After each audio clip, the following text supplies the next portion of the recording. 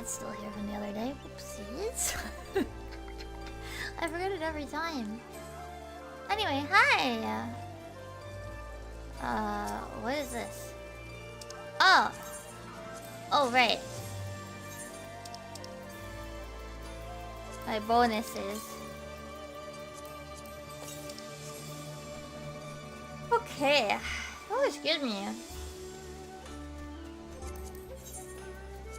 Run this and that. I don't think I logged in yesterday at all. I was doing 14 stuff, but I wasn't playing 14. Yeah, EP. I was really sleepy before. A bit ago. I just kind of like sat here like being like, what is it? Like just letting my eyes rest, like, but not asleep, just having my eyes closed.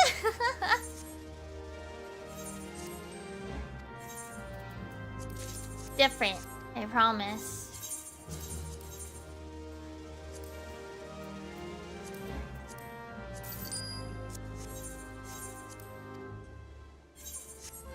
Alright, okay, I did finish my tomes. I thought I didn't. I was like, oh no. I had to do my tomes today, but no, we're good, we're good. Well, let's see. First off, if there even is a Barbara or anything. No Barbara right now. I could make it, but I don't know. I do need to do this though. I haven't finished Chloe book yet today for this week. So let me try to do a few of these quickly. Let's see, Gordius, Gate.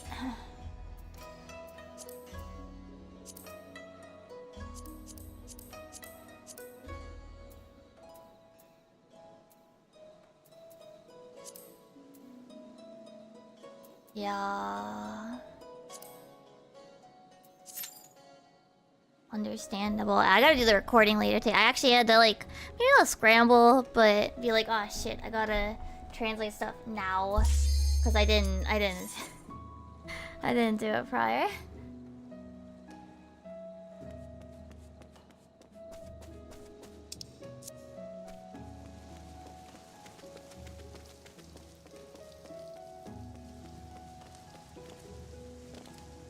Oh no!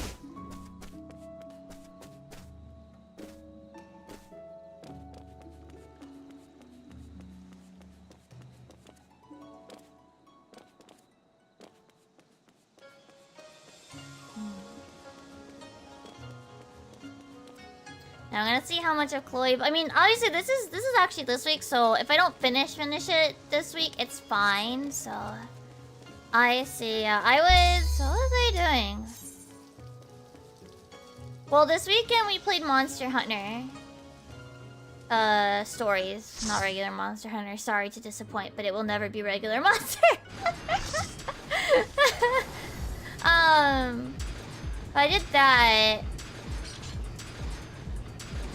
What else was I doing? Oh, we went out. What is it? Well, because I stayed up late on Friday into Saturday, right? Because that was the Primals concert. That meant I woke up late. And I just kind of lazed around. I've been playing a lot of 2 Point Campus lately. Off stream.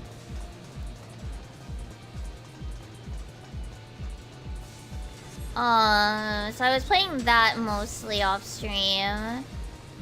And then, yeah, I was playing Monster Hunter Stories. We finally got Rathia back. We got the Rathalos from the beginning of the game back.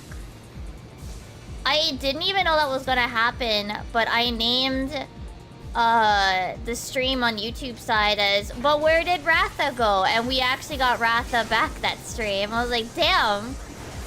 I'm psychic.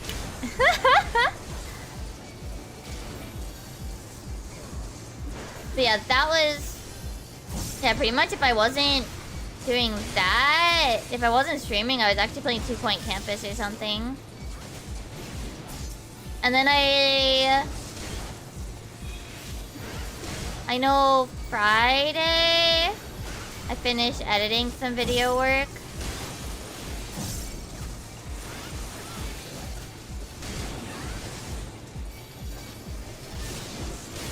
What is it? And then animation stuff as well.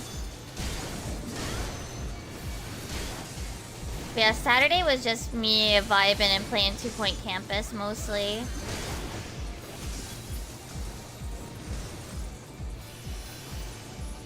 It's interesting, at least when I think about it, that I didn't even go and like play 14 during the day because that was the night of the concert. Or well, Friday, yeah, Friday. But, you know. And then Saturday I was just like, just kind of the same. I mean, I guess we also did food shopping on Friday, so that was another factor.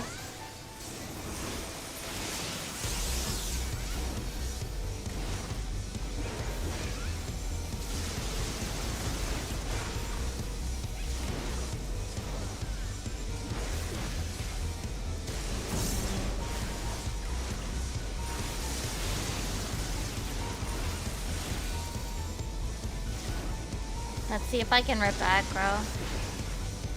It'd be funny.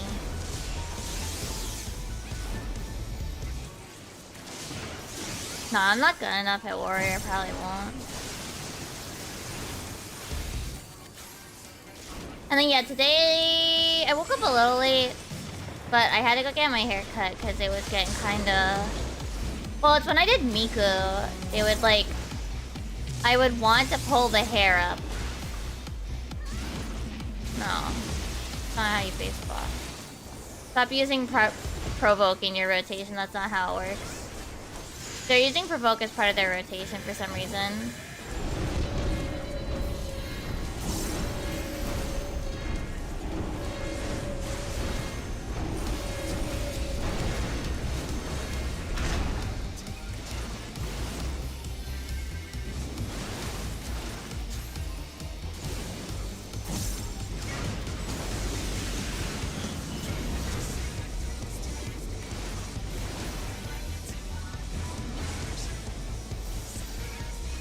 No, don't face the boss towards everybody, buddy.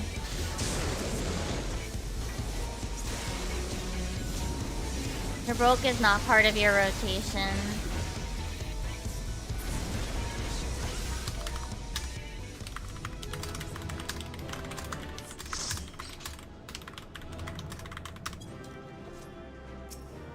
Oh, I think I took too long to type it. Like, provoke is not part of your rotation. You don't need to press... Like, cause now you're just gonna end up moving the boss field is the thing, like, you know. And now the boss is just gonna move weird. That's all.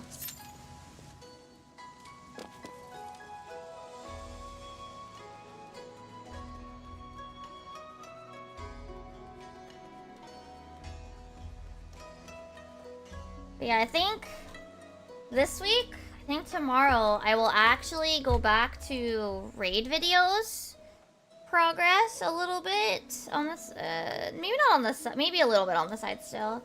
Obviously I need to do my animation. I need to do my laundry tomorrow. I was gonna do it today, but since I woke up on the later side and I really wanted to make sure I got my hair cut, I didn't do that part today, so I just figured it's easier. I'll just do the laundry tomorrow. There will be less likely to be some annoyance, some nuisance trying to use every laundry machine at the same time. Because it's not the weekend, you know? I guess I'll make sure I do Miku again tomorrow. I didn't do it yesterday or today, but I'll just say, well, it was the weekend, so I took the weekend off. I think that's fair. I think that's fair. Right?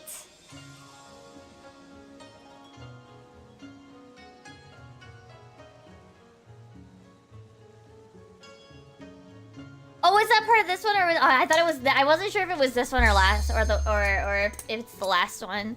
I couldn't remember what part was. I couldn't remember which part of living memory was in it.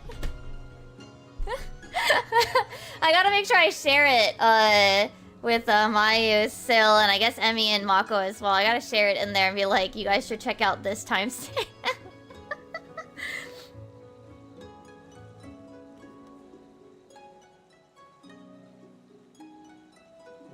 Yeah, let me go grab it while I'm thinking about it. Can't believe I've gained 200 followers in the last, like, month. What the fuck?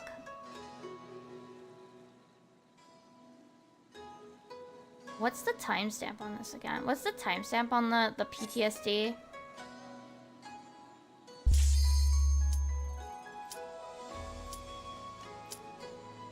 Here it is.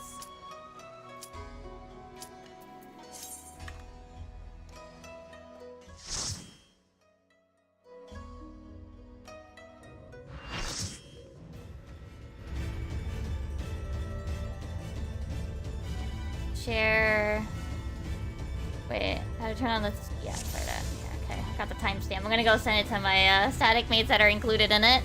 Oh yeah, thanks, thanks DJ everyone. I'm always just surprised that, like, I think now my YouTube has surpassed my Twitch. It's not bad either way. It's just one of those things where it's like all of my socials always kind of like fluctuate. One's ahead of the other for a while, and then the others are ahead of it, and then I don't know.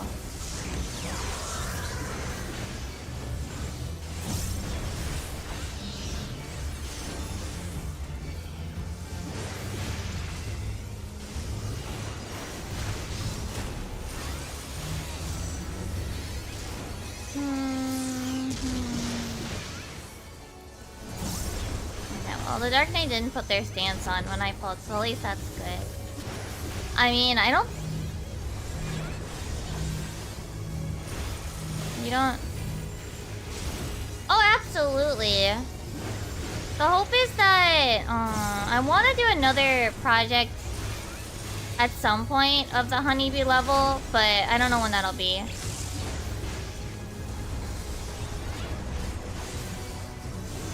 I definitely also want to do the raid videos because I'd like to. And see how they go. I remember being surprised at how well the Arcadian normals went as well. Oh, I'm ahead of it a little bit. Whoopsies.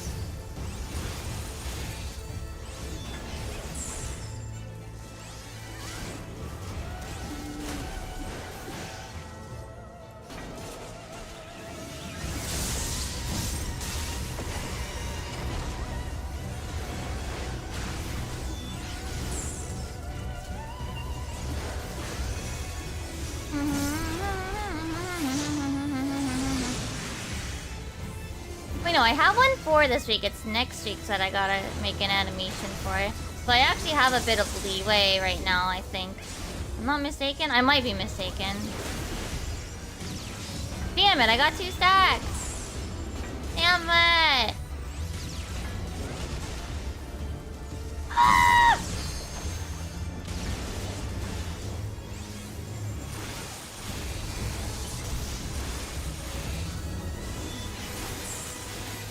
Okay.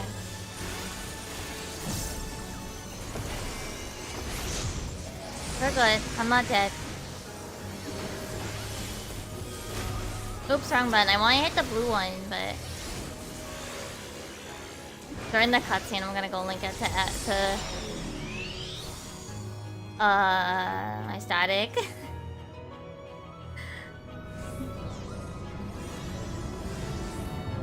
I don't feel like turning my camera around. I'm gonna go over here. It's fine. I don't remember if it's a good idea to double. Well, it's not a good idea to have both of them on... Have one of them on a DPS. That's for sure. So, I guess I will... Okay. Okay, they took the other one.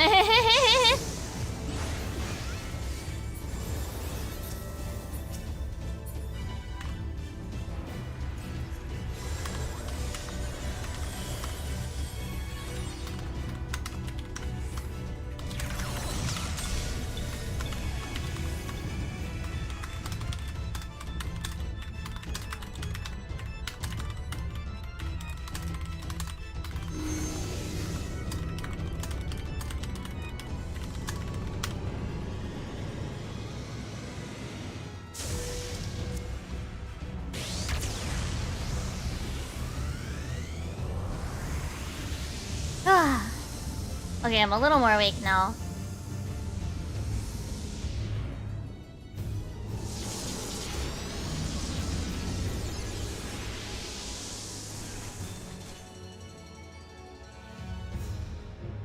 Well, Omega is all-encompassing. It couldn't have been. Omega isn't part of... Buddy, you don't want to stand here. Also, the Dark Knight keeps, like, running all the way off into the corner.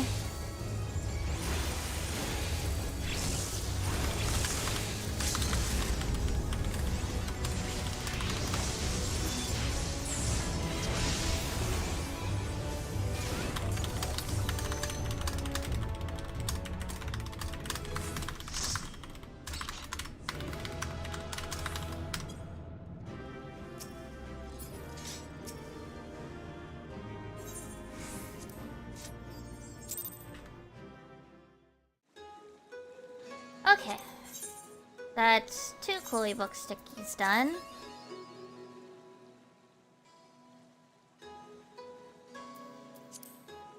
Oh, Abysso 7th or 8th. Sure. See if that pops. I can definitely do these 2 for 2 more. Ooh, I got a sticky. Okay, I'll double check if,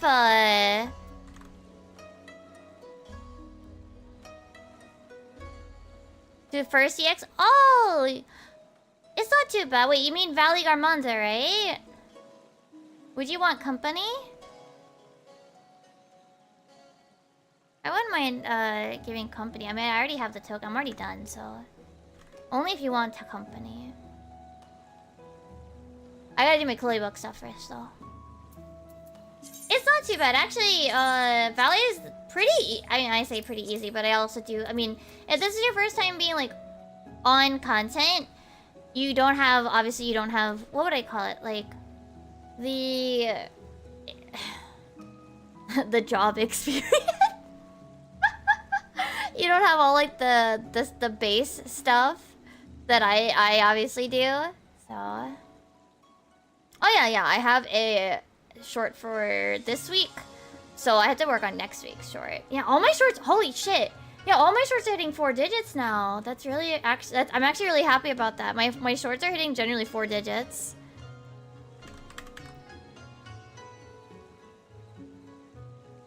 What year? I mean, I don't know offhand. Ugh. I forget. I don't know which job you play, and I don't... I mean, generally, you want crit. Crit is always the most important. If you're playing a DPS... If you're playing a DPS direct hit, then it becomes important. And then, I don't know what the 3rd most important is for DPS offhand. I know certain ones, like, are Scuff. Oh, so Scholar, technically... Well, I mean, I know what the best in slot is, including Savage, but if you're not doing Savage... I don't actually know what it is.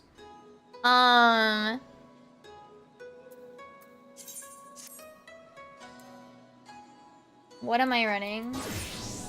So, for example... Oh, hold on. Amber, thank you for the raid. Let me give you a shout out day. Shout out day. I saw the word day and my brain added it to the...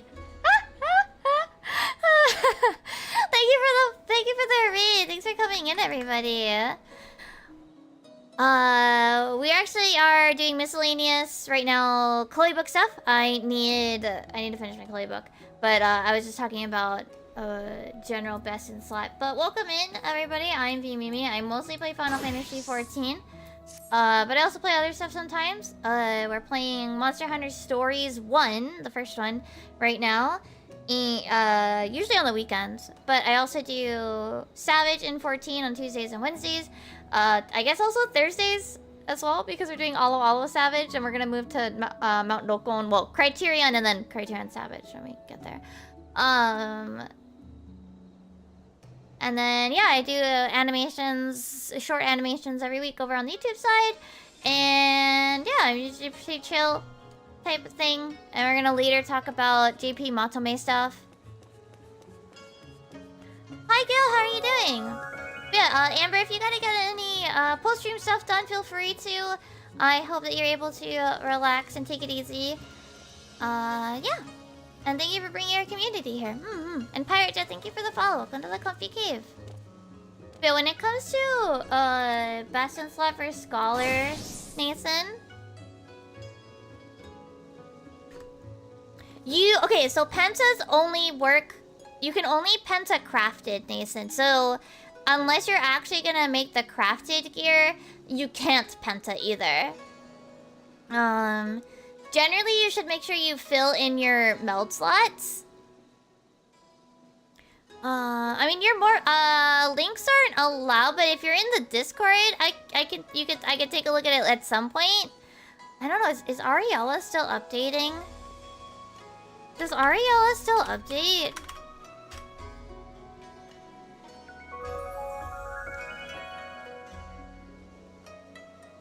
I don't know if they still update. You'll need to make... Oh, by the way, if you do join the Discord, you do need to make sure you select roles for anything to be visible. Okay, yeah. Ariella at least has the thing. Let me show you while we're waiting. Ariella. So at the very least, it's not as often updated. It's not updated as regularly as it used to, so... Maybe not the best source nowadays if you're like right on release. But here, this is kind of hard to read, isn't it? Whoa! Okay, so I found out that like now my scroll is really potent. So generally, can I tell it to no, okay. So the thing is, right? You probably... I wouldn't worry so much about crafted unless you want to spend on it, right? This one isn't updated as often anymore, Hugh. This is old one. This is Ariella. You've never seen Ariella? It doesn't update as quickly as it used to, because I think it's under different management than it used to be. So obviously, like, for Nathan, for example, you would ignore anything that's from, you know, Savage. But generally, you're gonna look for... You obviously care about item level, so you should probably ignore anything that's not like 720 at best right now. If you want to be looking at what you're aiming at, right? I mean, we can include 710, right? As a filler. Because at this point, you're probably... Wait, no. What is... Wait. What is... Okay, yeah. And then you're not going to be able to get Savage stuff right off the bat, so... For example, obviously you should make sure you get the Neo Kingdom set. Like, first off, just fill in whatever with Neo Kingdom. But as far as gear-wise, you should be aiming for Scholar. Crit is one of... I mean, crit is always most important. And at least Det is very important. And then Melds is direct hit if you want to use that. Outside of that, Piety, I think is... right now better than spell speed, but not as many things use it. So like outside of Savage stuff, prior to like if we exclude anything from normals, you should definitely, well, I guess that's the thing, you have to exclude normals because you don't have it yet. The thing is though, eye level always trumps... One thing to remember is that item level always trumps stats. So, like, this should only be a tiebreaker among, like, for example, the Kingdom Codex versus the Sky Ruin Codex. Or the, like... Or, like, the Augmented Hood and the Dark Horse Hood, right? You shouldn't go like, oh, well, Eclecticism has... crit, but Neo Kingdom Codex doesn't, so I should keep Eclecticism. No. Because the vitality on this one, for example, is 448 versus this one's 479. That is so much more HP. And then your mind is 493 versus 520. That is the important part. So you should only use these as a tiebreaker when they're the same item level. So like their mind stat will be the same. So, if you don't have any normal mode tokens, For example, you're gonna want to make sure you always try to grab your weapon, at least the Neo Kingdom Codex, for example, for you. Then you would, and if you want to try to figure out your priority on upgrading, yes, factor these in. That would be my advice. Factor in the stats in terms of who you're gonna upgrade first. But yeah, like if you're not gonna craft the crafted, or if you're not gonna buy the crafted, for example, which I don't know if I would recommend. Like, you don't really need it for an EX, especially not a first clear. But you should be out of AF gear. So yeah, get out of AF gear. So try to replace it with Neo Kingdom as quickly as you can. And the same with like the current ones. Like obviously the Quetzali Council is good. Until you can like replace it with the Dark Horse one. But like you're probably not going to because that's Savage, right? So if we exclude the Savage stuff, right? Oh yeah, if you're gonna buy it, yeah, if you buy the crafted, you can Penta, but I wouldn't bother with it. You're probably gonna replace it quickly enough. Generally, try to look at like what's, you know, what you can replace. If you have all crafted, then we can even ignore. If you already have all crafted, for example, or yeah, so if you've already replaced all the 610, for example, or I guess it was 6, yeah, was that really 610? No, it must have been 690, right? Yeah, it was 690. Anyway, so if you've already done that, your goal would be try to compare what is it? So like the best in slot right now, I think technically is the Quetzali Hood, which these are the limited tomes, right? The Dark Horse thing, but you're not gonna have that option, right? I see. No, that's fine, yeah. You could take a look at these things, but yeah, my general advice is try to, like, I would say almost try to, I don't want to say figure it out yourself, but try to figure out the priority you can manage, if anything, right? Like, try to figure out the priority you can manage. So take a look at, like, okay, does this have crit? Does the piece I'm replacing have crit? Kind of thing. Penta is if you want to. I'm gonna, like, yes, it's for week 1 Savage, but it's also, like, if you just want to. Yeah. In this case, since you just reached the end game right now. Let me see, what the heck did... okay, so they have a... Yeah, this one probably updates more now. Ariella is usually really slow to update. Like, I think it takes a while for Ariella to update. It used to be, like, right on patch, and it's just not anymore. That kind of thing. Yeah, don't worry about Pentaing, because that'll just burn... That will just drain you of gil. As long as you're out of AF gear, you'll be fine. For Valley, I think. Hi, Minoto, how are you doing? Yeah, like, looking at their list... Yeah, I guess, yeah. 2.41... 2.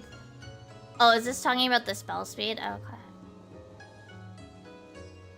Just make sure that at least you're, like... I would say, even with crafted, for example... Do I have any crafted on me?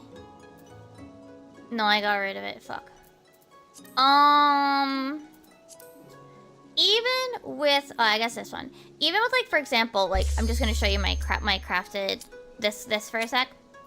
Even with crafted, try to fill the guaranteed slot. Like, here, it's that first slot.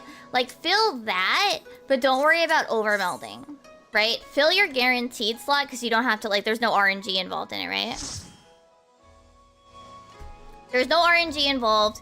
So just make sure you fill that part. Oh my gosh. Many Lala.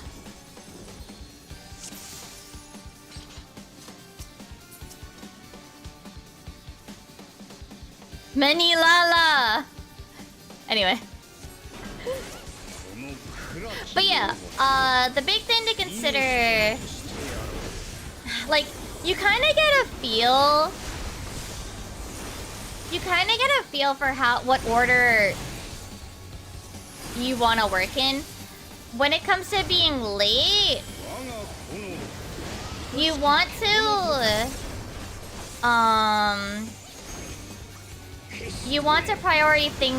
prioritize things like weapon and body like the most, because they have the and legs, I think, as well, because they have the highest they have the biggest impact on your stats.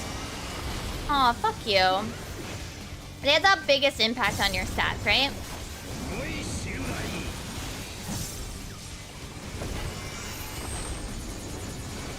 Beyond that, at least when I try to like look as I'm replacing stuff, my thing is, does the item I have already have crit? So like, if does the item I already have crit, then I'm gonna put it slightly lower personally, right? If it doesn't have crit, I will put it slightly higher on the list. But I always put body and weapon at least a little higher, to an extent. The other factor is that body and legs take 2 weeks to get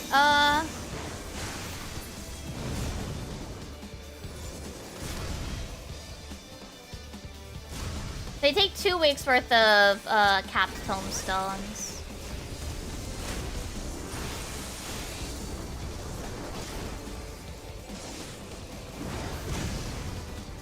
So they take longer, and you have to like, I know that some people actually do out the math and stuff, yeah.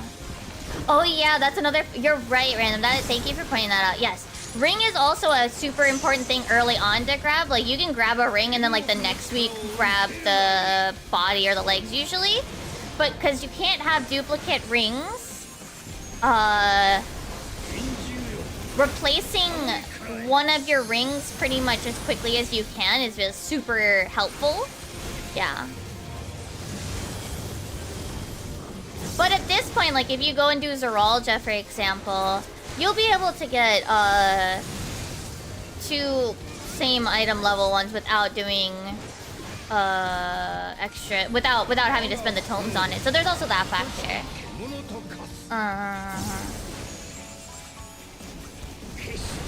Like, I don't even remember what order of operations I did for mine, and I mean, I did it like just a few weeks ago.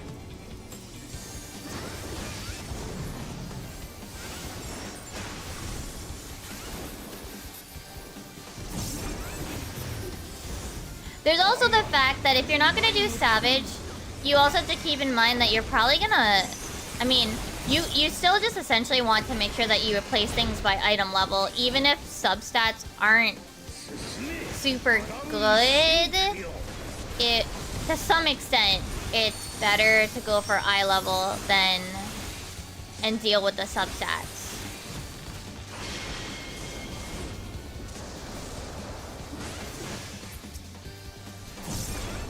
Right?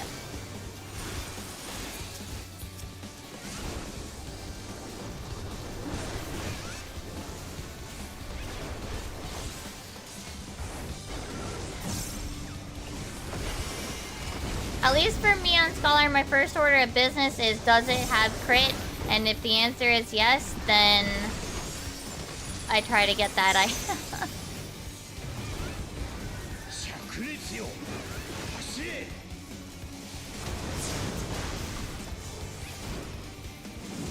But I also don't like that we can use direct hit and wish it wasn't meldable at all for healers. Come on, I want to hit.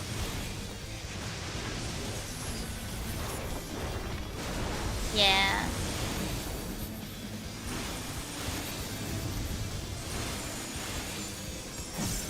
Hold on. Ah!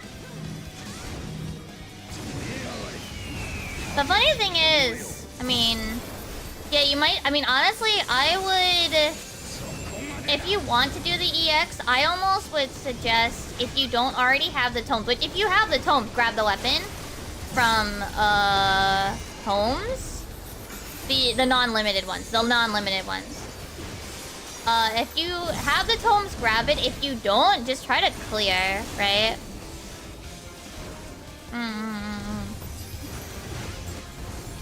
The question, at least, like, it could be easier to go into the, Everkeep. If only because, I mean, it might be easier for you. You might find that fight easier. And then, yeah, like, it replaces more of your gear, right? So... At first, I felt that Everkeep was the harder of the two. But then all of a sudden, it just, like, made sense to me after not doing it for, like, a week. 2 weeks, 3 weeks. And all of a sudden, I was like, wow, this fight makes so much more sense. I mean, I still screwed up here and there. I mean, I did some of it on stream, you guys saw. You know?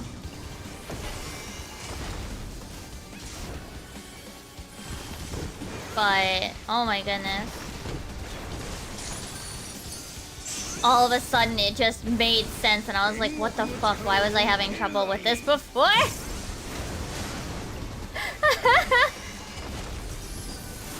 I mean, I knew why. I was having trouble moving. I was having trouble rotating the cube in my head.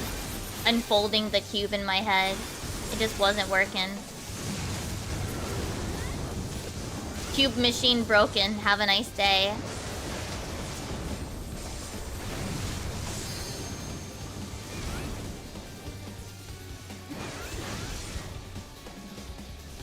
Oh shit.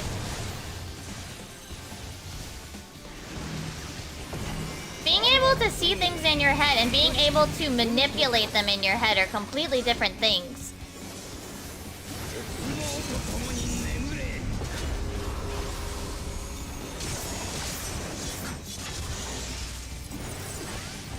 I know some people have no inner eye. There are some artists that have that can't picture things in their head.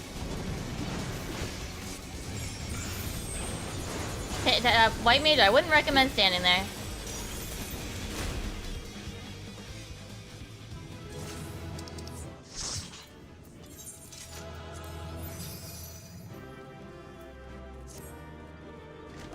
I've also found my mouse is like really fast now. Ever since I fixed the problem. Oh, it's like really fast. Hold on. Mouse settings.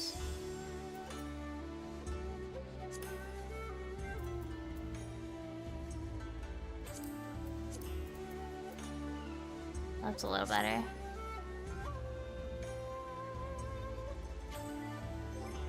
Classic Serial? It depends on the fight.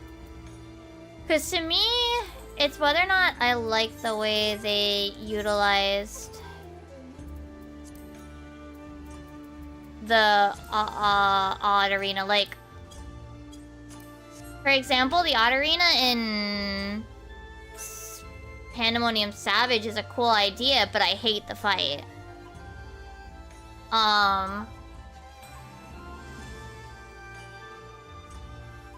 We didn't have any strange arenas. They were all squares this time, but they make sense. What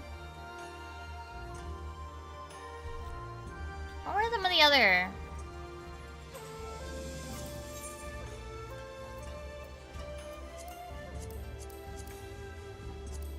Well, 10th was a fine enough, interesting, separate arena, but I hated the fight, so...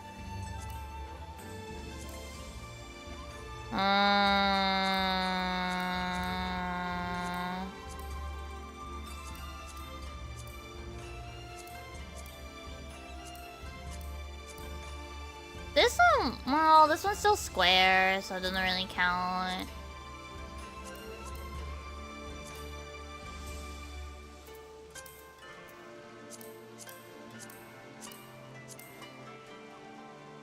Train one, I would be stretching it.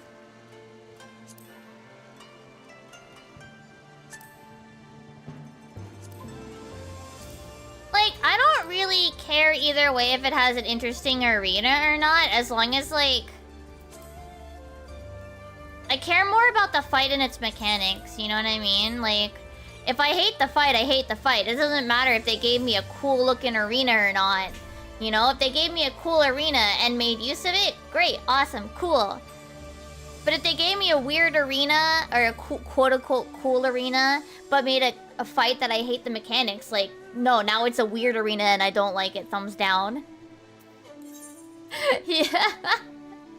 You know, like, it's not actually a matter of the arena to me. I don't care.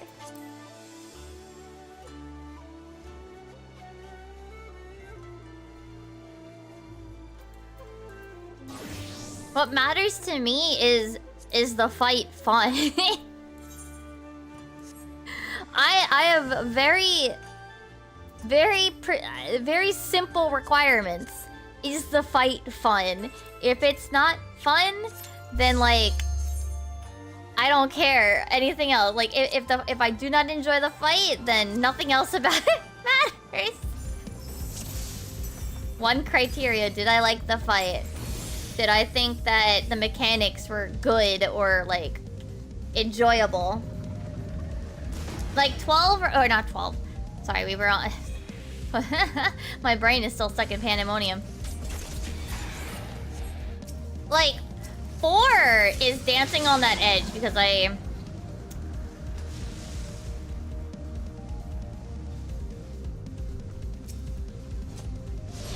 might change my opinion now that we're doing standard.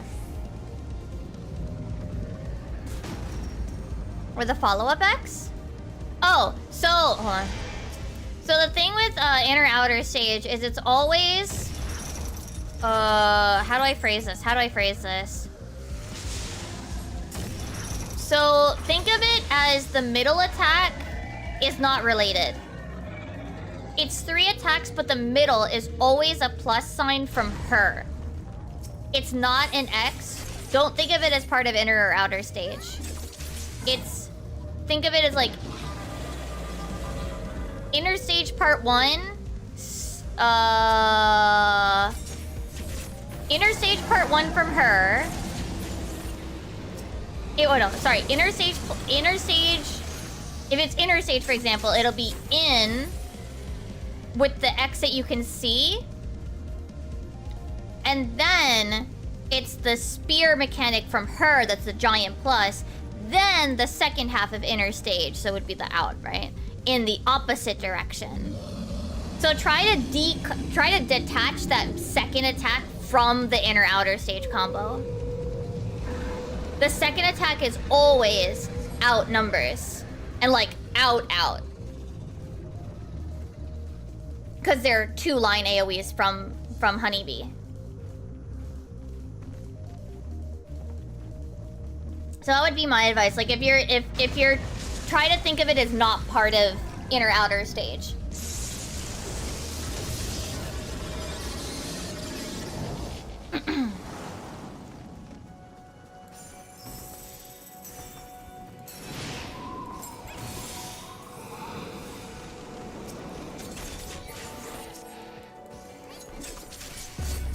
Oh, that buddy was hiding. Oh, you're not dead? What the fuck?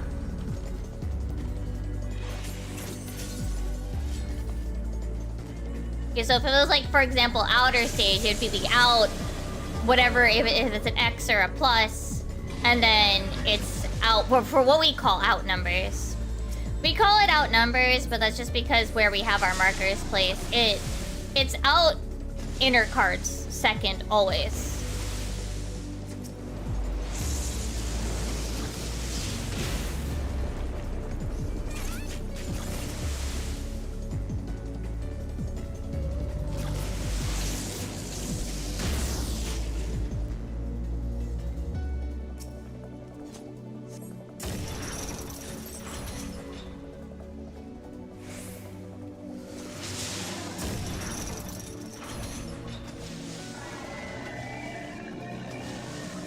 I don't know what PF uses for markers, so my callouts might not apply exactly.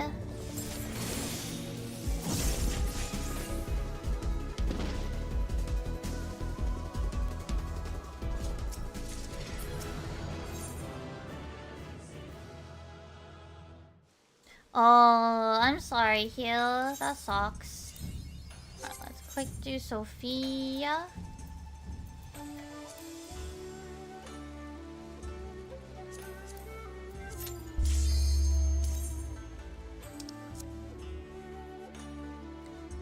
Are like, does PF still struggle with alarm pheromones? Do they try to do some weird shenanigans to make it easier, but inadvertently make it harder on themselves?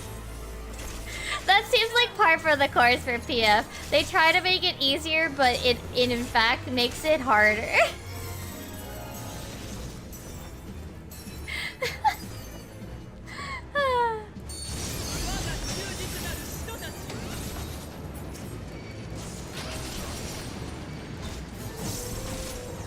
Oh, really?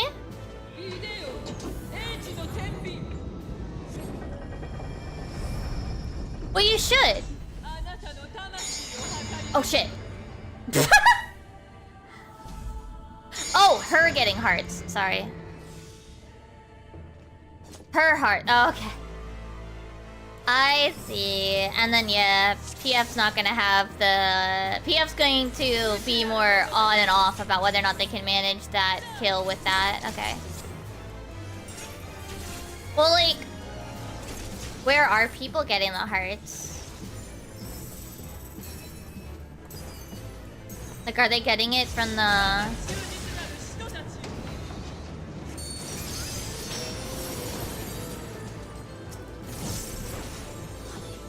I guess it's more what I mean, like, where are they getting it from?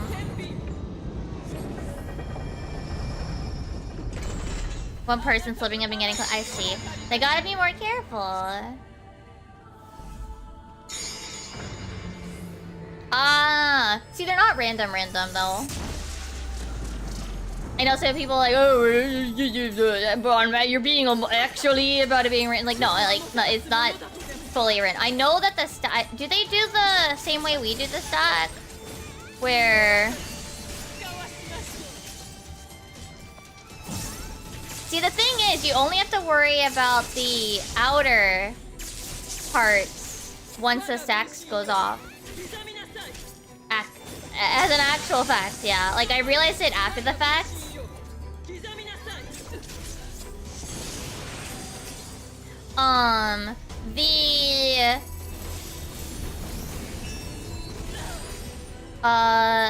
So the stack marker... Just go wherever the oh, I see. So the thing is, at least one good thing about it being our group doing melee, for example, is that they're always in melee range. So even if you guys are like somewhat disconnected from each other due to shenanigans with wherever you ended up, the stack marker shows up.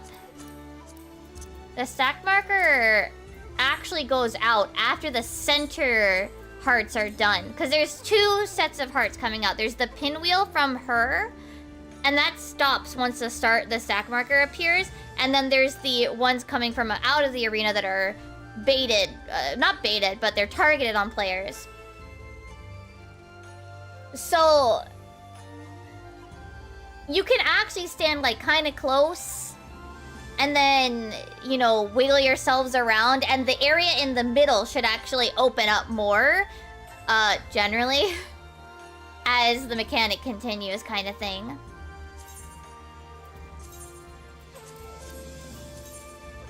Okay, okay, hold on.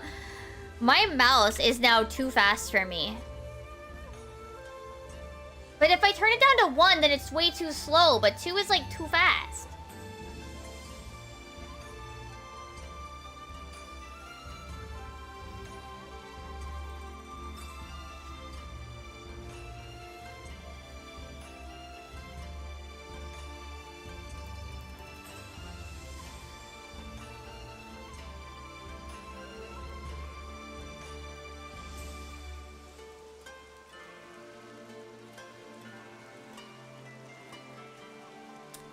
Man, I'll just get used to it eventually.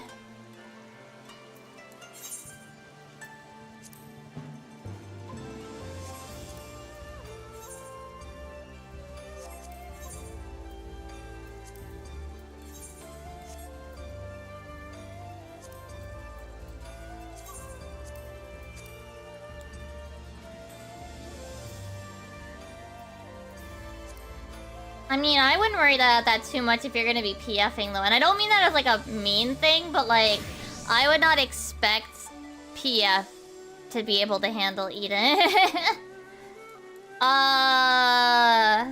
It should be right. We don't know when 7.1 is dropping.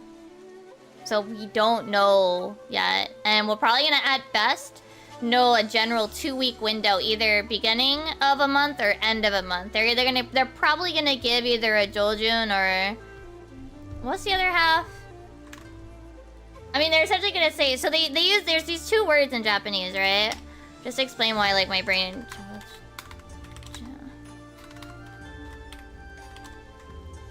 So there's Joljun, which is like the first, like, 2 weeks of a month. And then, how do you read the second half?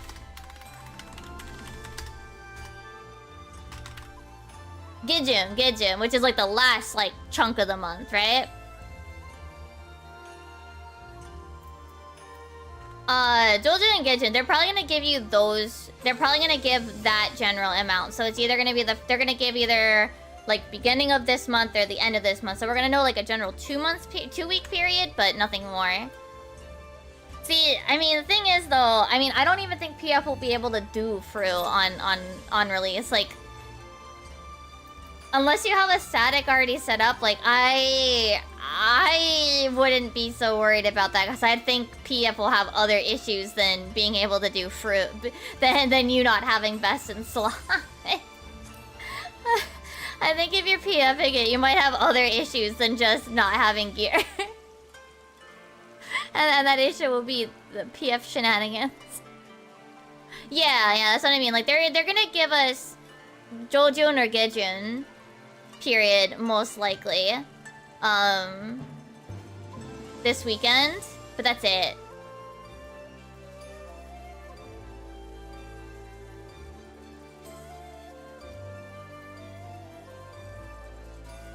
That's all I expect. I don't think a specific date will happen.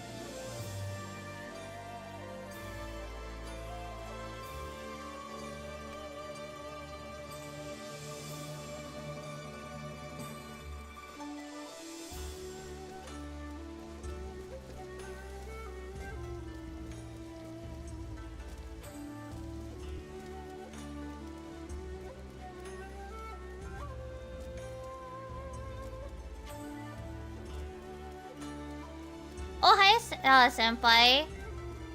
You're waiting for them to open. You want to transfer to Ether?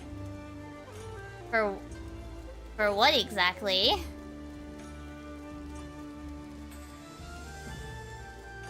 Do you have more friends over there or something?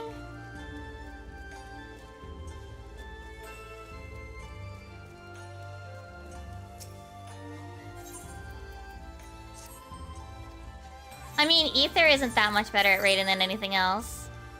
And not really.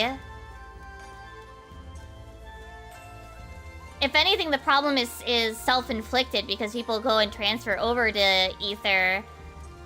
Go and data center travel over to Ether. I mean... It's not like Crystal can't PF. It's not like Crystal can't. If instead of leaving, you could just be the change you want to see. And Ether is basically the same. Like, the idea that any braiding, any data center is that much notably better is just not true. And if anything, you're gonna end up still running into people from, like, Crystal or Primal or what have you. I mean, if anything, I think Primal's fine generally. Like, you don't have to go there in order to raid if you make your own group. It's only really if you're PFing, like, if you really want to be raiding, in my opinion, I think you should be looking for a static. Unless your schedule doesn't allow it, in which case, like, I mean, if you're gonna go over there to it's not like you can't PF on another server. If anything, I think your party might be just as likely to fill over on Crystal or Primal, if not maybe even faster, because there are lots of people that are like me, for example, that are not gonna go bother to transfer over. So those people are gonna congregate together. Be the change you want to see rather than in making the problem worse. Be the change you want in the Eorzea.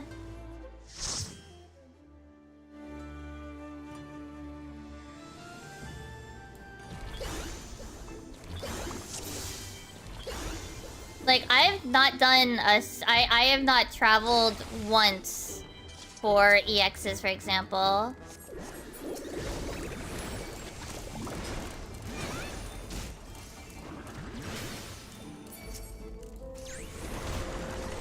And I've gotten all of my...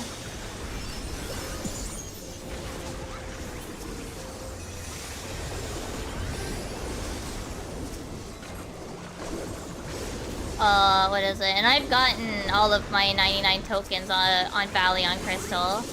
There are definitely tons of players that are on Crystal that don't bother to go to Ether. Maybe not tons. But there's a decent community, so... yeah. The thing is, I mean, yes, Square Enix can do something, but the question is, how will it work, like... outside of literally removing it, anything that they would do would definitely involve a heavy, like... a big... structural thing.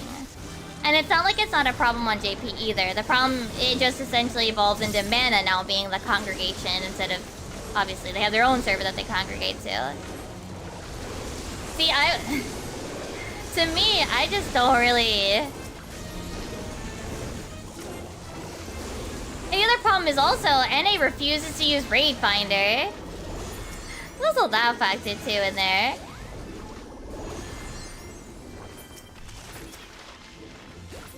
And I mean, trying to do anything late night on any server, off-peak is always going to be hard. Ether's just going to be, maybe not just as bad, but not that much better. Depending on how off-peak you are.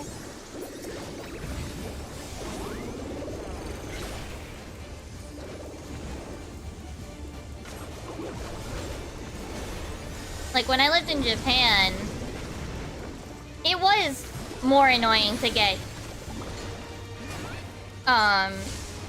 even just EXs, because I don't do Savage outside. I don't do Savage in PF. Oh, I wasn't paying attention, damn it.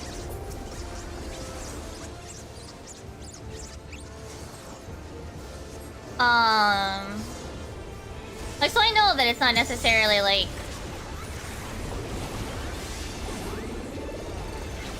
I know that it's definitely harder in off-peak.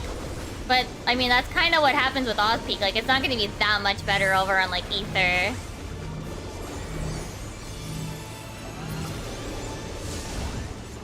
If anything, I think I had... like, I had generally better farm parties off-peak on Crystal than I've ever had anywhere else. When I did get a party. Off-peak gamers mean business, yo. Off-peak gamers mean business.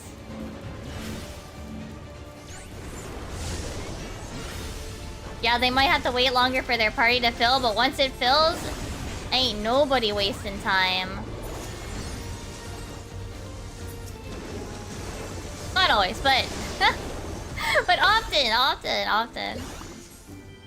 Like, I mean, yes, my hope is that they introduce a like, all DC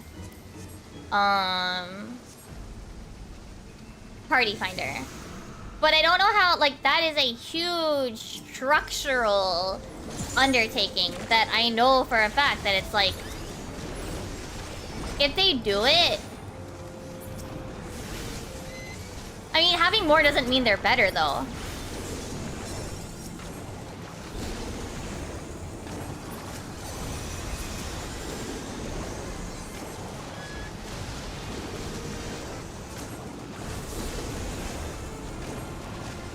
Having more doesn't necessarily mean you're more likely to clear or not either.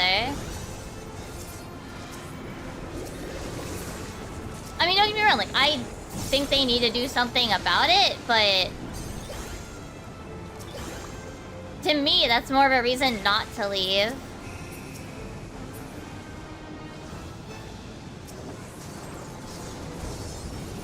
Oh, whoops. To me, that's more of a reason not to leave, because, like, why should I have to data center travel? Because I don't have to. I just have to be a little more patient sometimes.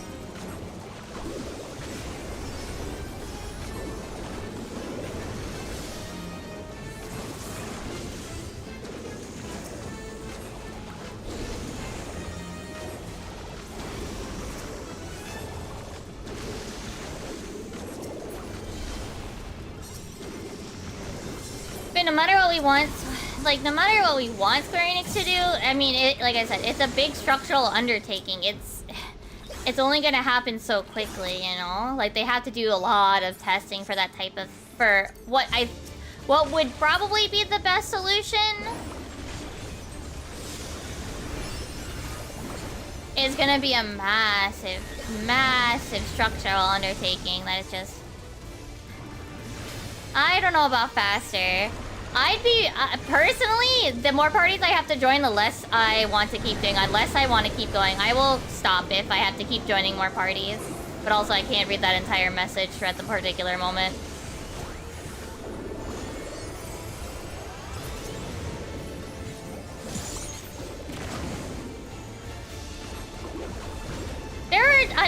My thing is, I think there are at least enough people that stay in their own DCs that I don't think it's, I mean, it's bad, but I wouldn't go so far to data center travel, or I wouldn't so far as move my character, because I'd rather be not contributing to the problem. No, Hugh, that would be broken. Like, just flat out, that would be broken. No, that would be absolutely broken, and then it would just reverse the problem.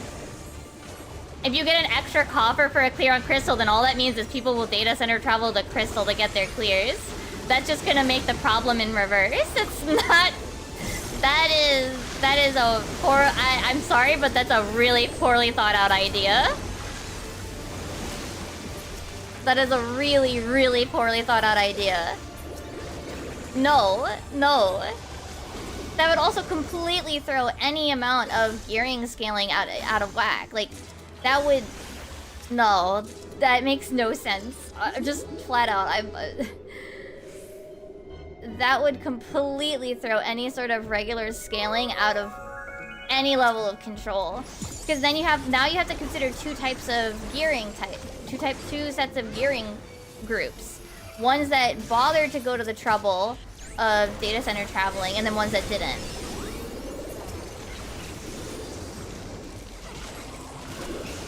It completely throws any amount of DPS balance scaling out of whack. Like, that's a horrible idea. Just horrible. And then you'll have people that will complain if they can't data center travel because one's too crowded for that day. And well, oh, now we can't raid now because we can't get our 2 coffers. Like, that would just create the same problem, but honestly worse and horrible and mess up balancing.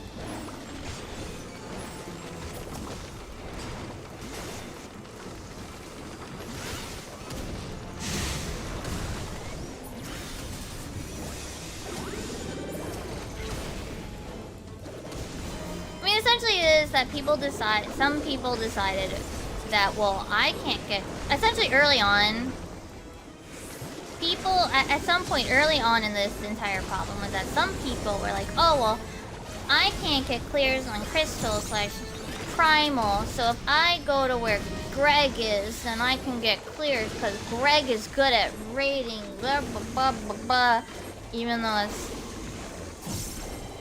I'm so tired. Can we just abolish... This is my knee-jerk reaction. Can we just remove Greg? Put it in its own data center that no one can go to. Put it in its own quarantine.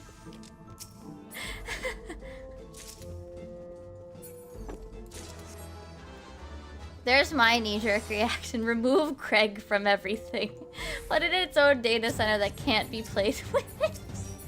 I mean, okay, but my memes aside, essentially that happened. I assume that's what was involved, at least at first, a reason why some people decided to data center travel. This idea that, oh, Crystal's horrible at playing the video game, right? Like, Crystal can't play the game. They can't clear because they're Crystal. Ha ha ha. They only roleplay. Ha ha ha ha ha ha. You know? That, like, horrifically misguided idea behind the servers, right? And then because that group of people, I mean, it's essentially the same people that were like, haha, I gotta go to Gilgamesh to go raid because they're the only ones that are good at raiding, which is flat out wrong. And then half of those people that, honestly, half of those people that would change their server to go to Greg were people you didn't want to play with anyway.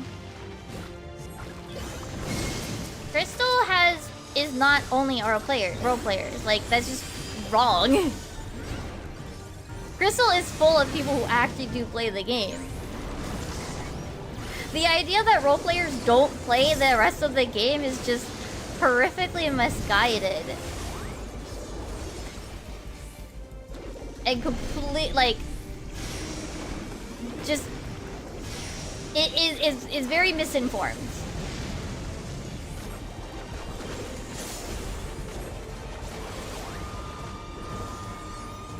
My first static was pure Balmung members. Balmung in particular is a massive legacy server. It has a wide variety of players and people who do different things because it's an old server. It just happened to also be where people with role players congregate to some extent, you know?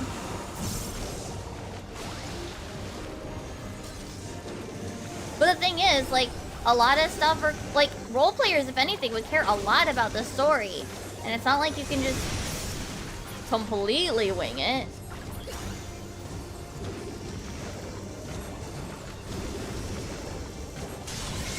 Role players do content. Role players can be Savage Raiders too. This idea that role players don't do content is baffling. If anything, my experience with Gilgamesh players, I said this back, I would say this to myself back when Cross World PF was open. In my experience, I had worse experiences with Gilgamesh players than I ever did with anybody from Balmung.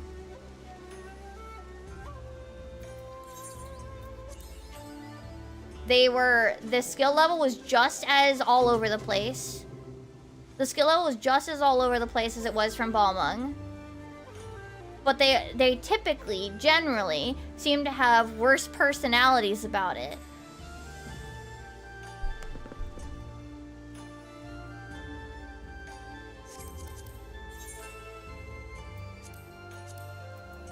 They were people that, like, people that I would run into from Greg would be just flat out, I would not want to play with them again more often than not.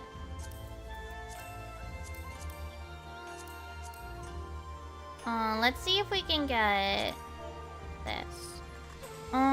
We do still need to remember where...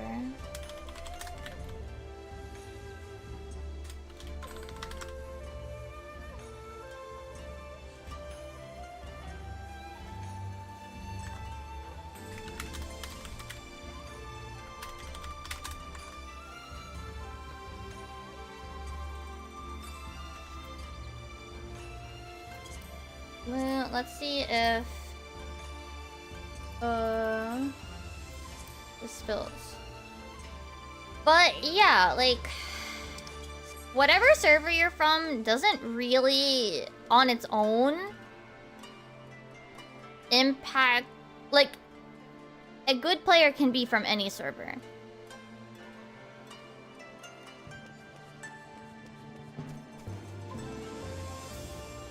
Role players do just as much Role players, there are tons of role players that also, I'm sure, have cleared ultimates. Maybe not tons. I mean, there's not even a ton of people that clear ultimate. Most people don't bother with it. But even on, you know, Greg, like, there are tons of people that can't clear an ultimate on Greg, you know? There are tons of people on Greg that could never clear an ultimate, static or not, PF or not. Because Greg is also a legacy server. That's the other thing. Greg is also a legacy server. It has a ton of players. It just happens to be where some of the players, you know, that do higher and stuff congregated. So at least there's a slightly higher percentage. But I mean, we looked at the Boncho stuff, right? Lucky Boncho. Like, Lucky Boncho's percentage of people who cleared on Greg. Hold on.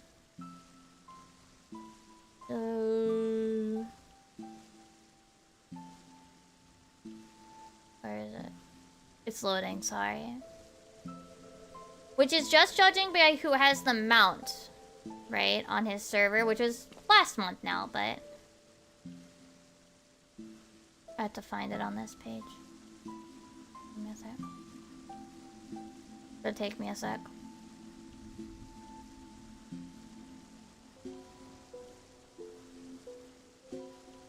How do I... Actually, I guess I should find... Yeah, here it is.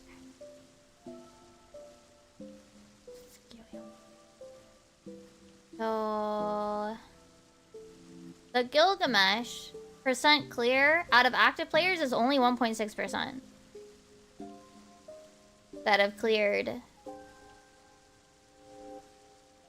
As of 8/27, only about 1.6% have the M4 mount, M4S mount. Yeah. Which compared to, for example, Sarg is 1.2. It's only a teeny bit lower. Where's Balmung? Balmung is gonna be comparable in player accounts, but I mean, it's a 0.2. Greg is the shorthand name for Gilgamesh. Like, yes, Balmung has a 0.2 out of its active player base, but also Balmung is huge. You know? 2.5, 3.10. I mean, Greg is bigger, but level 100. Just trying to find the numbers here. There are less players on Balmung that have reached level 100, though. But also the other factor is that, like, probably a lot of people do have alts on Balmung. There are a lot more people that are... If they're going to roleplay, there's going to be a lot more people with alternate accounts that maybe they'll do it on their main, but they're not going to do it on their alt. That kind of thing. That's one factor you have to count in there with these percentages when it comes to RP servers. The next server under Gilgamesh is actually Genova with a 1.1 active players that have the mount. So actually Genova is the next one below Gilgamesh. Below that is Sargatanas, and then is Midgard Zormer with a 0.9 active player base having cleared. And I mean, even on Gilgamesh, the amount of players that have cleared both Savage and Normal, so the, like, I guess what I kind of called is like that conversion rate is only a 5.6. Only about 5.6% of Gilgamesh players went from clearing Normal to clearing Savage.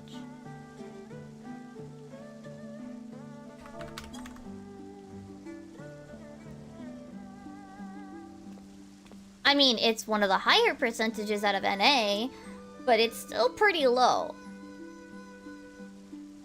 It's still a small amount. And the problem is more that people are gonna server hop because they think that by going to Ether, they're gonna get that many more players. But, I mean, what's the Balmung, for example? Because everybody always goes about the Balmung. Well, the Balmung is a 1.2%. I guess what I call conversion rate, right? You know what I was saying before. 1.2% of people who cleared Normal also went and cleared Savage. which is honestly about par for the course for most of NA. Like, Gilgamesh is kind of a bit of an anomaly. Genova and Sarg are at 4.5-ish. Most of them are like under 5% conversion rate, you know?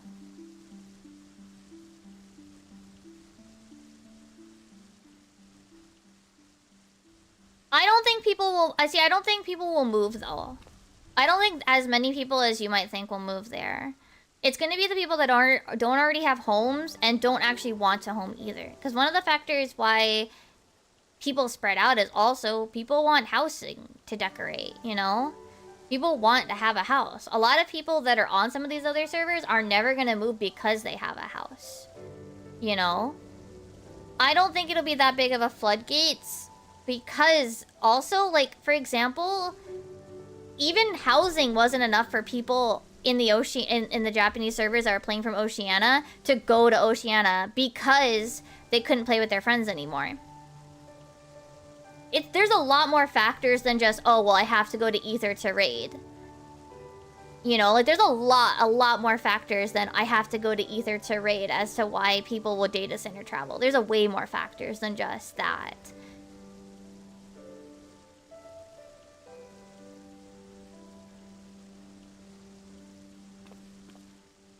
Yeah, honestly, except for, the thing is, honestly, barring a few standouts, the percentage of players that go from normal mode to savage mode are pretty abysmal across the board for North America in comparison to pretty much any Japanese server. Let me see if I can find the lowest Japanese server here. The lowest clear percent of a Japanese server is, I think, Meteor with Unicorn World. And it is a 1.1 active player base clear percentage with a 4.3 conversion rate. That's better than many of the NAs that are above it. And remember that Meteor is essentially the level, the boonies to the extent of Dynamis it is, right?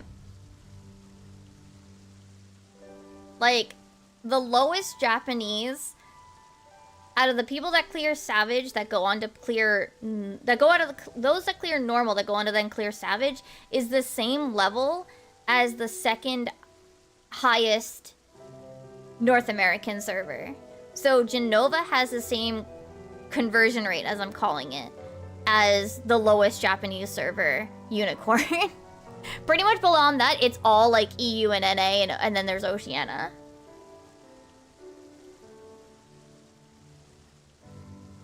Like, if you really care so much, if people care so much about clearing, like, the answer is go learn Japanese and clear on Japanese servers.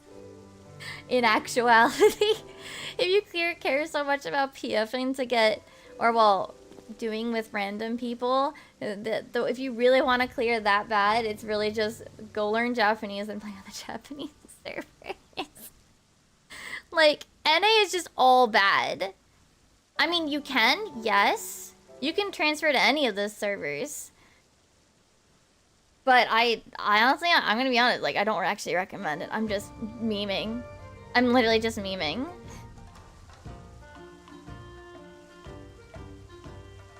I'm memeing.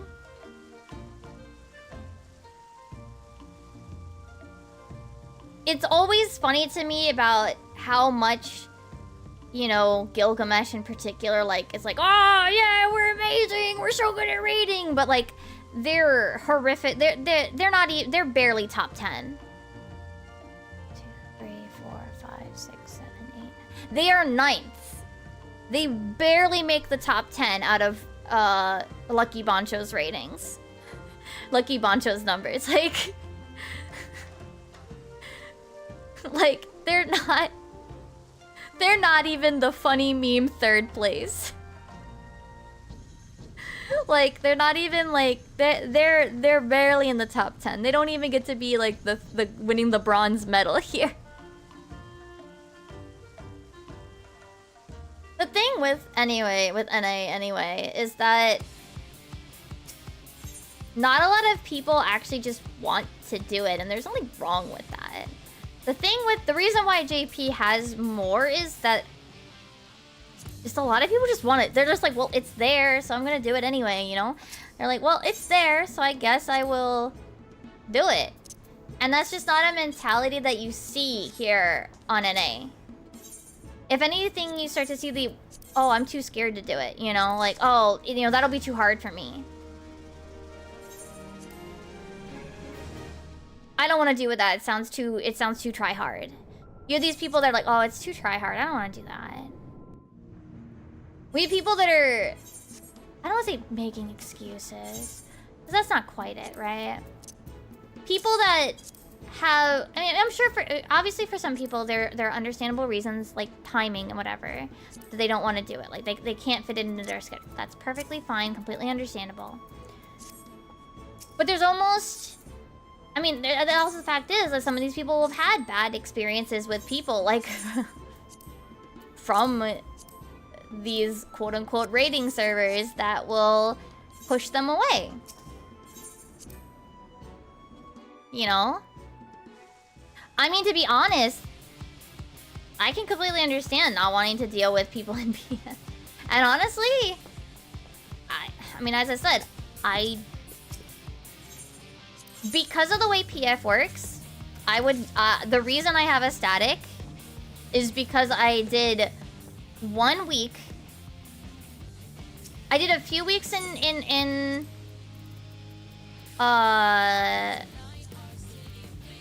PF back in Alex and went, I can't do with this anymore. And I made my own static. But for some of these people, you know, for some people, they're just like, well, if I can't PF, then I'm just not even gonna do it anyway. For other people, it's like, well, it's not that they're afraid of making people mad. That's the thing. Like, I don't think some of these people, like, the reason is that they don't want to make people mad. Wait, why is this facing the wall?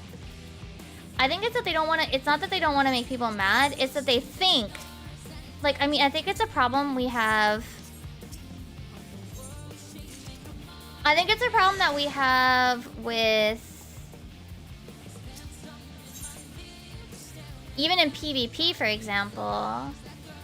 Like, you have people that get weird about, like, trying in the PvP matches, right? How did I... Okay, so originally, it formed pretty organically. I need sunflower seeds. I made a PF, advertising with my time slots. And when we'd generally be available. But we also kind of recruited among friends at first, to be fair. So back then, we started with me, Haru, Nyx. We've raided a few times over here on Twitch. Nyx's partner, Liv. So that was about half the static, right? Then we gathered people from PF, and essentially if they raided with us at that point, we said, hey, and we felt that they didn't, like, completely fuck with the vibe. We just like, hey, do you want to join the static? That's it. Literally that simple. It was like, hey, are you available at this time normally? You want to join? And it was that easy. It was that simple. Every time we've had to replace people, though, when we've had to replace people, we do ask within the group, like, hey, do you have any friends that they can meet this time slot? If not, then we start to sit in PF and recruit that way. I haven't actually had to recruit from PF in a while now. Man, I made all of these pots face the wall.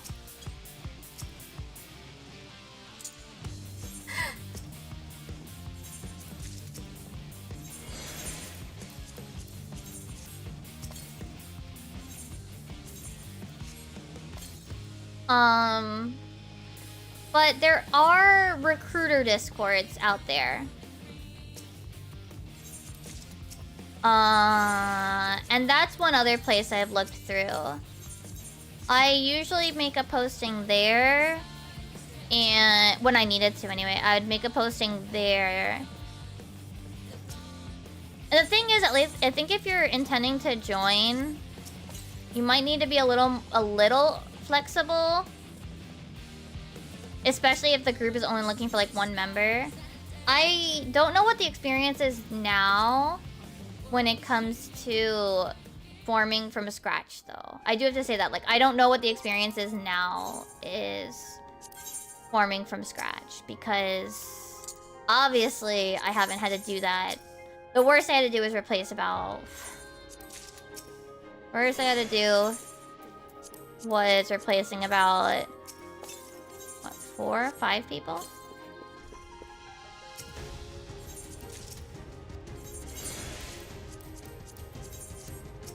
That was the worst I had to do recently, which isn't a full revamp, right? So, and even then we could reach out within the... We had a few people that were staying, so... We obviously were able to ask, like, hey, do you have anybody you wanna add in? But yeah, like, when we started, it was pretty organic. It was really just about... We were essentially like a half stack, right? We were a half stack, and then we're just like, hey, do you want to stick around? And that was it. That was it. It was that easy. I suppose maybe not easy. I mean, obviously it took a while to actually fully gather everybody, but that was my experience with it. I think, what's the one do I still have it? It's FFXIV Recruiter, the newer one, not the one that got broken. Here, can I find you on... Are you in my Discord, Hugh? I can send you the link to the one that I use. Okay.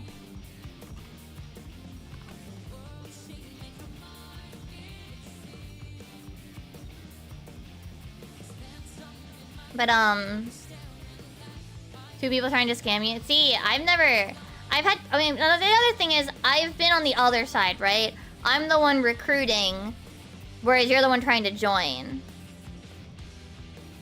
So because I was the one recruiting, I mean, I've had generally pretty good experiences with it.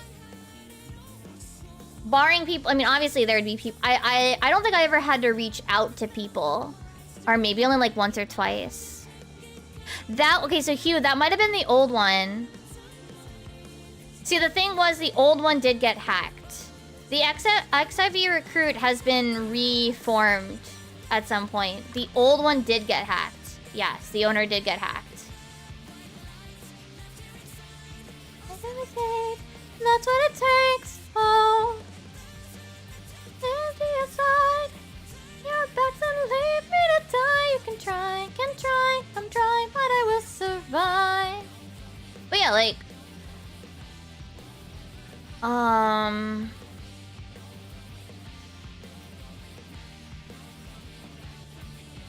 my experience with it has been running pretty well, but by the time I joined there, I was the other side. So I was the one recruiting rather than the one trying to be recruited. So, and yeah, I mean, I did my initial recruiting where I actually had to, I never had to start from zero.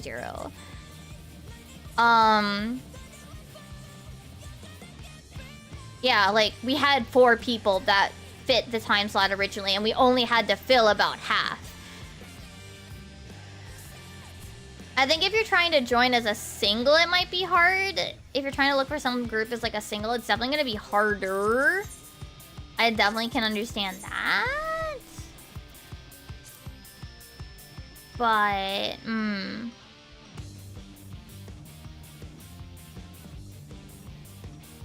And yeah, even the time we had to rebuild.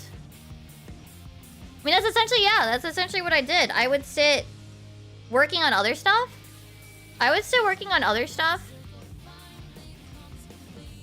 Alt tabbed. Video editing even, for example. And just be sitting in PF on a day off or something. The hardest part was when I was in Japan. I'd have to ask, like, Haru or one of our other members to help me out because I couldn't PF during prime time. The main thing would be to actually be looking at PF or recruitments. Like, if you're gonna look in-game for recruitments, the key is to, like, look for the recruitments when you're actually gonna, when that group would actually be raiding. I wouldn't recruit too much outside of that block because I felt that it'd be pretty hard. It'd be pretty weird for those, not necessarily weird, but it would be more unlikely to find people that were available for a completely different time than I'm actually PFing, right?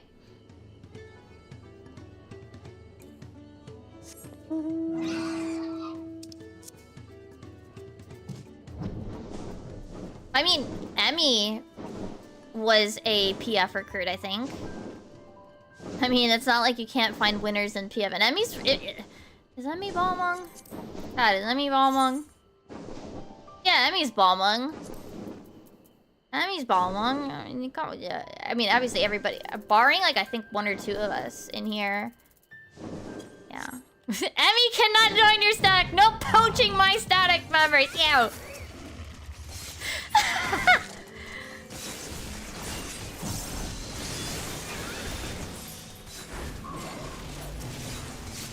I mean, heck, yeah, you can find people, like, just through PF, not even through, like, Discord and stuff. If anything, I think I've had a slightly better... I almost want to say, like, pull rate, like we're fucking gachaing here. I think I've had a slightly better...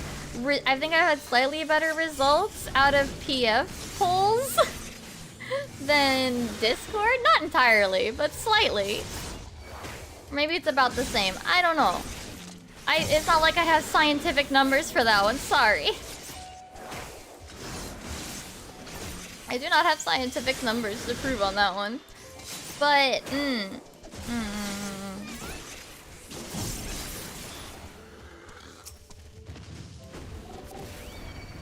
oh no.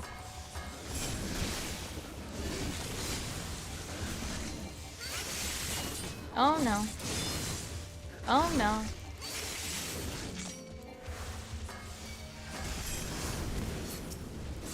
Hold on.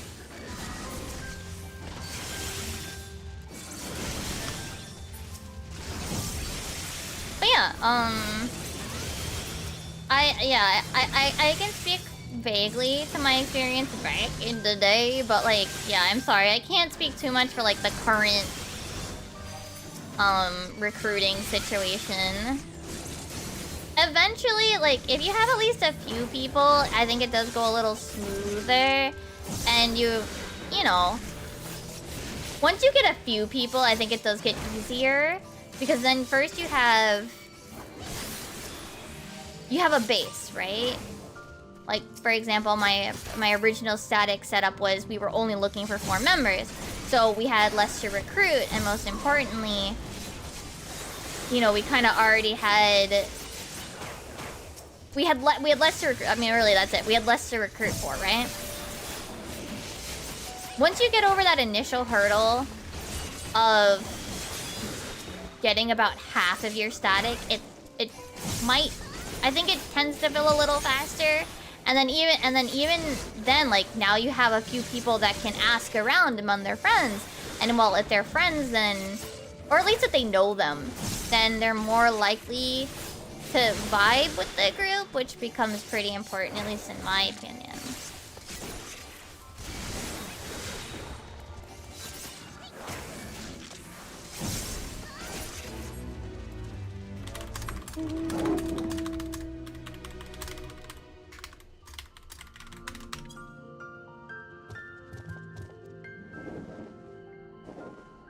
Yeah, that was, I mean, yeah, like I said, my experience with recruiting is nowadays very different than what it would be if you're starting from nothing. So I don't know how much my advice really pans out. Or really helps even.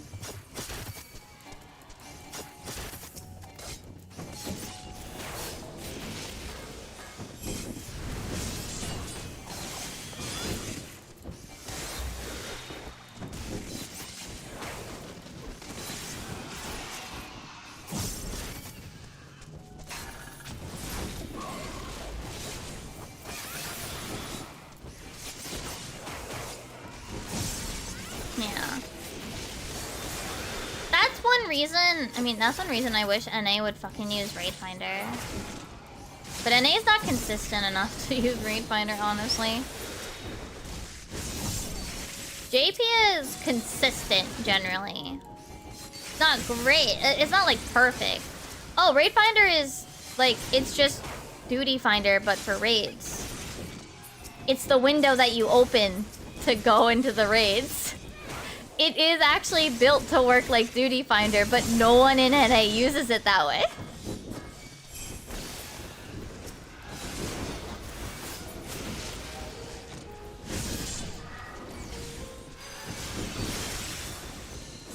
Raid Finder is built to work like Duty Finder, but no one in NA uses it.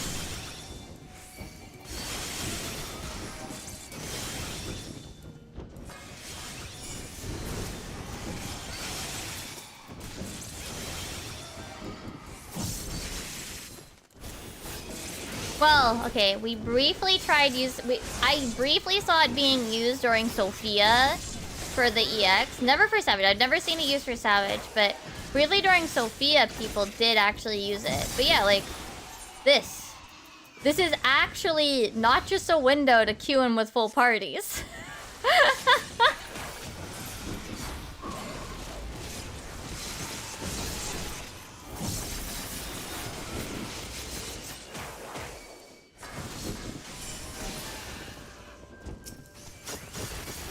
Oh no, it will be well over 30 minutes. It will never fill. Sorry to tell you, Hugh. It doesn't work in NA.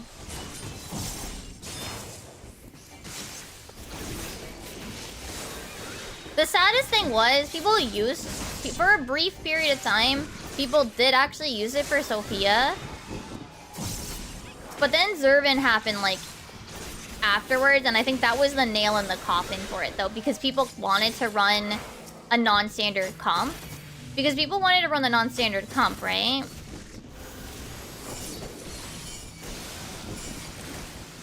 That meant they couldn't queue in and get that non-standard comp on Duty Finder, right? Or, well, Raid Finder. Because they couldn't, I think, at least in my opinion, that heavily impacted Raid Finder's adoption. That if it had been any...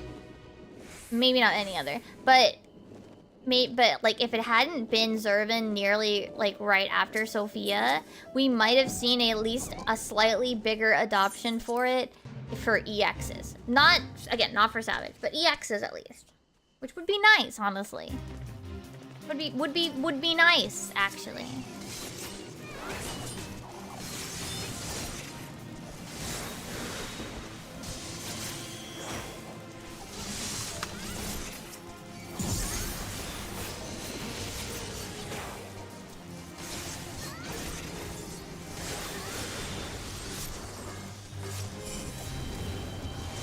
The point is, though, that the reason why I don't think it will...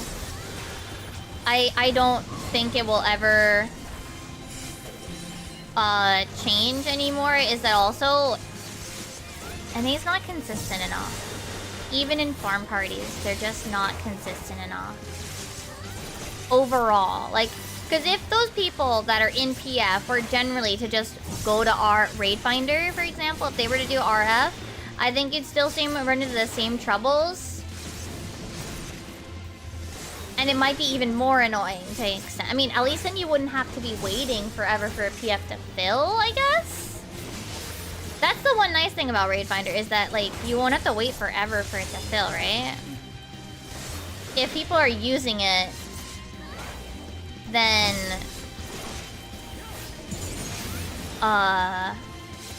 it fills, you know? Like...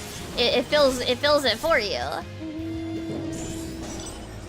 it does allow like it does allow obviously partial parties. Like you can still have a partial party. So like statics could go in that way to grab a random.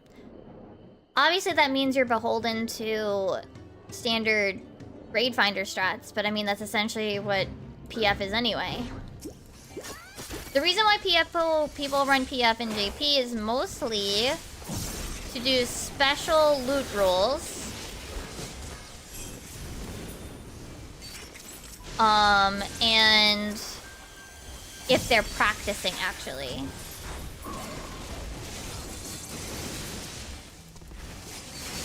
People that want to practice will run in Party Finder, but also people that want to do re-clears with like specific loot rules. Not necessarily loot master, just like for example, what is called, I mentioned it before, but torinuke, which is take and leave if you translate it literally. They roll from left to right.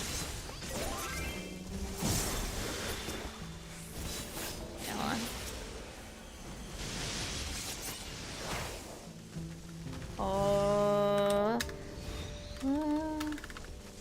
I think that should be fine. Soar is easy, just fucking do it. No.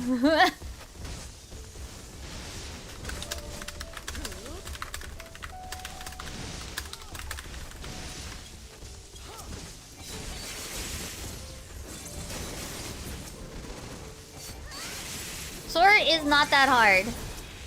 Just do the mechanic. You have to do it later anyway.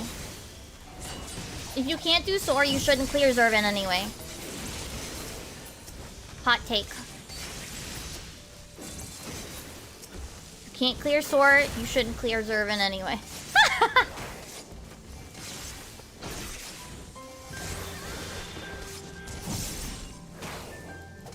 Exactly, that's another thing. Like, you can just... I mean, as long as you don't care about loot. Obviously, if you need loot, I know that there's definitely going to be people that are going to be struggling if they don't join, like, for example, torinuke. Okay, I will say, there was one instance... Hold on. Let me adjust this. Someone's going to join us that... Exactly! It's not that hard! Not that fucking hard. I know Japan never had it, and it was one of those things that drove me bonkers.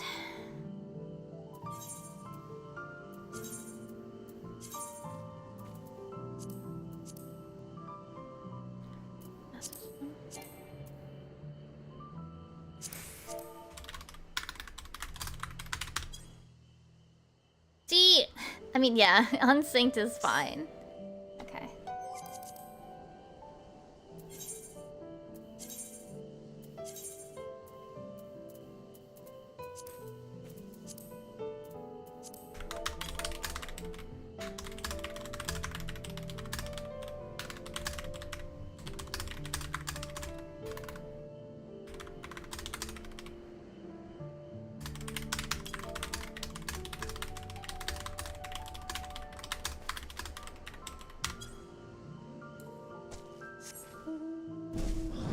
Yeah, obviously now it doesn't matter, right?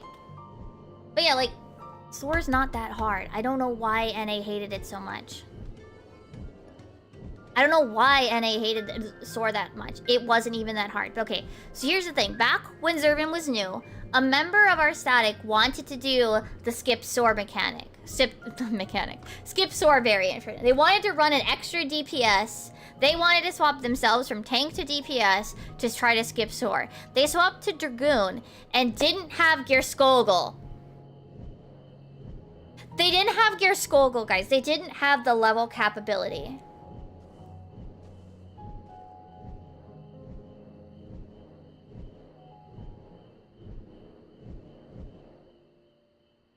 Skip Soar isn't gonna happen if you don't have all of your abilities. You'll do more damage on your tank.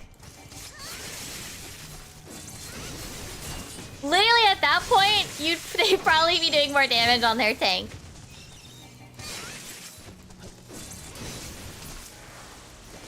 I don't even know what their gear situation was, but yeah. Yeah, how? Well, I mean, I think it's still true now. They didn't do their job quest.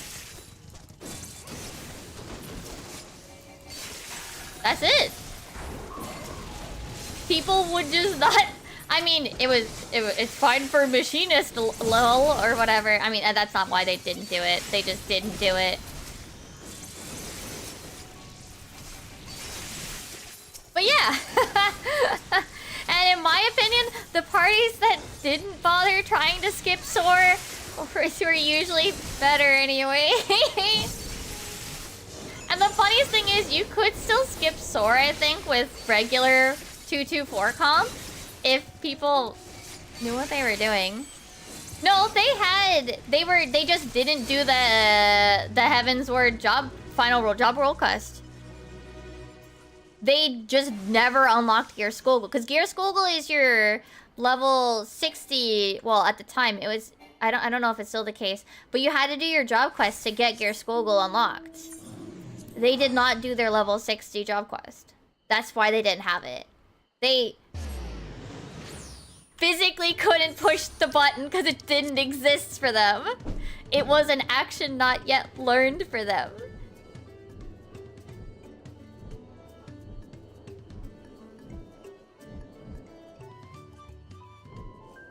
Oh, I forgot to put this is unsynced in the PF. Lol.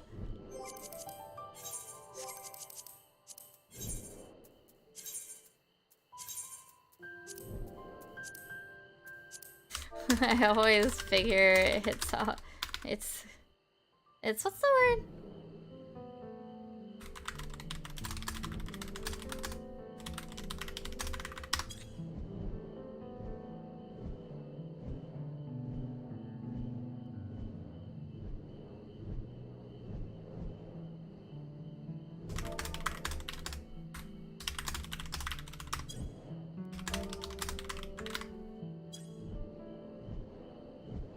But yeah, that definitely is one thing that left a bad taste in my mouth. It's essentially just said to me that the people that were trying to skip Soar were probably the people, yeah, like, it's the same reason, it's a similar reason to my, like, initial gut reaction to people that swapped to Gilgamesh for the sake of rating. Not entirely. Oh god, I'm dying. It's that these people think. It's that those people that if they think that changing something like that is gonna be what makes or breaks their part. Oh god, oh god, oh god, oh god, oh god, oh god, oh god, don't shoot fire at me! Please don't shoot fire at me! Please don't shoot fire at me! No, no, no, no! Fuck. It's that those people are often people I don't want to play with anyway, because if they think that's going to be the difference between them clearing or not, that's not the reason they're not going to clear. If they think they need to skip Soar to clear the fight, they probably are going to struggle with other mechanics. They're probably, not necessarily, but probably going to struggle with other mechanics that I probably don't want to join their party anyway.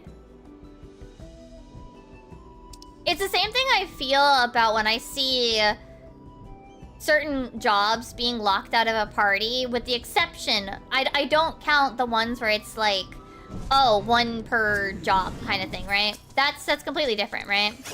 No duplicates is a different rule, but when they, like, for example, back in my day, yada yada, people would like, I think people used to lock out monks. People would lock out black mage. Like, if you think that you need to lock out a certain job in order to clear, I probably don't want to play with you, the general you, obviously.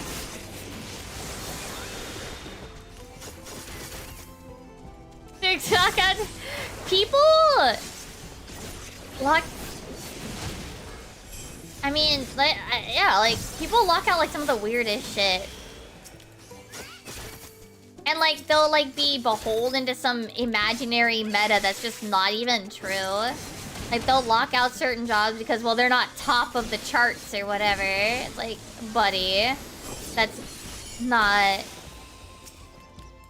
not what you should be. That's not the takeaway you should have here. Those people have like the wrong takeaway, essentially. I did see one time a party had Picto locked off. They said no Pictos allowed, and I was so confused.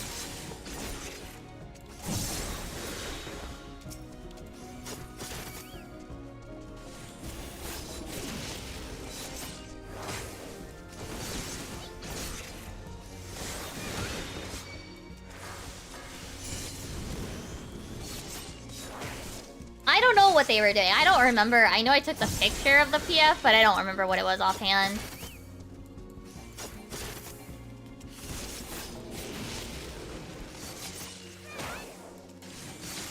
A no fun movement?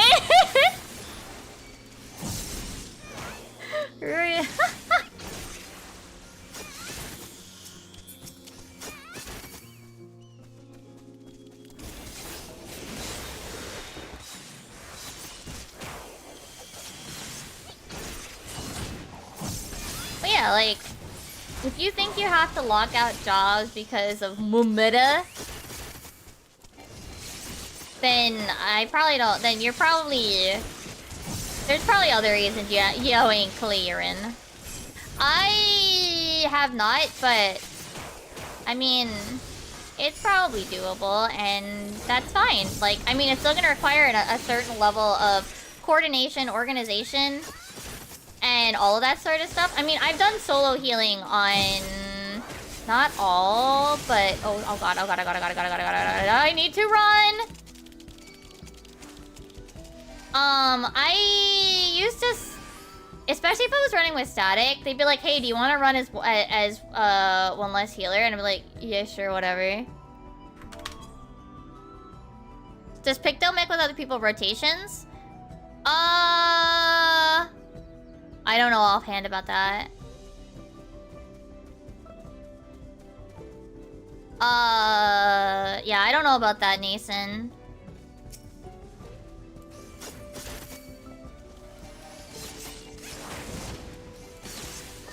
Can I deal with an ass? I mean... Okay, yeah, if you don't have...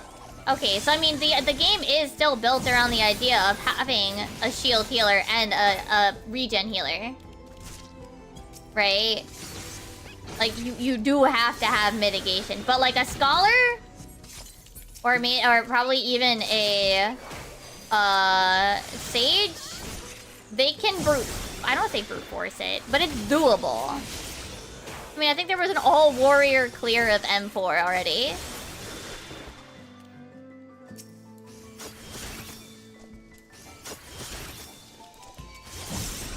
Sage doesn't do both. Not really.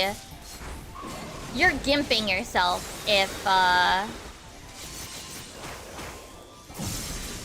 Scholar Sage is, I don't want to call it a powerful duo. It's an annoying duo. Especially with people, a co-healer you don't know. I would never want to join a Scholar Sage intentionally without having a plan.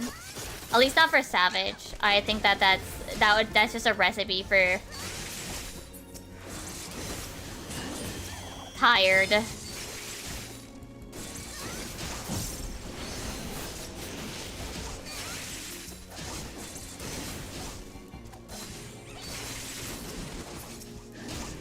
Well, yeah, static becomes a different matter. But yeah, healer, I don't know. Depending on what it is, I will swap over to White Major Astral. Depending on what kind of fight it is, I might swap. And to be fair, okay, one thing I will say is not necessarily will you know your static healer yet. Depends on how new you are to the static. We do gotta have that caveat, right? And I've gone through a lot of co-healers. I don't even know if Mako's been... Mako might be one of the longer lasting ones. Yeah. Trying to think how long any of the other ones lasted. I think in the past I often had a different healer like every tier almost. Maka's maybe one of the longer lasting ones? Maybe.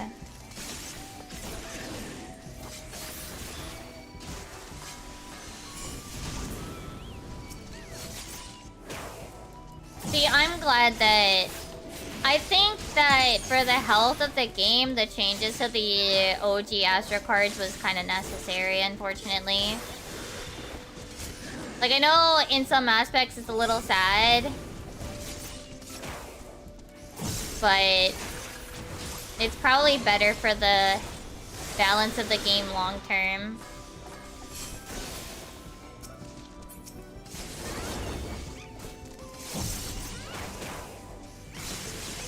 Plus also, I mean, Heavensward was a very... Heavensward is where, like, those people locking out jobs because of certain compositions just flat out being better was... Unfortunately, I hate to say it, but somewhat justified. Somewhat. Okay, not entirely justified, but somewhat justified.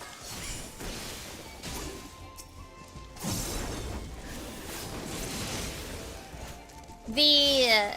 what is it? Slashing, piercing, blunt damage up loop was actually kind of important back in the day, you know?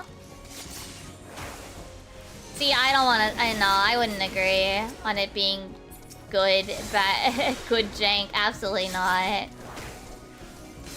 It was... Nah.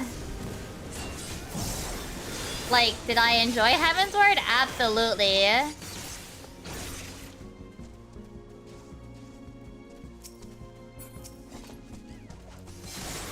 But do I think it was bad in the... Yeah, it was definitely bad in the long term.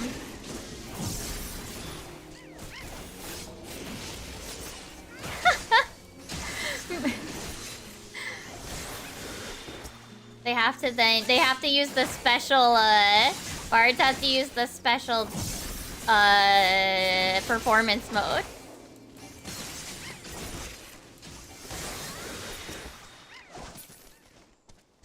I'm going to the one that has bonus.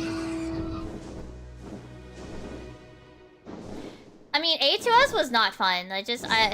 Oh, I guess we're done. Like, A2 is not fun. It's not. I'm gonna say it. A2, T3, like, they're funny now, but no. No.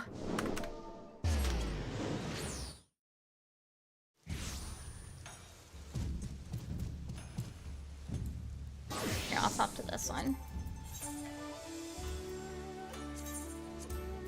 It's for the best.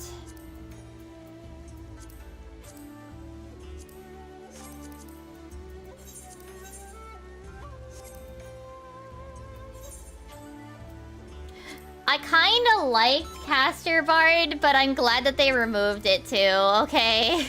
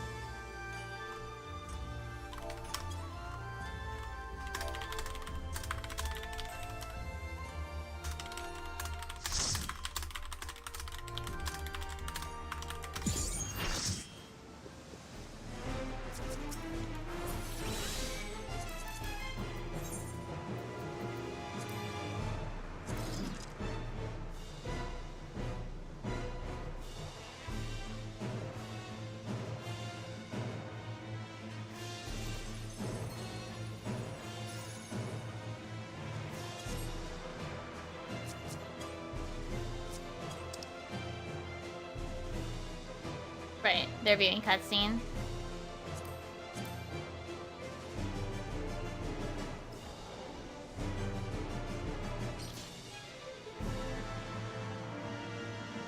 Come on.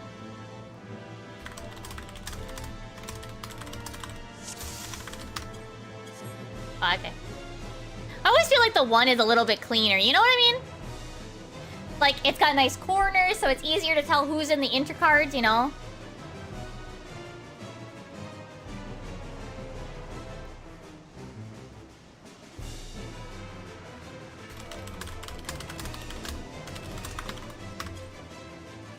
Okay. Oh, no, I'm, farming. I've already cleared this.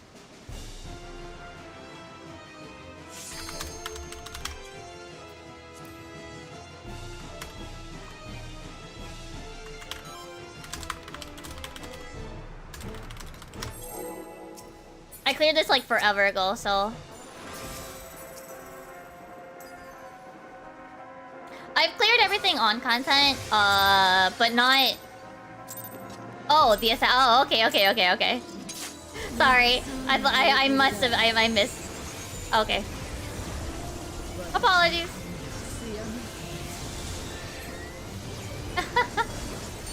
But yeah,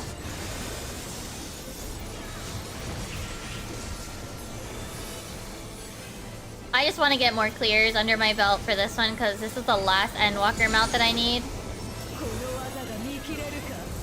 This one is out, I think.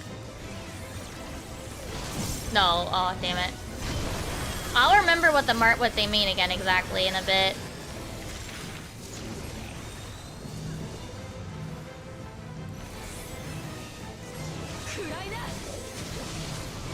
No, I won't.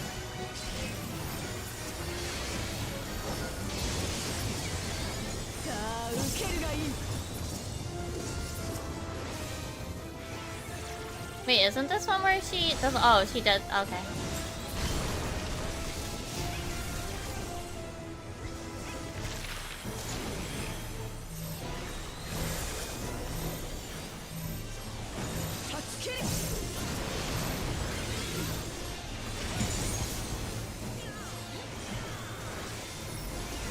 Oh yeah.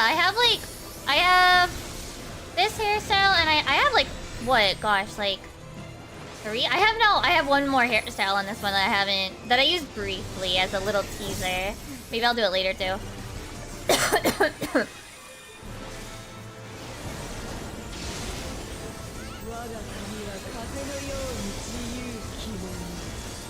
Oh, I see. Okay, 1-3. Where's my buddy? Die! Yay. Oh, whoops, I forgot to move.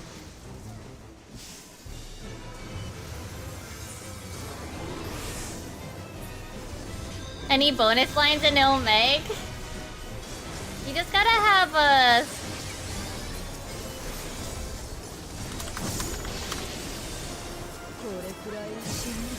You just gotta have a... What's her face? Theo be like, who the fuck is this bitch? When she looks at your fairy.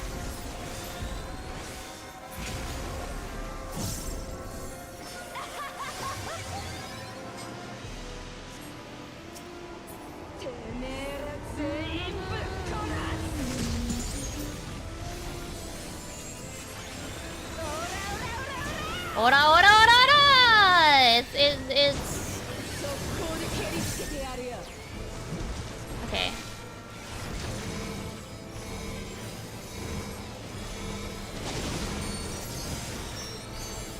Can we bait in? Yeah.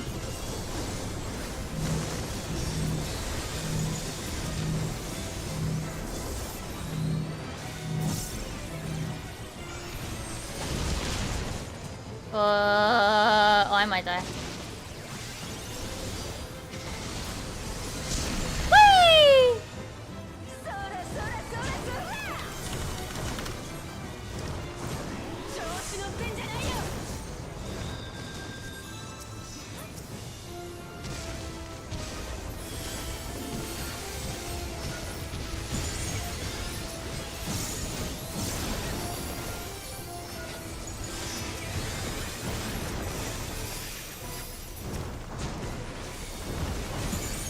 Oh lord.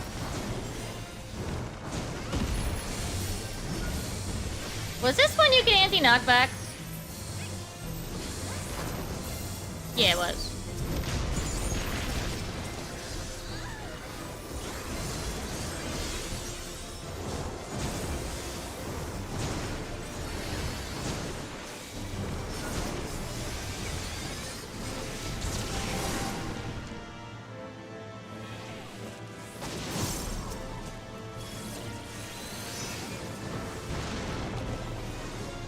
Can I get that?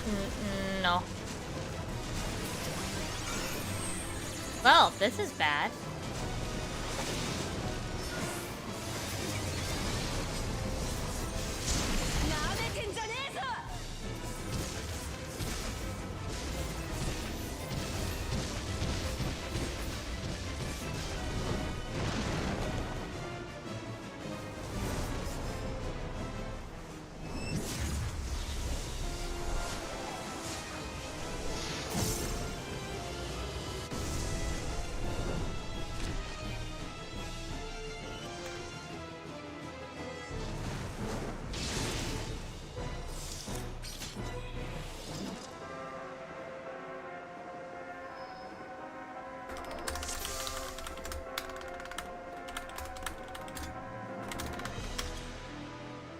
I remember better now.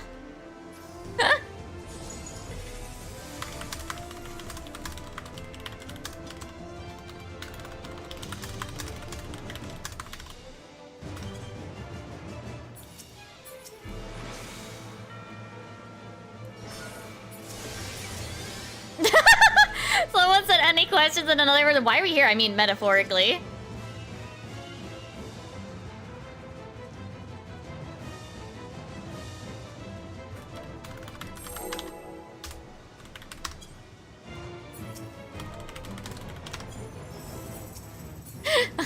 Because cat.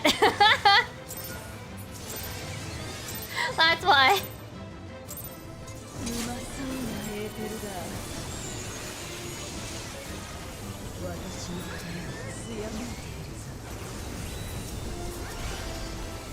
Okay, I think I remember better now. I'm still forgetting how to do the, how to read her movements. How does she fucking pose her donut? It's the sword up is donut, right? This is line, right?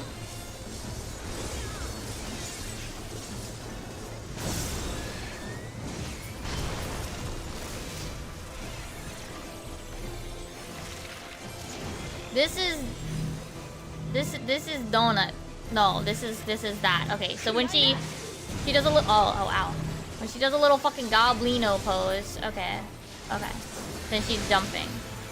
So this is gonna be stacks with the donut. Yeah. Because it's always opposite, so.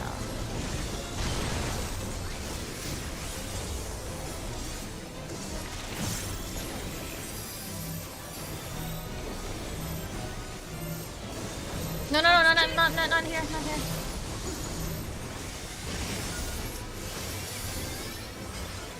Yeah, like I just couldn't remember what the poses were. It'd been so long.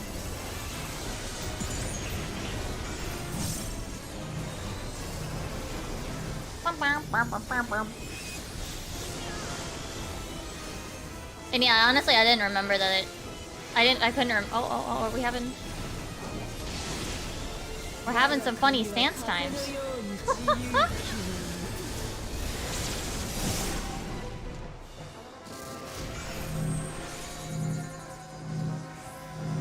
Remember to move after the first part, or I will die. Oh, well that's something.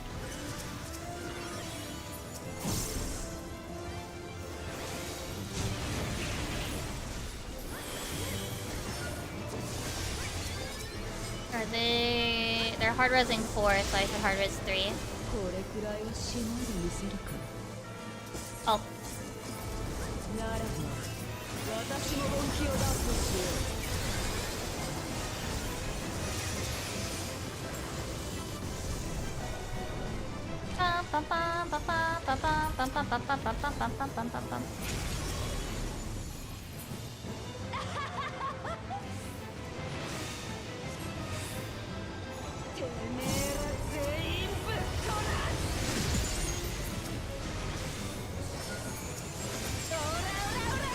Ora.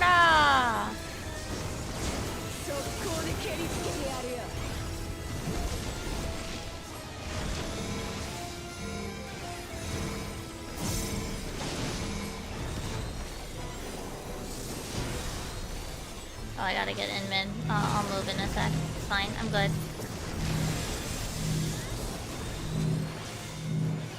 I'm good. I'm not dead. Wait, who's my buddy? Why do I never have a buddy?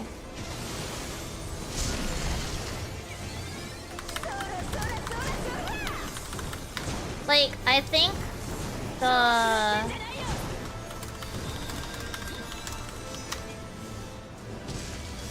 But like, they're buddying with the tank instead of me. When there's another buddy that could go.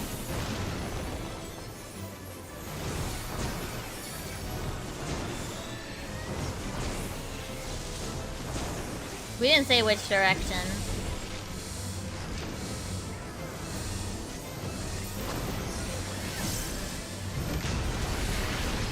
was the Mario Kart going? Whoop. I guess it was clockwise, but I think I went the other way.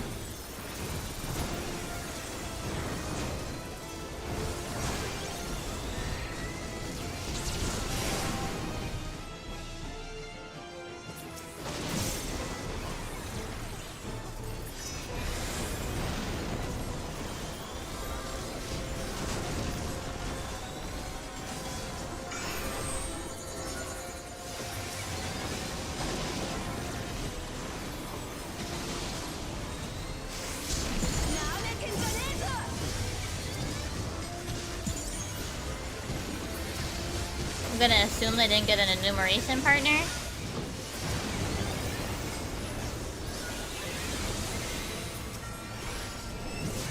I think I need to ask who's supposed to be my partner, because one person is partnering with the tank,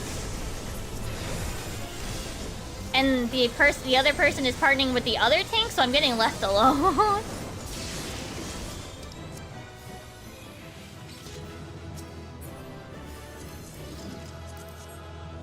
I'm like, oh, okay.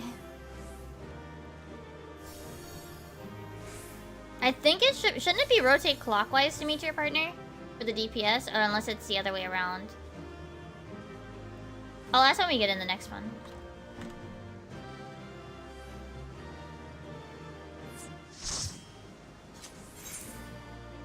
That's when we get in the next one. Who's supposed to join me?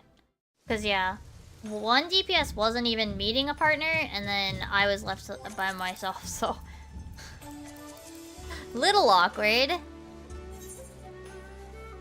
No, that won't survive you. It just one-shots you.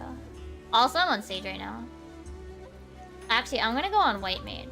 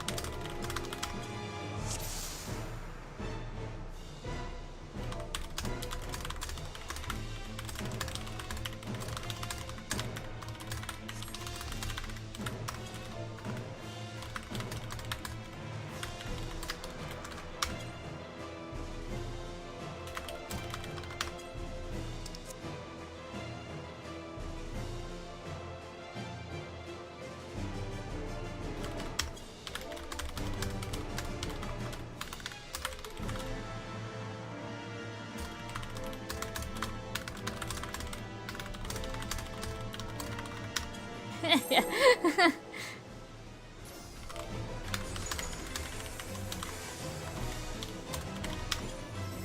I was abandoned. Oh yeah, both the tanks, both the DPS to the left and right of me just were like... They went to the tanks, like, that's cool and all, but... Now my nearest partner is all the way on the other side.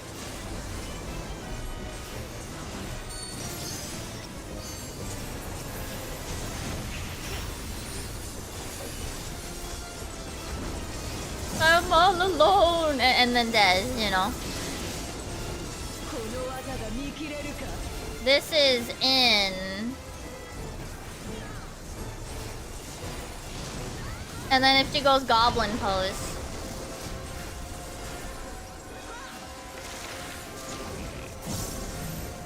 This is this way. I'm gonna scooch in a little bit.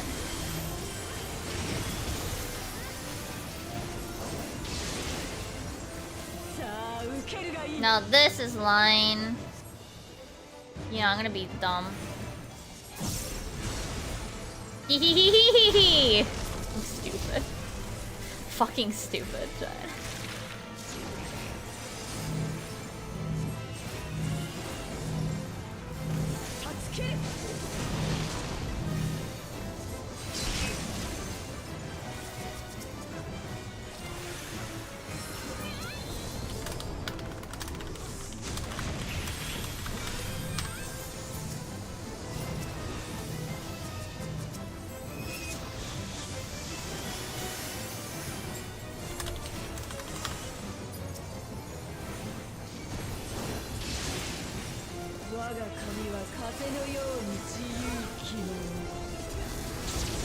They're the one that's only cleared the one time, so they're probably just not aware.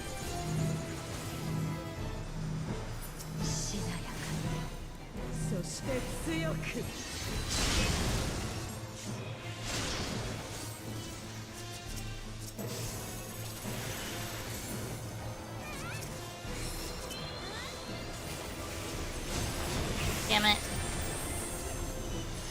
Which one is they always?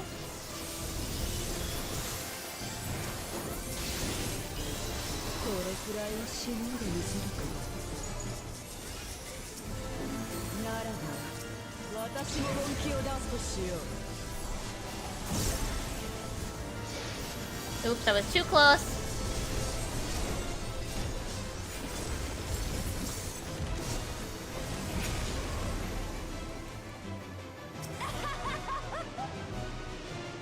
Is being a frog? No, they're a chocobo. B is for Bukoros! Just like in Honeybee.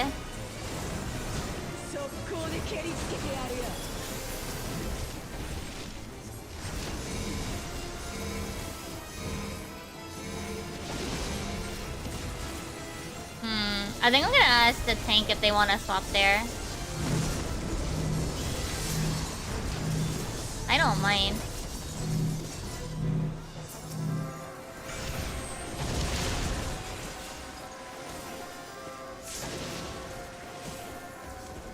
As long as there's like a plan, you know?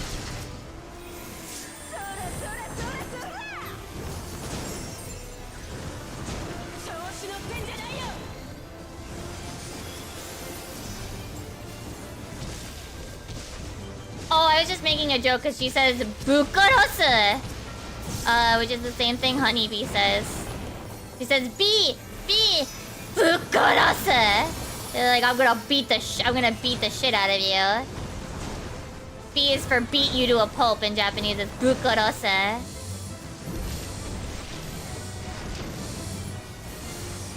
That's not south, but already.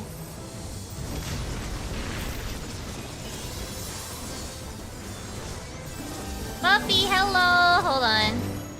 Oh shit. Hold on.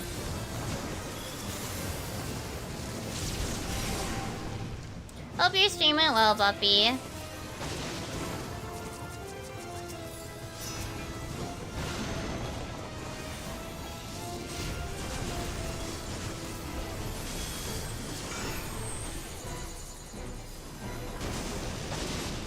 I guess you can just come with me the whole way through the tank.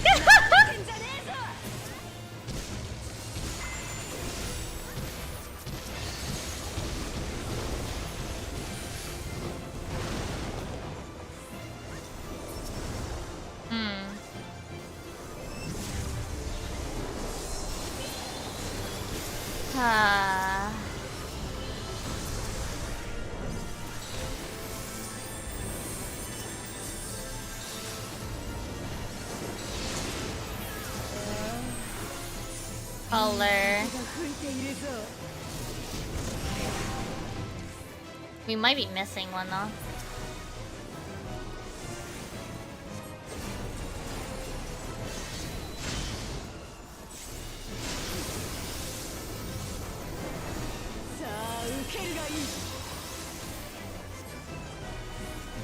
Oh wait, that's her line. Ha ha ha ha ha. Oh, I hope you had fun with the Picto story. I really liked it. Goblino.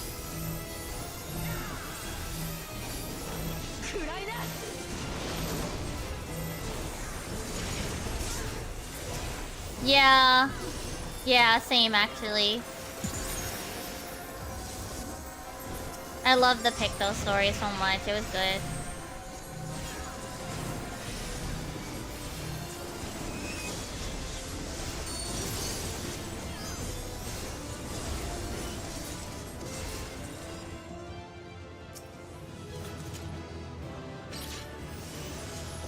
What the fuck are these?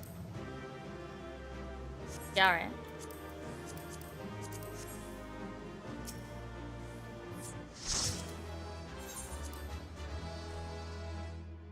me give a shout out because I can while we load out. But yeah, welcome in anybody that's new. I'm Mimi. I mostly play Final Fantasy XIV, but I play other things. Right now we're farming Barbaricha because I need a few more. I need, this is my last mount, so trying to work on it. But Buppy, if you need to get any post-stream stuff done, feel free to. We're gonna be here for a little while. What was the other thing I noticed?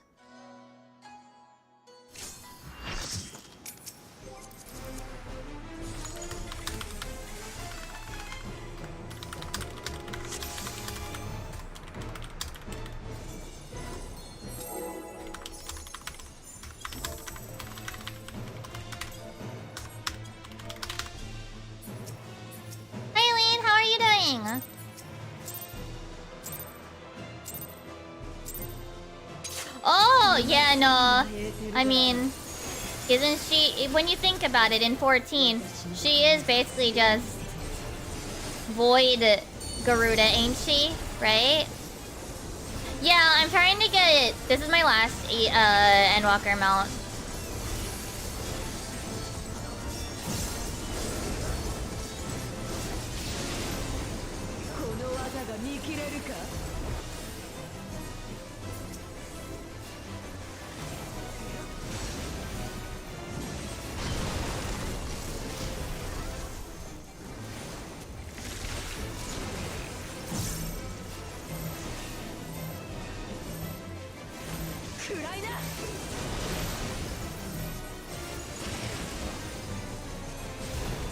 Why are the wind waifus angry? The wind's fucking up her hair, man. Tons of reasons to be angry.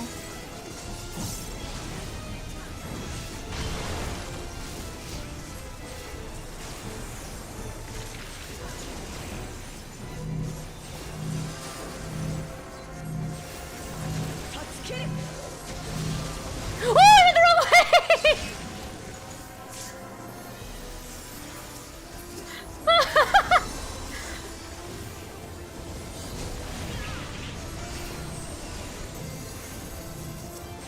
Oh, I forgot to ask if Small wanted to swap spots for Clock so that they could get to the tank easier. Shit.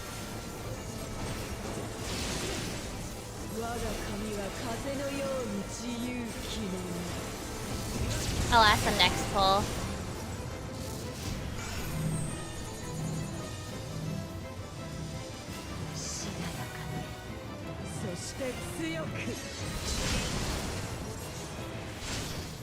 I'll ask them next pull.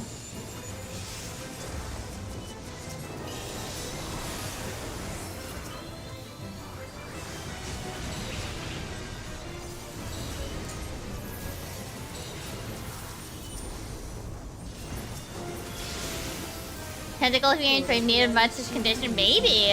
Maybe you do though.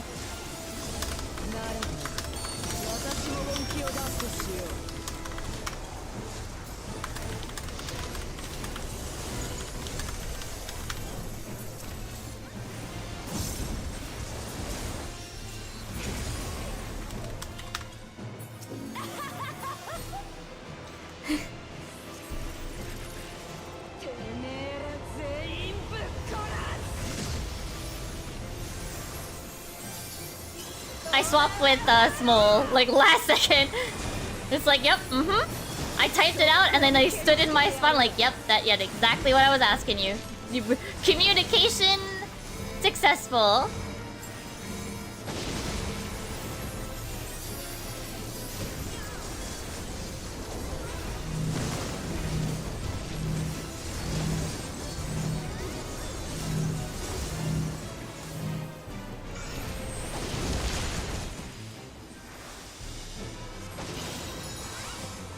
It just makes it safer. They have to run less, you know? So...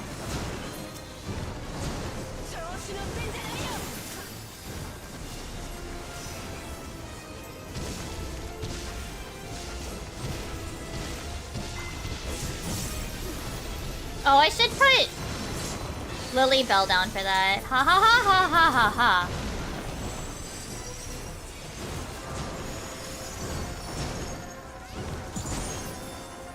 Oh, this is... Ow.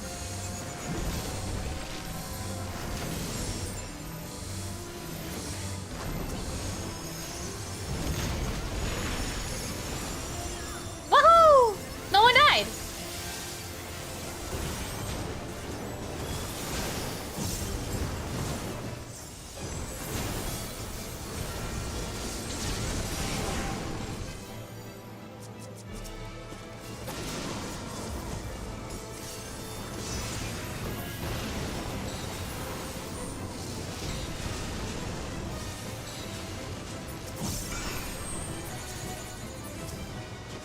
Oh, the Nooms are all, like, messy.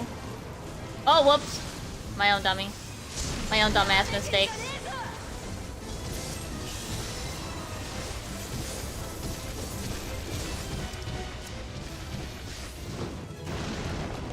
She's still punching! That's cheating! You're dead!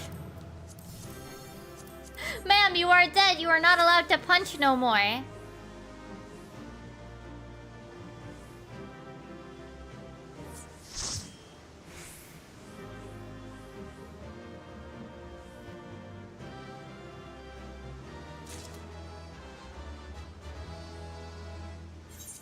Well, this is going well, though.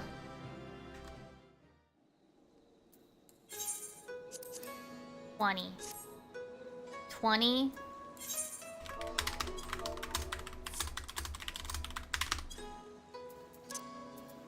20 out of 99. Oh my goodness! Ah!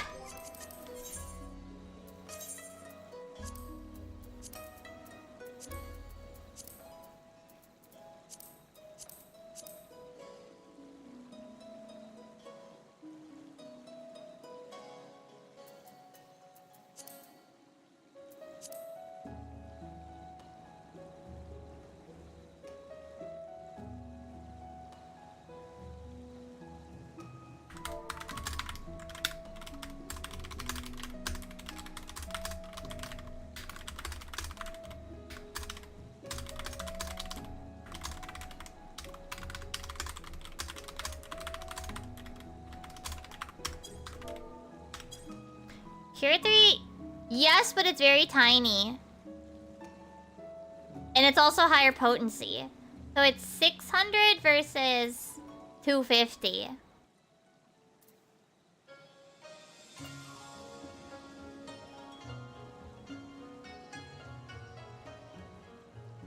It has, how many yalms?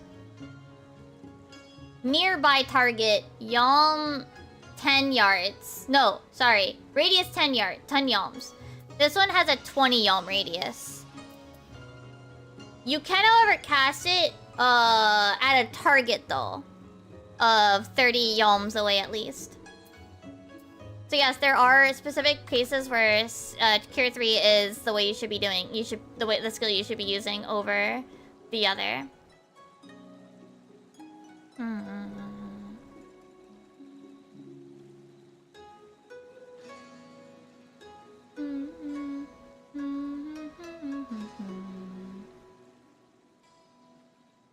It's... I wouldn't know them though, but yes.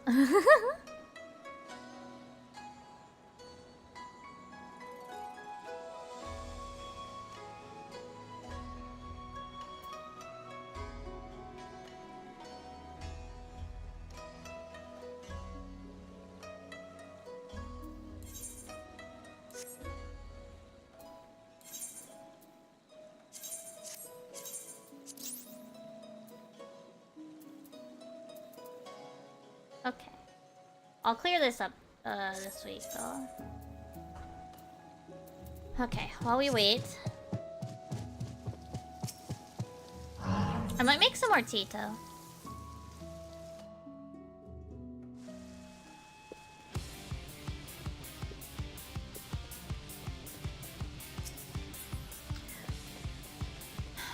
Well...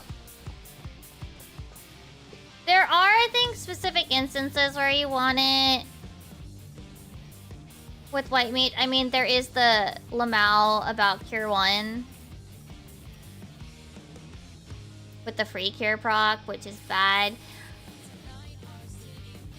Red, blue, and green.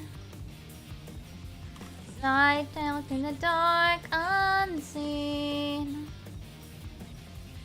Hide in the dark, hide it gone. It gone. All gone. All gone.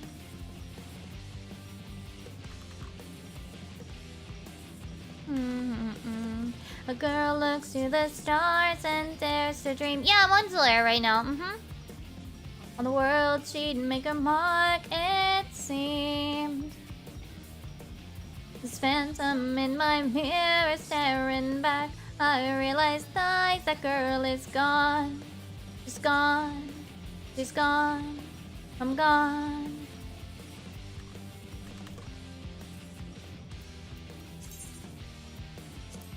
Every mountain raided to the top.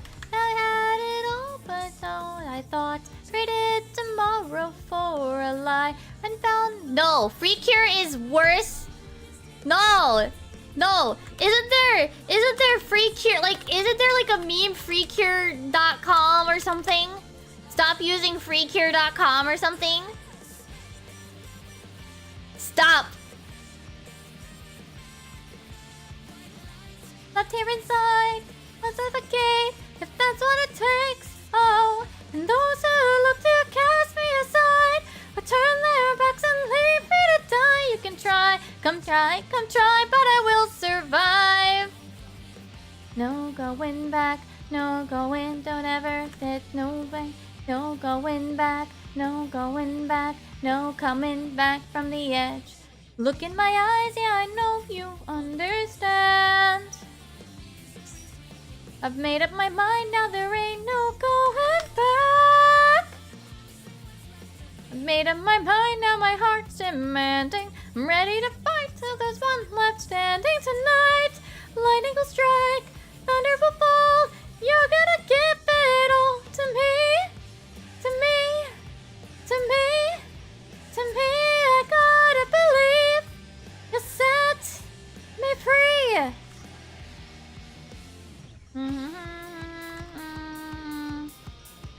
Stop using cure1.info. Oh, yeah.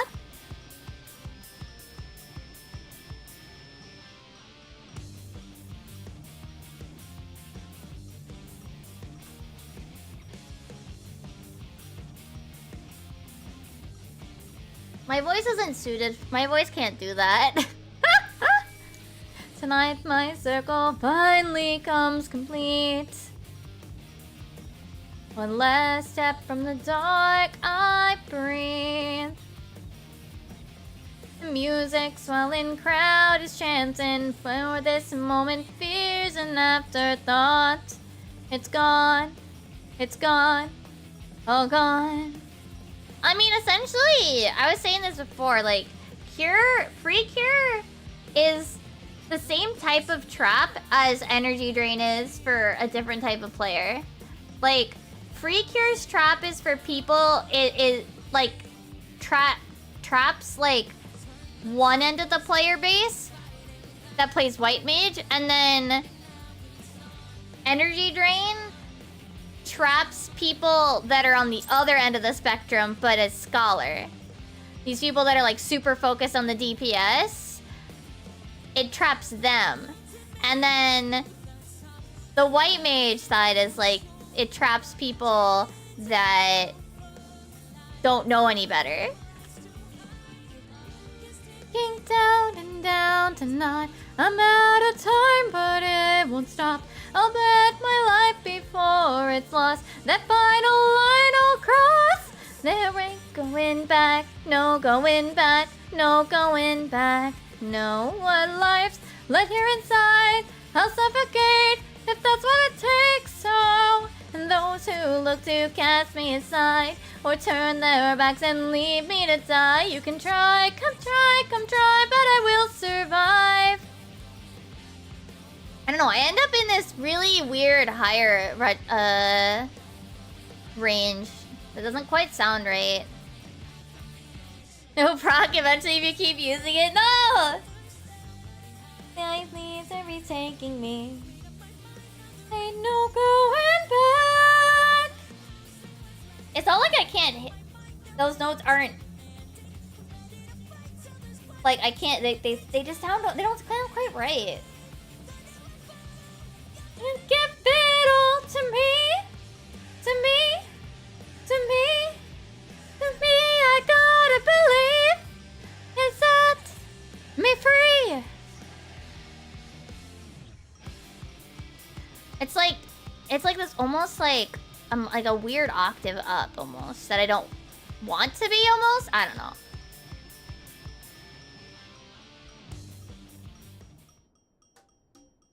Oh, from one to the other. Fading as it sweet.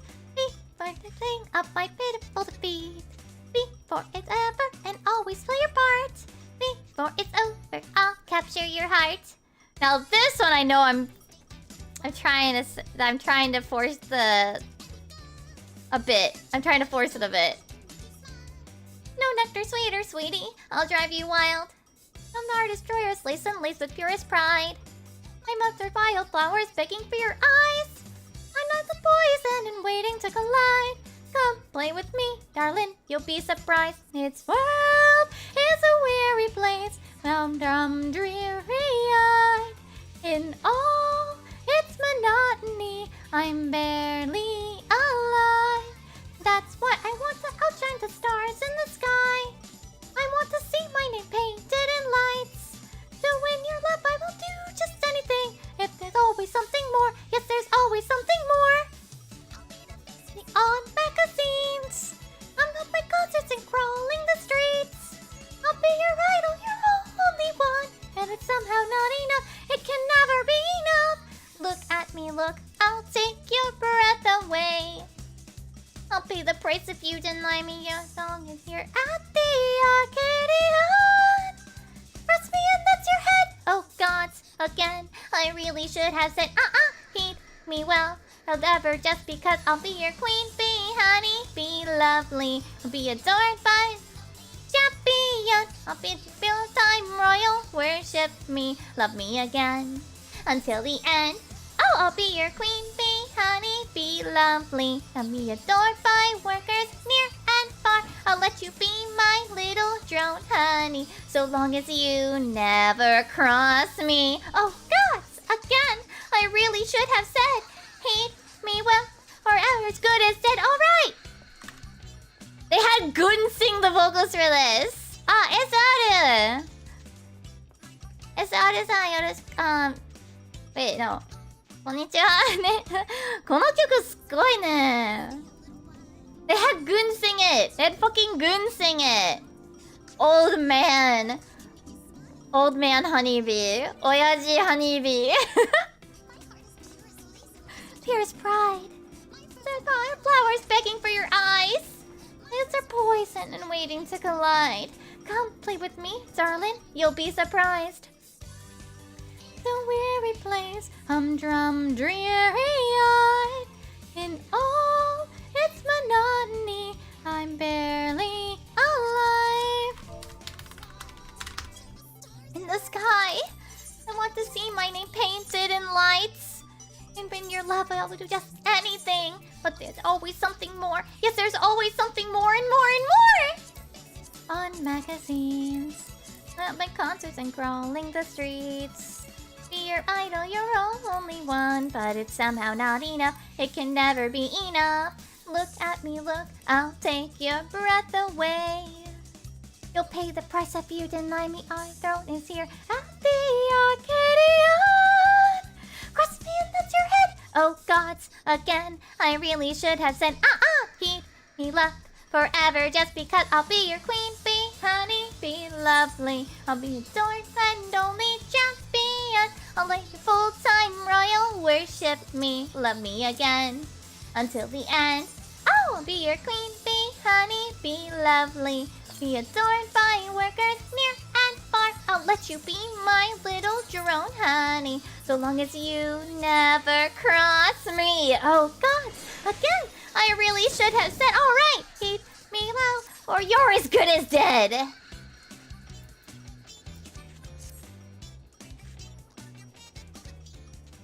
Bye-bye, honeybee. Bye-bye. I'm gonna make some tea, okay? I'll be right back. I'm gonna make some tea. Also, thank you, SR. I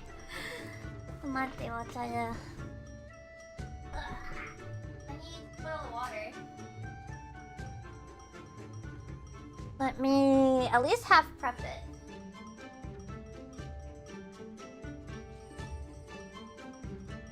I somehow bruised my knee, like, the other day.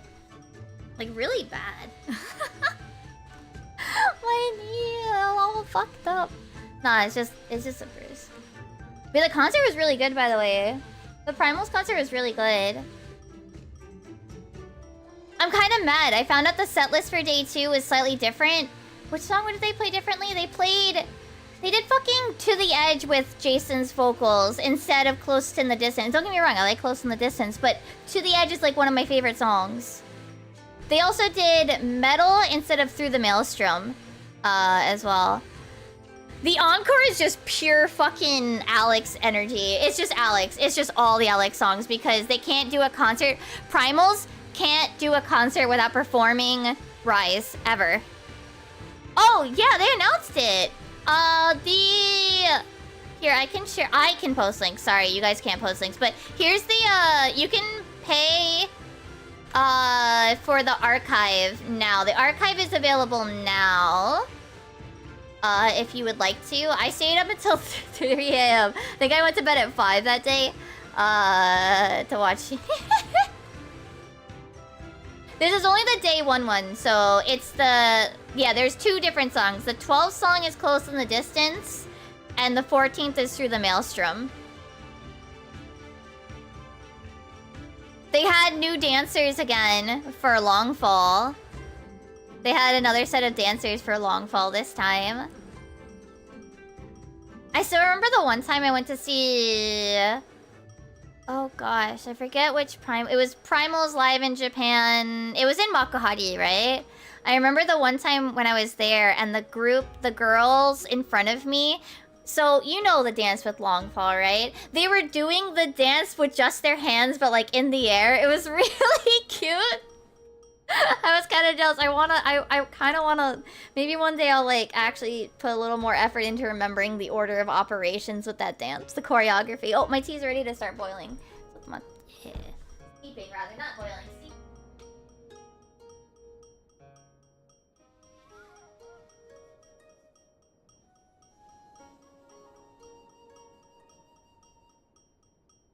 Okay. But yeah. Yeah, I stayed up really late to watch the concert because it was at 3 a.m. our time. I'm really kind of sad that I didn't get to go to this one in person. Fucking, the Yokohama Arena is huge! Like, I think it was 17,000 people? There are so many people, I'm kind of jealous. I'm jealous, I wanted to go. I wanted to go. If only I still lived in Japan. Actually, even if I still lived in Japan, it might have still been hard because of the way that they do their ticketing.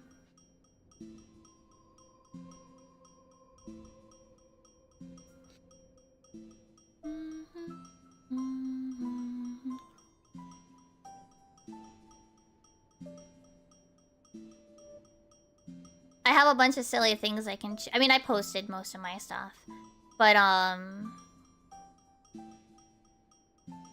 obviously, like, I can't show you guys anything. I can't, like, show you guys the live streaming because you know, that would get me in trouble. But, like, you know. I do recommend watching it. Like, if you're not, like, if you want to. If you think you'd be interested, I think it was a very good performance. The Primals was really good this year. Maybe one day they'll do a world tour that's not just they go to FanFest. Like, come on. Primal's World Tour. Primal's World Tour. Primal's World Tour when? Primal's World Tour when?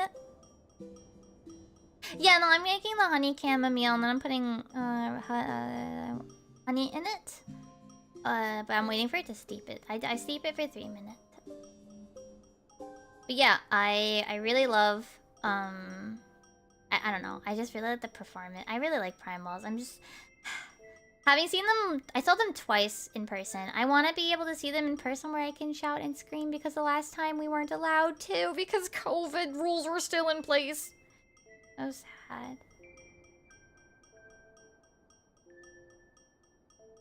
So sad. Sad. Sad.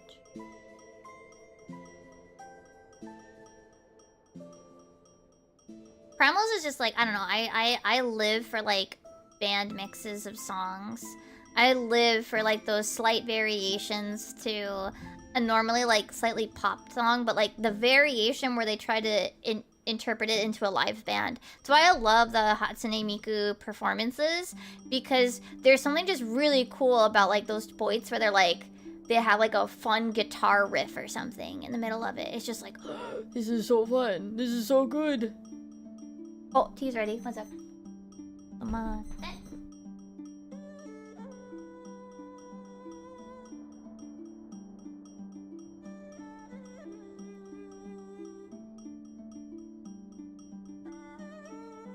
Oh, wait, we should... Wait. I just remembered. Oh, shoot, I can't say hi. I heard the noise. Hi, ring, ring.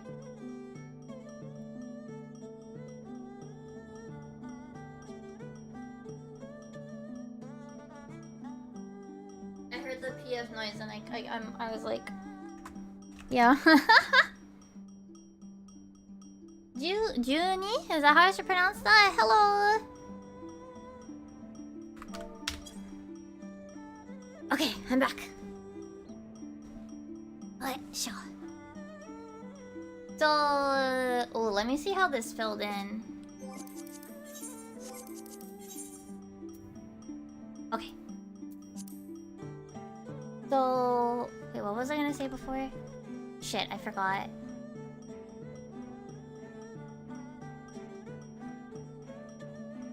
I forgot what I was gonna say. I was gonna say something and then I forgot what it was.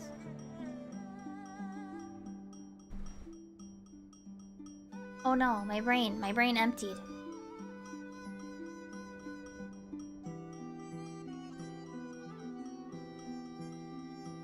Brain, what were you thinking? What were you thinking before? Why did I forget? Brain, find the thought! Find the thought again! I think it's gone. Oh, it's Rosamine. Hello. What was the thought I had? I don't remember. It's gone. Goodbye, brain thought. It is gone. Yeah. Oh, now I remember. Wait.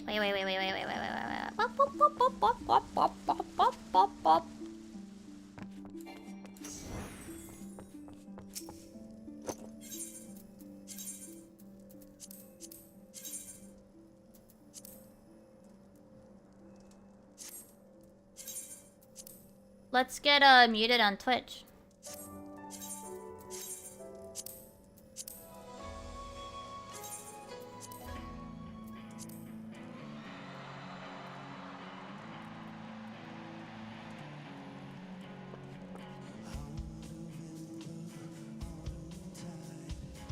I got there and back again. The FanFest performances. These are the bonuses from it. This and Flow. Left behind. No spirit. Falls engraved in ash. Fire will be repaid. For our echoes began to fade away.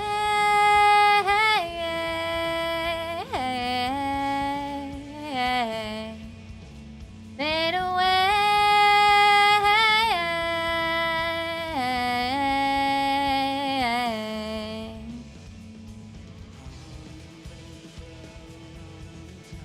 Does it say... I wonder which one they use the audio recording from. I wonder if it says. Let me go get the discs. I actually haven't downloaded the music off of them yet.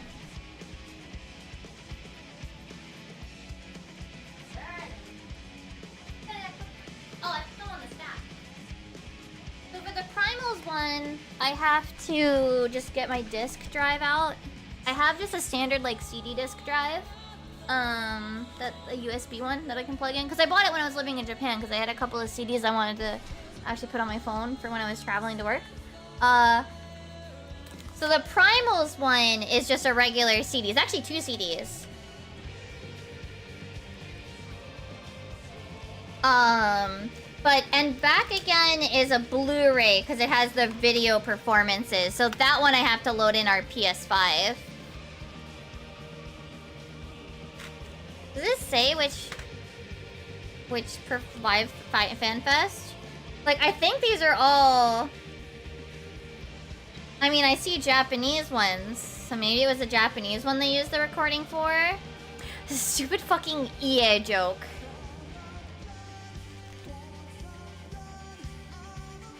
Yeah, I think this is the Japanese ones because the date is the January date. So yeah, these are the Japanese performances that they used the video footage for.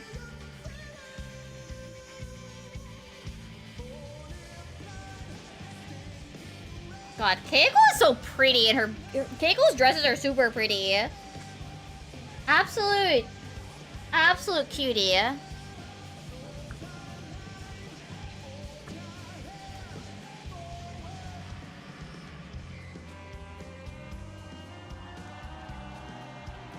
Oh yeah, we do know Honeybee's lyrics were written by Koji.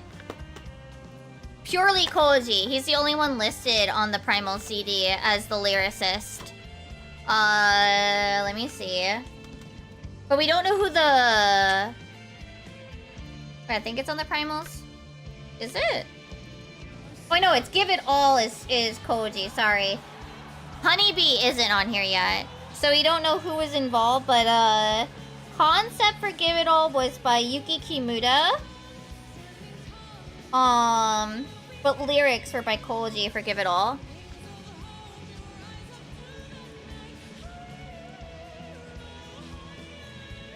So, like, purely Koji, because some of the other ones, like, where is it? Like, Dawn Trail is by Koji and Kate-san. Ishikawa did the concept though for Dawn Trail lyrics.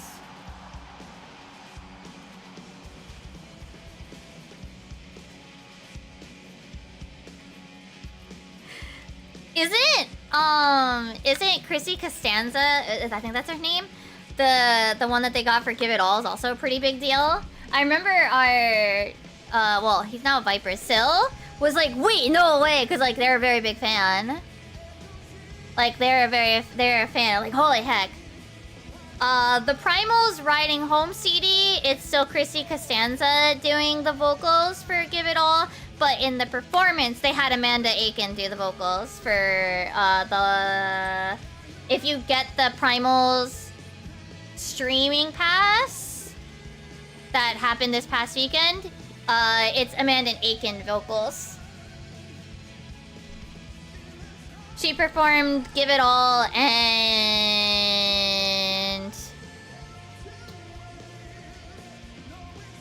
What else did she do? Amanda did Give It All and Flow and Endwalker. She was involved in Endwalker as well.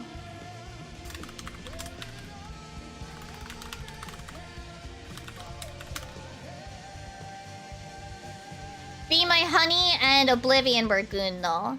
And then Wayward Daughter and Sunrise were Najo. Yeah, Flow's Amanda's big one, yeah. But yeah, for the rock performance, at least in this case, it was probably easier just to have Amanda sing the vocals for Give It All rather than get Chrissy to come over as well, so. Like, they obviously were gonna bring over Jason for the songs, and then Amanda comes over for, like, flow and stuff. So then, and the Nanjo's easy to bring over for the Japanese concert. But it was probably a bit much to try to bring in another guest vocalist for Give It All, so... Apparently it sounds like it was like a semi-last second edition. You know?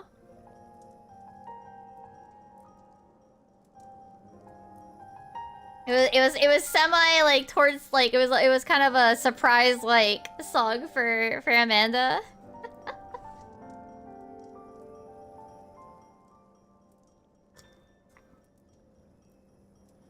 Welcome and well met, my brave little sparks. Right, and this is the version where it says sparks, plural. She did, Amanda did sing that as well in the performance on the Primals recently as well. Oh, this time past every fate, now sing with me once more. Share of your life, far greater than memory. These lost and loved words cannot hold. I'll turn it back on shuffle in a bit though.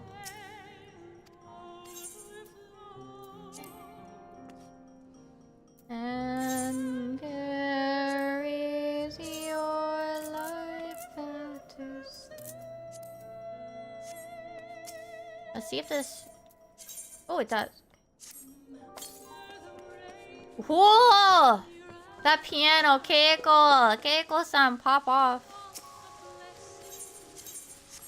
I mean, obviously I bought the live... I mean, I paid for the to watch the performances live, but it's been so long I don't remember any of, like, the points I was like, oh... about, you know? Streams, rivers, and lakes, reaching for the...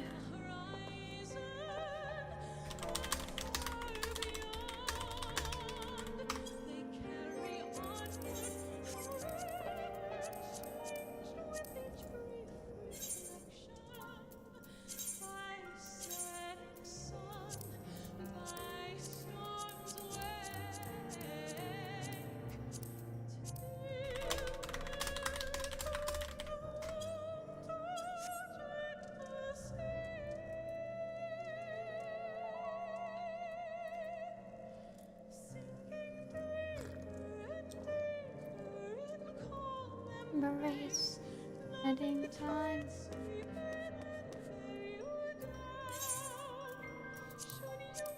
Oops. I wanted to grab one more. I'm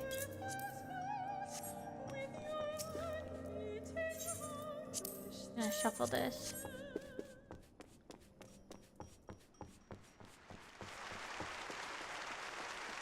I think it went pretty well at least. I think Amanda's done a couple of things with primals before, at least in the live performances. So...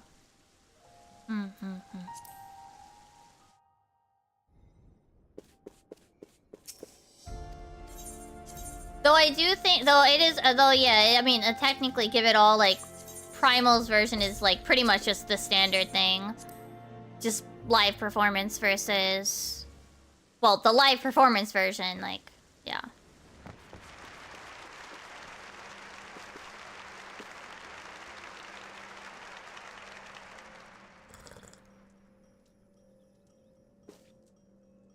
It's not gonna be as, like... It's not gonna have, like, as strong of a rock element. I definitely think it's a bit more of, like... It's definitely got not the extra oomph. But, I mean... They also have goons singing... Be My Honey, for crying out loud. Sometimes it's about the sometimes it's not just about the best performer for the song. Sometimes it's not... Like, I think, what, Titania Soken sings as well, and they had to adjust the, I don't think they adjusted, Give It All as much. But I do believe Titania's, was adjusted to match Soken's range closer. His automaton Ah, yeah, it would be pretty good, honestly.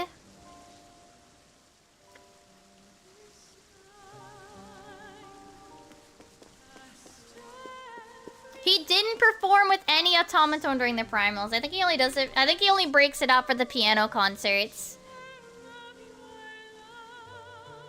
I think he only breaks it out for those.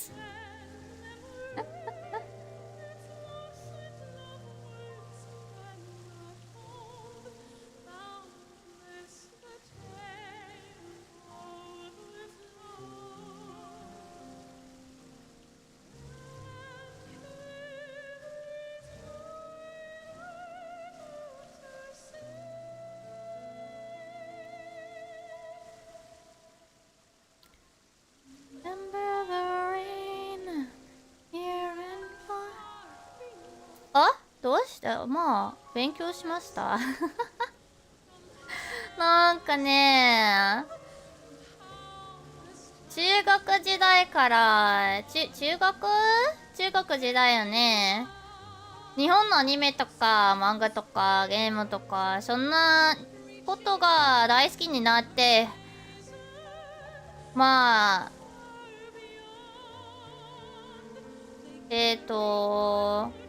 オリジナル、なんか日本語の版が遊びたいなと思って、大学から勉強しまして、その後、留学して、日本で留学してて、6年間仕事のために、日本で住んでいましたね。だから、まあ、だいたい普通の日常会話ぐらいで、日本語が話せる。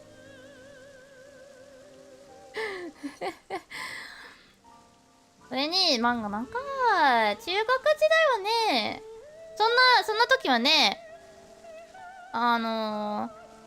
日本のゲームは、日本の発売日はすっごくなんかアメリカの発売日と比べて、日本の発売日はすっごく早いですね。それと、私、今遊びたいなと思ってて、まあ日本語がわかれば、日本版、遊べられるんだよね。まあ最近そんなことでもないね。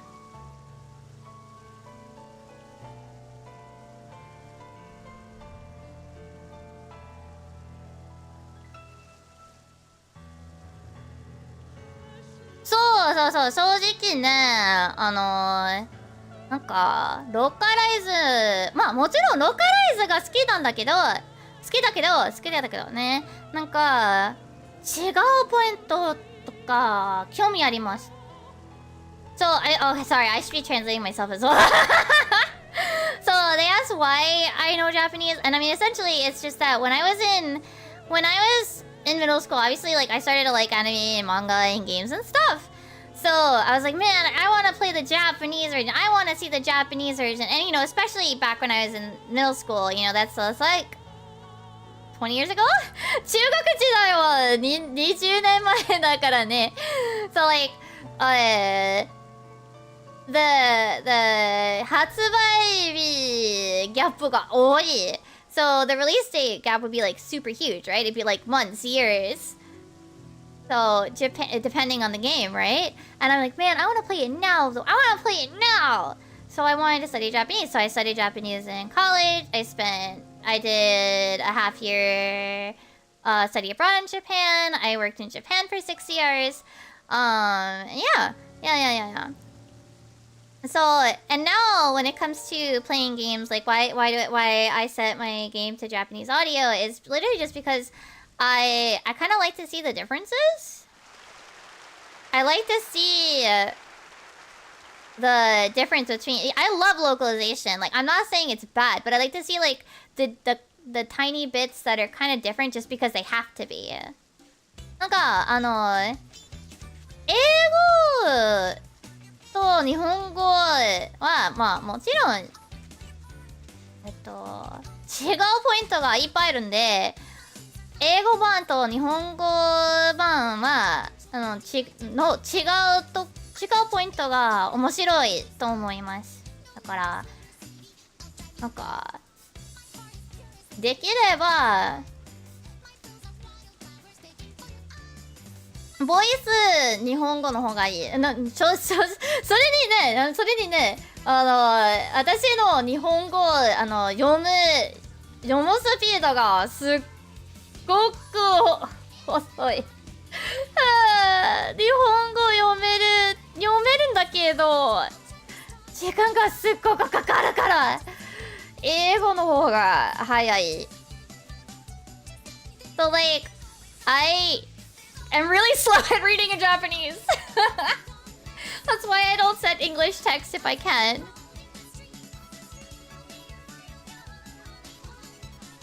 あ、そっか。まあ、私、もっともっと日本語スキルアップしたいなんだから。なんか、もっと、日本語で話せる、なんか、日本語が話せるところ、なんか、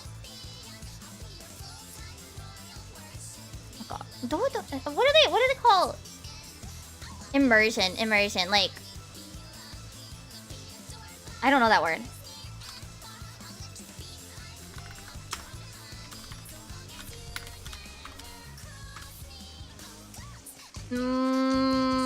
なんか没入？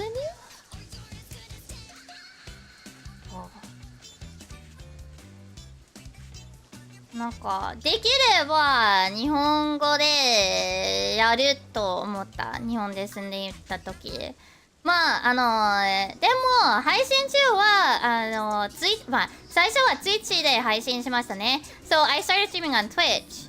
So the thing is that most of Twitch's viewers are English speaking. Twitch の場合は日本語の配信者はあんまりないので、英語で配信する方がいいよね。So, I mean, on Twitch, there's not as many Japanese speakers, not as many Japanese streamers, so I focus more in English. Plus, それに私の母国語は、まあもちろん英語です。Plus, my native language is English. でも、まあ、what is that word again? 一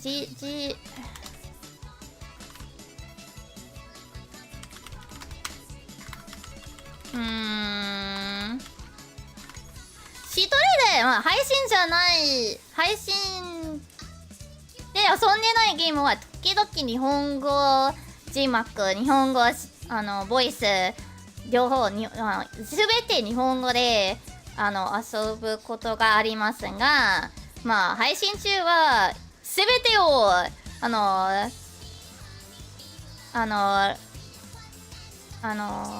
見ている人のために翻訳とか通訳するとかめんどくさいからね。But like, while I can play by myself in Japanese, and I can do it in my private time and stuff, but I don't want to translate for you guys. That's too much work. That's too much work. I can't. まあ日本語と英語はすっごく違うところだから、まあ日本人にとって英語がすごく難しいよね。すごく難しいよね。だからドーマイ SSR さん、ドーマイ12さん、まあ両方、まあドーマイ It's fine, you know? It's fine. だって英語も難しいよね。English is hard. 私英会話教師だったんだけど、英語のミスが時々あるんだよね。I still make mistakes even though I taught English. Static makes fun of me. 肯定のメンツはいつも、英語の前提だったよねってミスしたとき。それが、まあ、私、応募1回やったんだけど、I did actually apply once. だけど、what's that thing again? 見送りしました。で、passed on me. なんか、経験ないです。ローカライズのこと、経験ないです。I don't have experience. なんか、アメリカはね、it's like recently in English, in America, right? You guys all know the meme, right? You guys know the meme, right? 3 to 5 years experience. アメリカはね、なんか、ちょっとミームな感じ？仕事の、応募は、すべては、5年間経験が必要と書いてんだけど、なんか、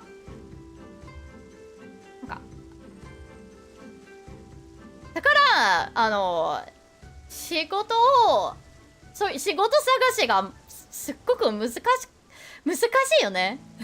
すべての仕事応募は、5年事件が必要だって。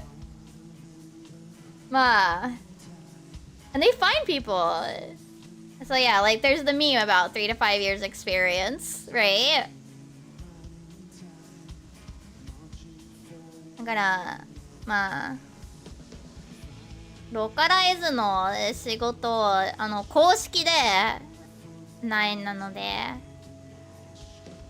ローカライズ翻訳者になると、まあ、正直、やってみたいな、そんな仕事いいなと思ったんだけど、まあ、最近、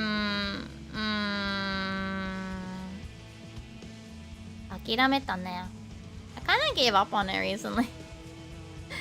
I kinda felt like I can't. I'm まあ最近ちょっと年齢高すぎ私。経験ないだけど、もう30歳以上。I have no experience, but I'm already over 30. It's hard.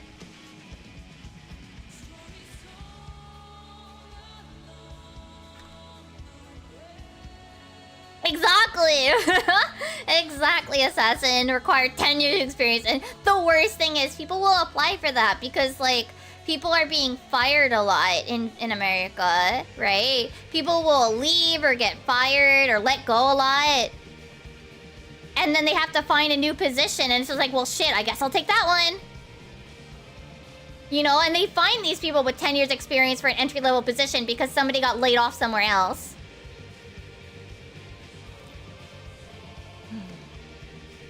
So it creates this, like, really bad situation. まあ、非公式で、翻訳しました。あ、正直、光のお父さんのブログ、シリーズを、非公式で翻訳しました。まあ、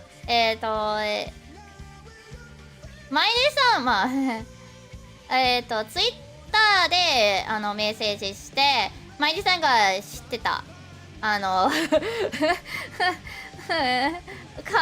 了した後だけどI was saying that I did actually translate the Dad of Light series, and it was unofficial though. Mighty-san did know after after I finished.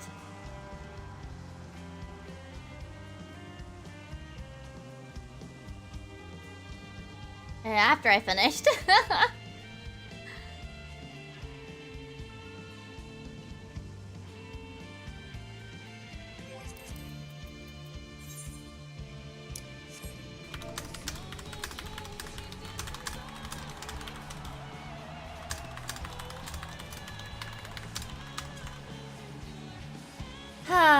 But yeah. At some point we gotta record the thing too. Oh!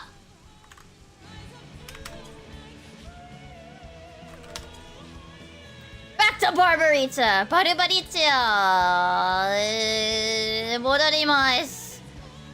ようやくフルパー。Finally! Full party! Woohoo!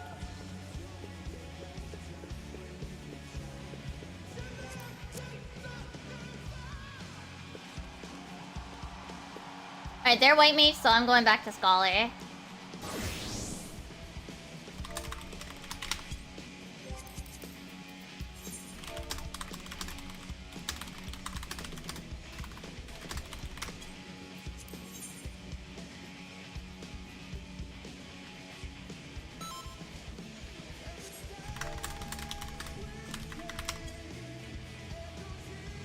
In the wind. Oh yeah, I'm thinking.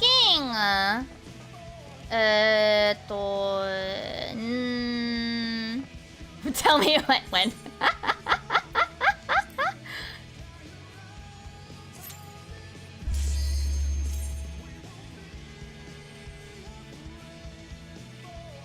And I'm planning to actually do a proper karaoke thing.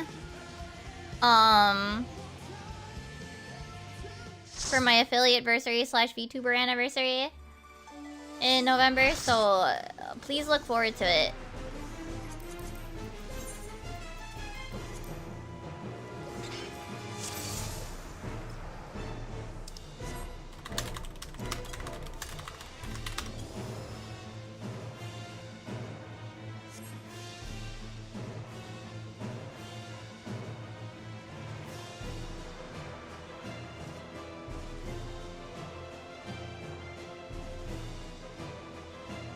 Where do people want to be? I am lost.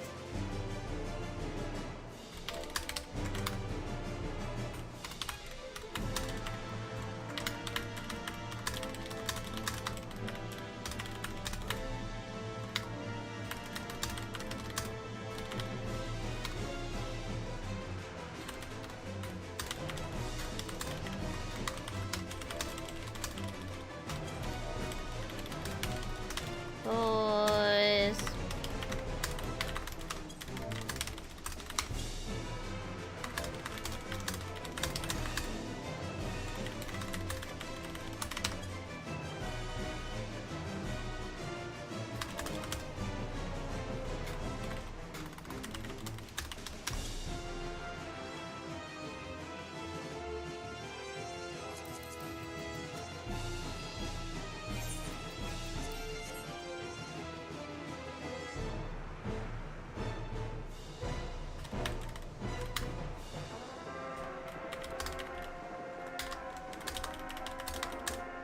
That's not rotate.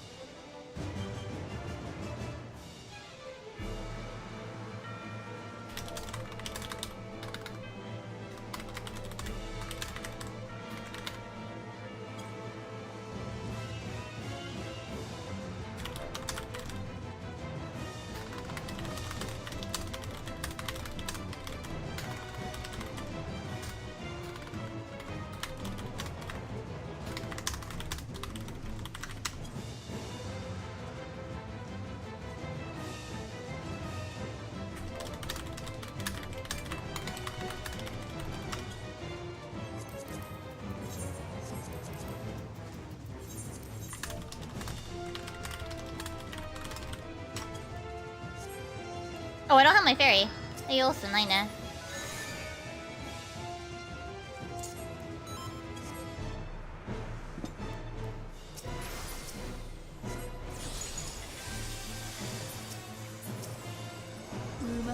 Oh, okay, we're going.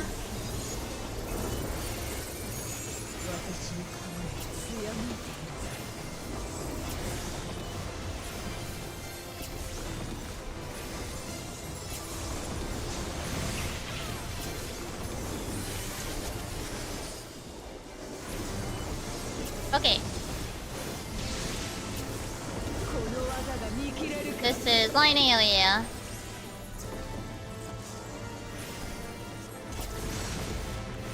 Yeah, Eos was napping.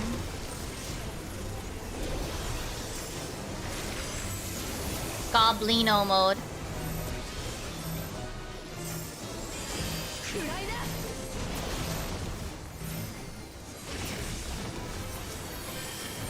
So then this is gonna be donut and donut.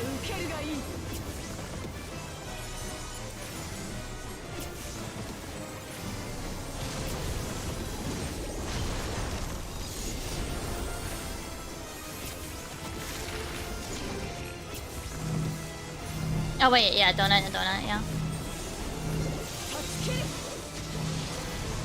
Oh yeah, I remember doing that all the time when it was on content. Doing the expedients there.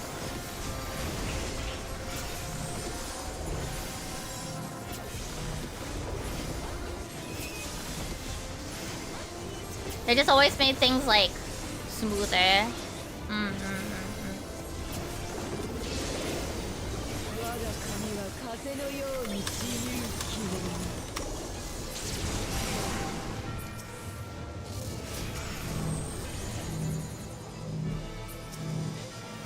Esme, you gotta go away.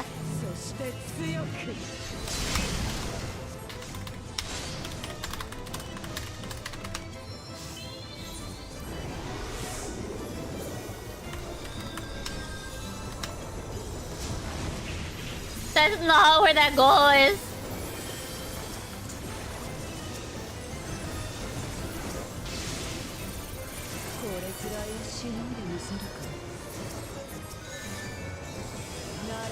I know that the person that only just got their one clear, but oh my goodness.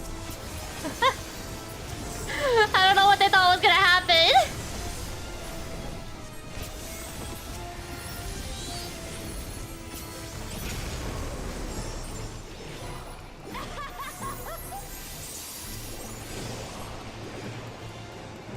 Oh right, she's not here. I was like trying to damage her and she's not even here. Ora ora ora ora ora! It's a JoJo.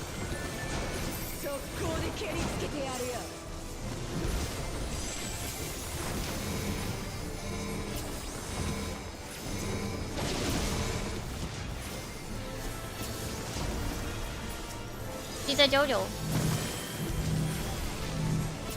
Wait. Go.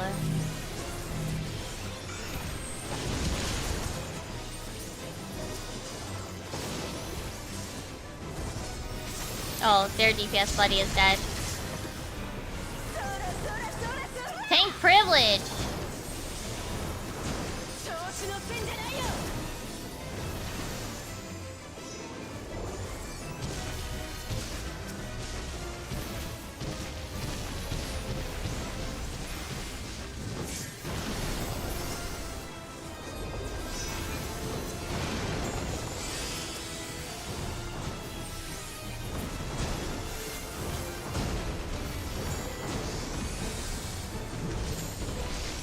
Where's Charlie? Anti-knockback. I have no mana, doko! Hey, movie, doko! Where MP go? I ate it. Tabeta. MP tabeta.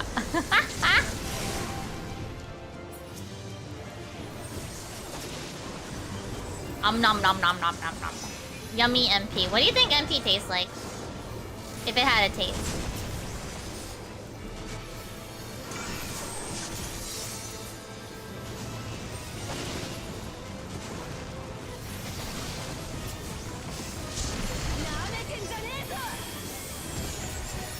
Like pie? But which kind of pie? This is important.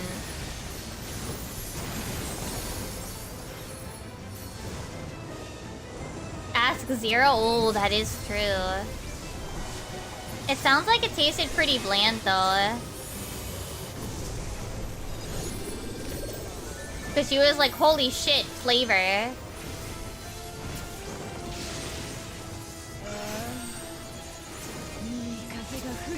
I am. Oh, I don't have one.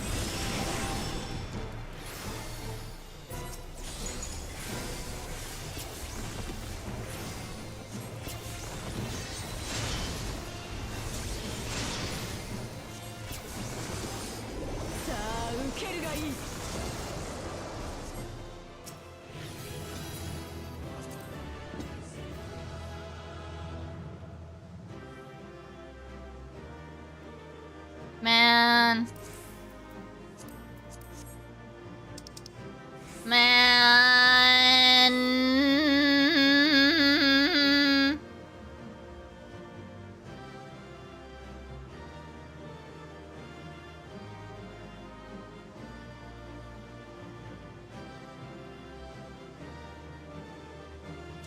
What?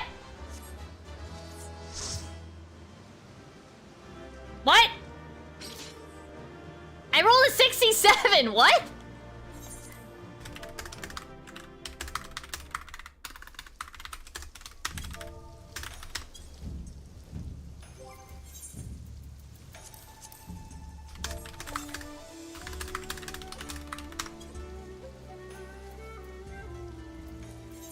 ようやく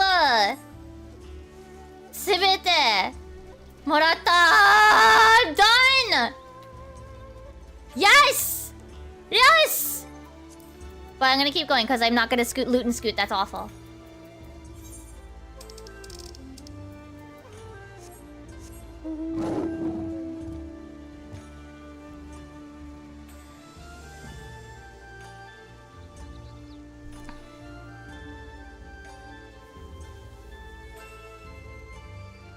Oh yeah, actually, yeah, how many?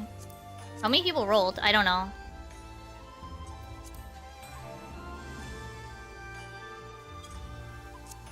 Oh, 0.4% wipe. Oof, I'm sorry, Hugh. No, I feel bad.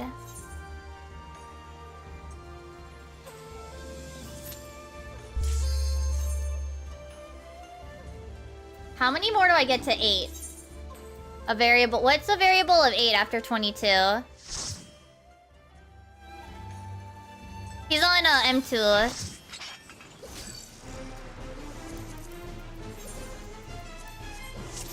Yeah, I get bad posture vomit. I'm done!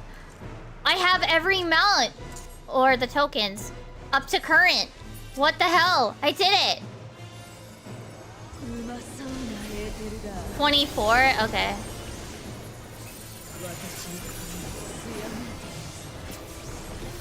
Thank you! I'm trying to make it so that I can buy an exact number of weapons to decent. Then I guess I have this one and one more. And then otherwise I'd have to do another 8. This is a line AoE.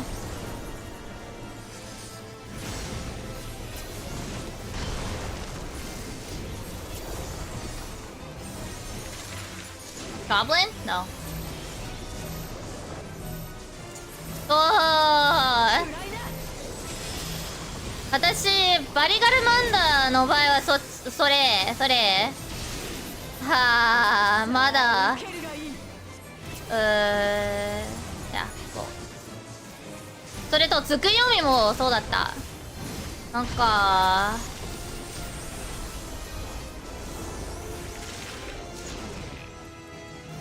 I'm normally pretty lucky. 運がいい。いつも、なんか、いつもじゃないけど。普通は、まあ、2つの場合があります。There's two ways that things go. There's two ways that my luck goes. 運がいい、運が良かったら、なんか、30、40クリアの中でマウントをもらう。運が悪かったら、まあもちろん全て990。Yes, me.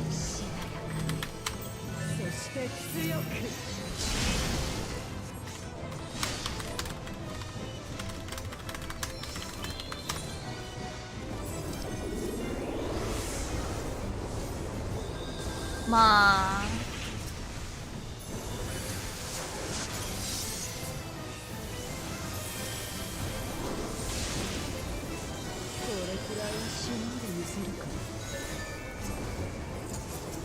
ようやくすべてのマウントもらった。嬉しい。まあまだバリガルマンダが変えられない交換できないんだけどね。99もトーテムも持ってる。うんうん。I already have the 99 totem, so I count it as I have it. Yay! Yay!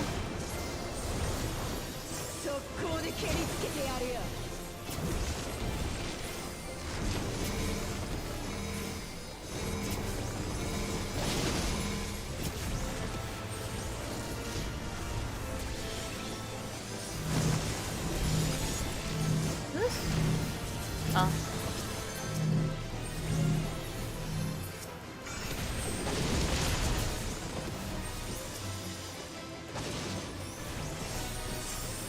I'm free. I can do. Oh, whoop. Ah!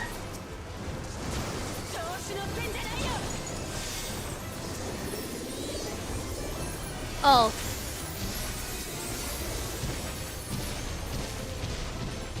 Isn't this one?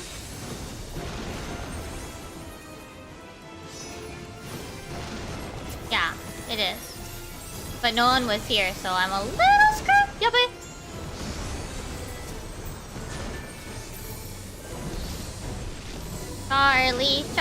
Charlie. Okay, they're over there. Fine.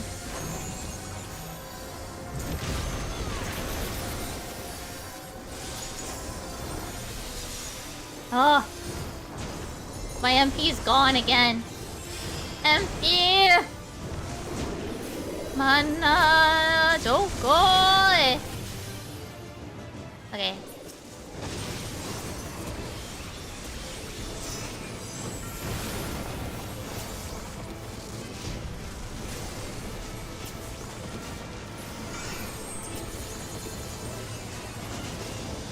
I'm just gonna eat this.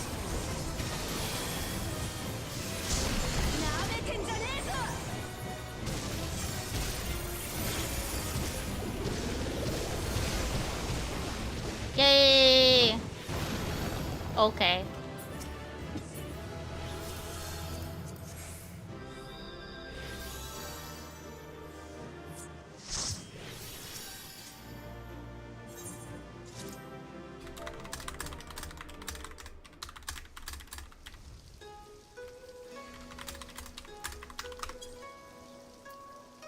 Oh wait, no. 24.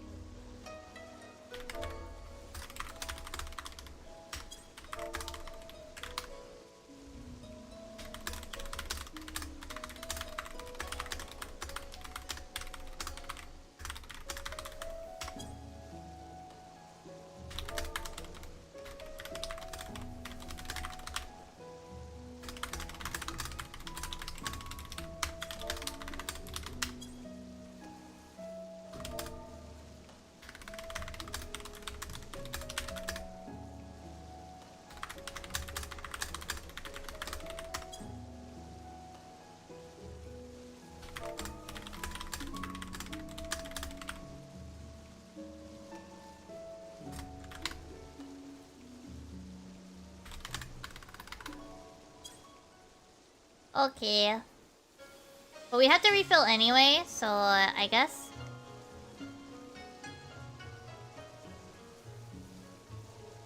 Oh no, I have to do 4 more clears.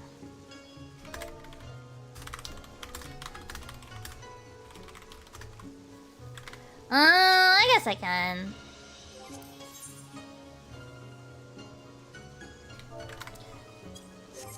I guess I can see if we can get another...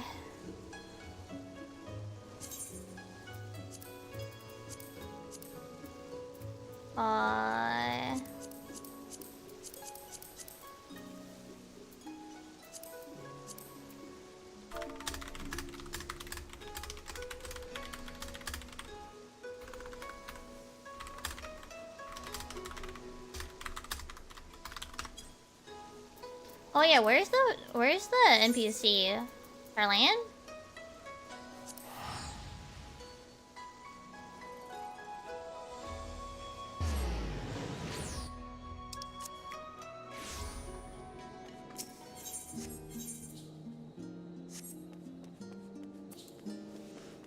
Singing Way! Oh, kawaii. Singing Way. Hello. Humming an unfamiliar tune.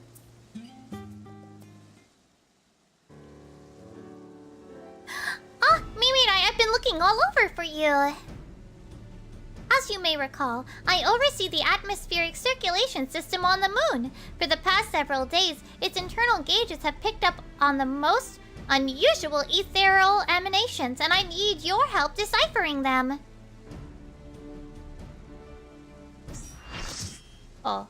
The emanations appear to be coming from the wreckage of the Himdall in Mare Lamentorum, a vessel which, as I understand, is the product of Allegan civilization that once flourished on Aetheris. I dare not tread there alone, lest some dormant mechanic abomination awaken and tear me apart. No, I must have a seasoned explorer by my side, one who has seen their fair share of Allegan ruins. You'll come, won't you? Please? I help. Oh, I knew you'd say yes. Thank you, my friend, thank you. All that's left is to fetch the last member of our party. Sit tight right here, and I'll be back in just a moment.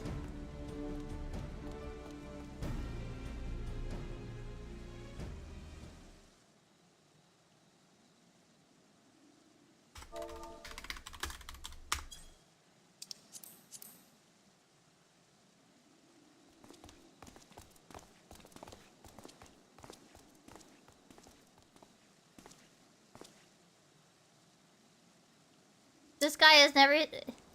He's seen Allegan ruins? And thus was the party of three assembled. I expect this will be quite a thrilling expedition, oh yes.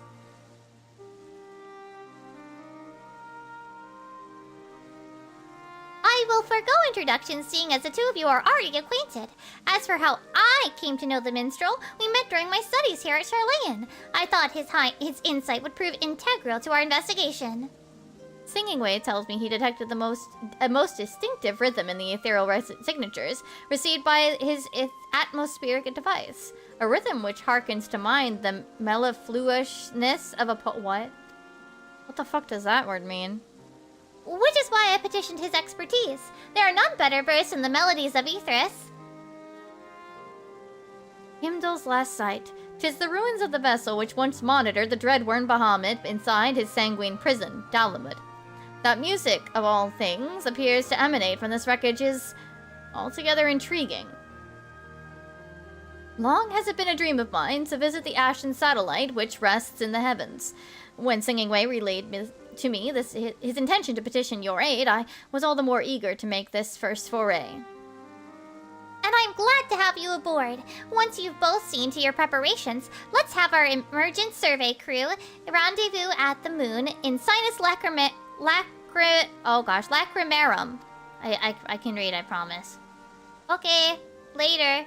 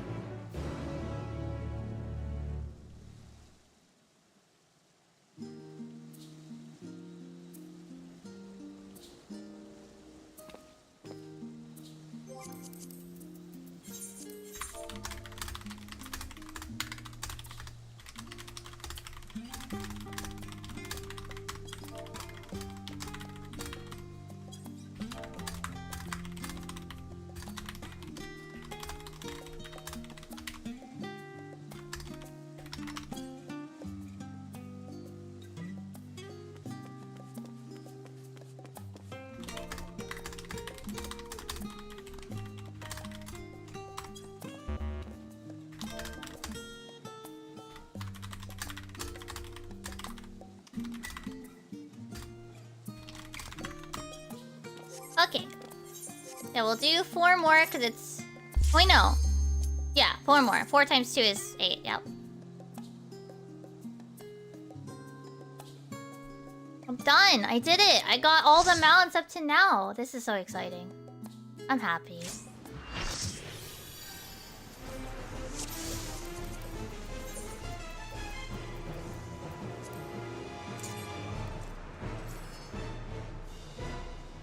I'm free!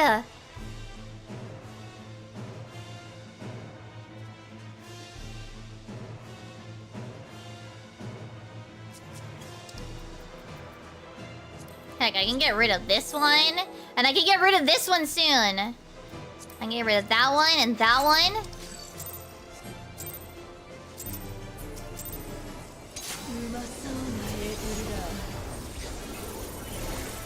I can get rid of all these random waymark sets.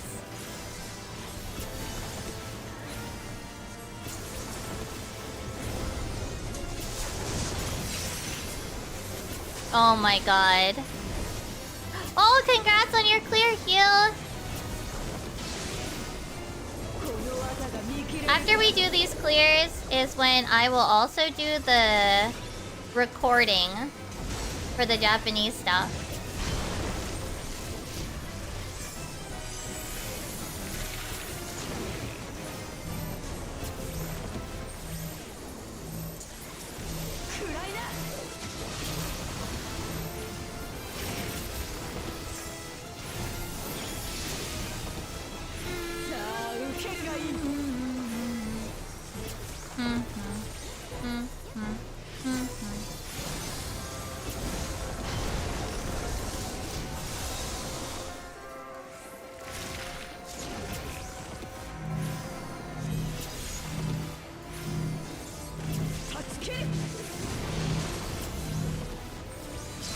I think most of them just take the foam set.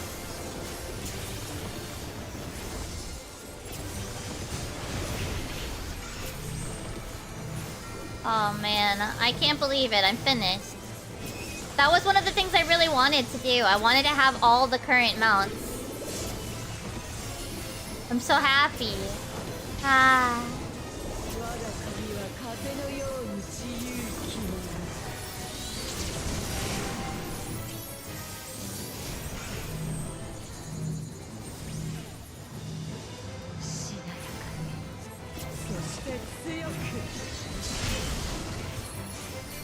Freedom.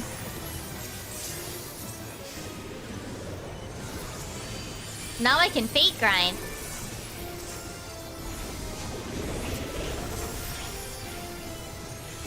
Ba ba ba ba ba ba ba ba ba ba ba ba ba ba ba ba ba ba ba.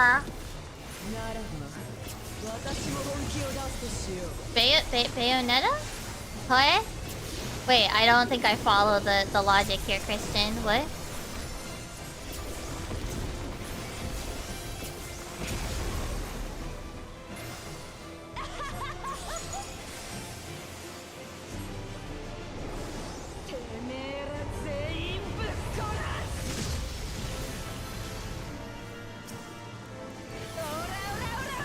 Ora ora ora!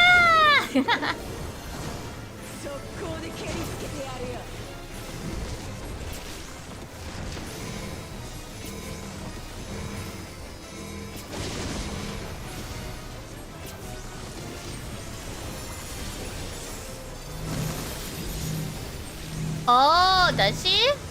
I hope so. Oh.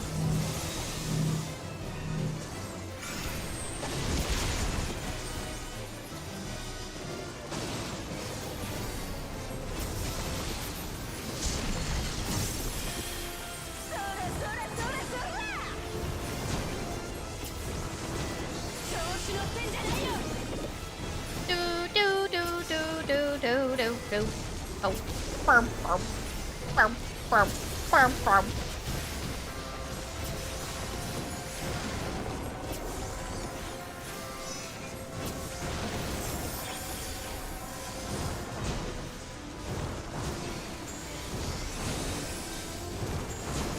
Tiny safe spot. Okay. You guys might not want to be that close to them.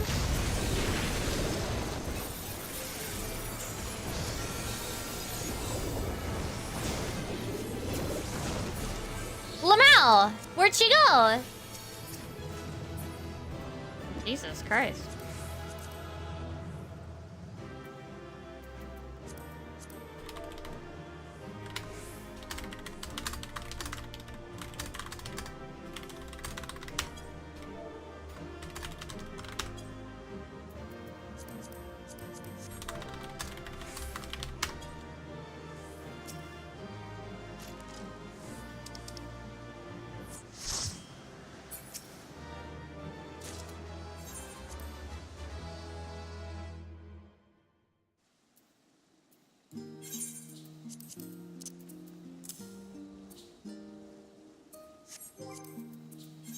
Alright. That's 3 more. I'm just letting them know how many more we got.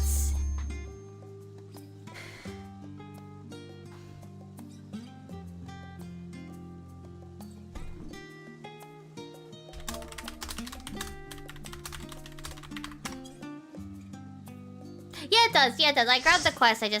I don't want to leave. I just don't want to leave. I don't want to loot and scoot, you know?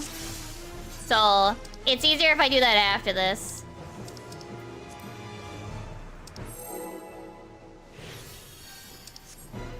Delete that one. Delete that one.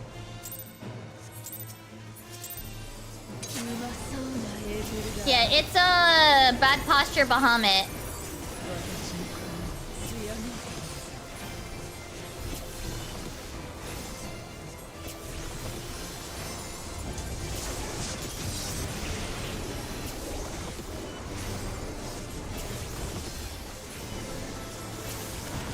But yeah, now I have everything. Oh my god, I can't believe it! I finally managed. I finally got around to being back up to date.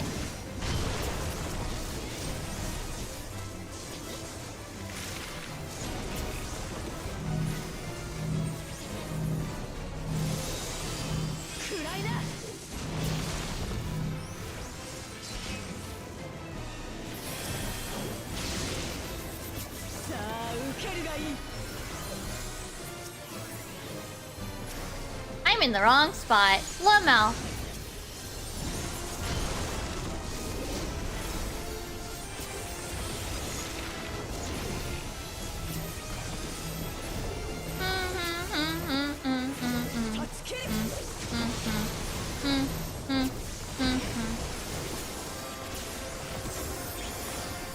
I wonder what the all mount will be for Dawn Trail, with it being the wings.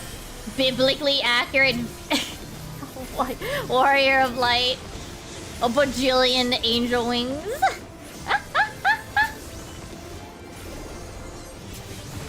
Rainbow wings would be good too.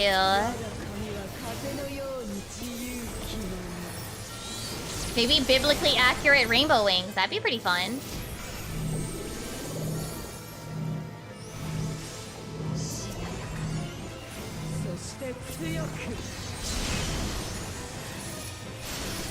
Oh, whoop.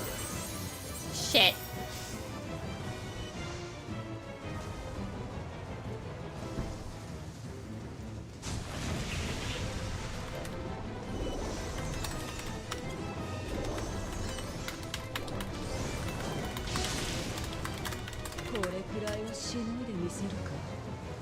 Ironwork Jackson, Eutrope swing, biblically accurate. Biblically accurate is the best kind of I just think it would be the most fitting. You know, like just a bajillion wings. All the wings. I mean, if they really want to break the glass a little bit, you know, the emergency glass. One wing. You know, a singular wing.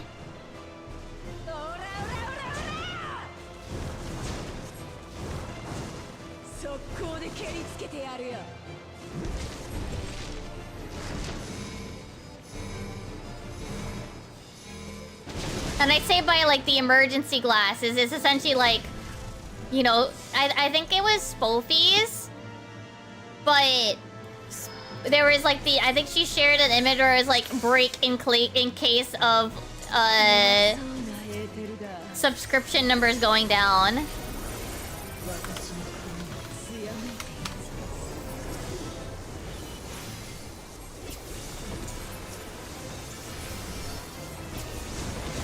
You know, the FF7 collab as the emergency in case of subscriptions going down. That's why I say break the glass a little bit. That's what I mean by that.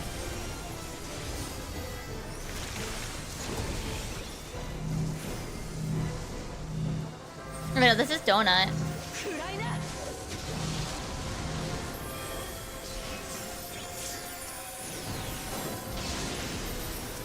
I will accept the idea of a singular wing, but I do think that it shouldn't just be black, because I think that's kind of boring. Maybe a singular wing, but it's rainbow? Or maybe it's a singular... Maybe it's like multiple wings, but only on one side, so it's kind of like a single wing, you know?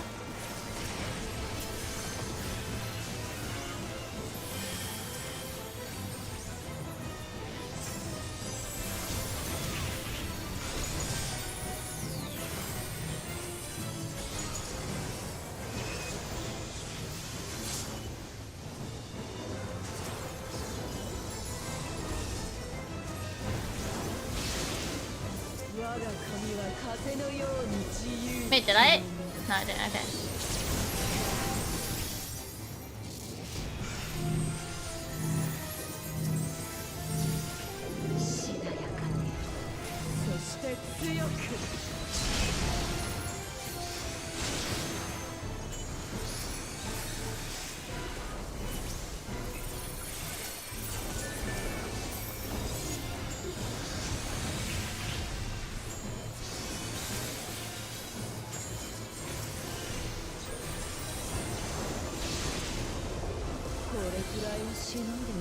They got it? Okay.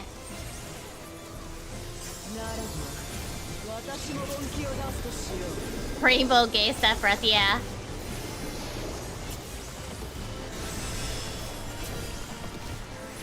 I'm just saying, like, the plain black, like... that's too simple.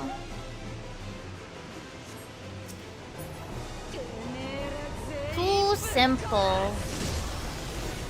Too simple. Gotta have at least a little bit more flair to it, if you ask me.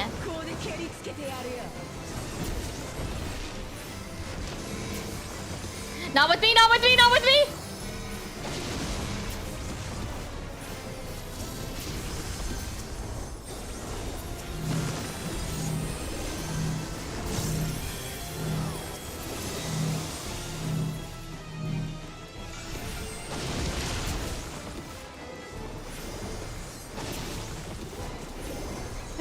I do not want to share the tank buster! I am a healer!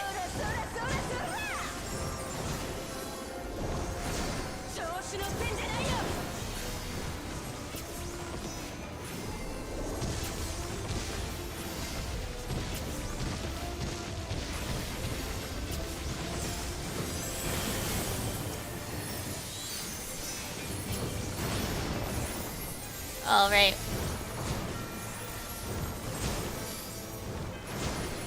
Just kind of winging it. It's fine. Ah!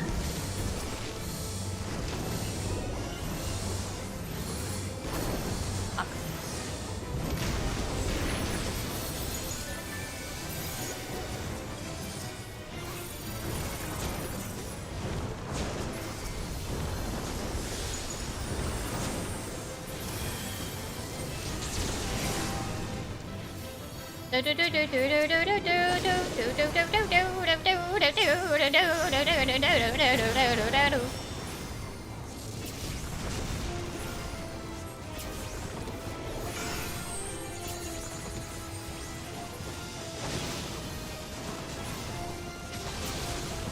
go too far, buddy. No!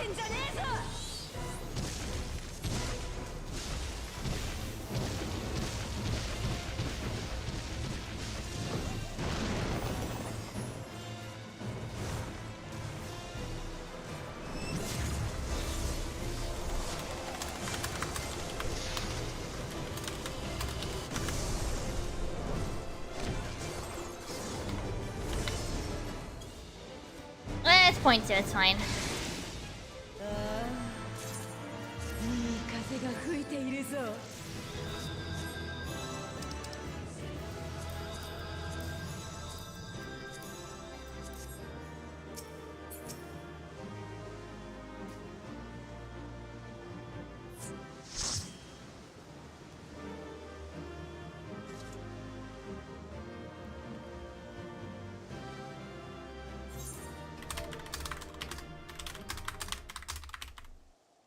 I think that leaves me at...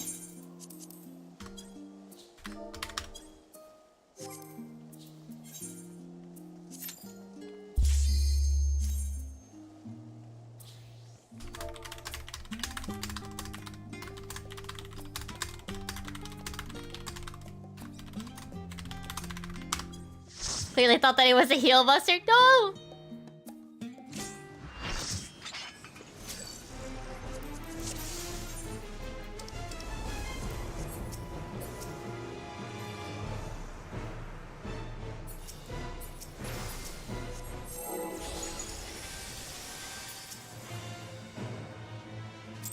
Oh, my fairy! My fairy!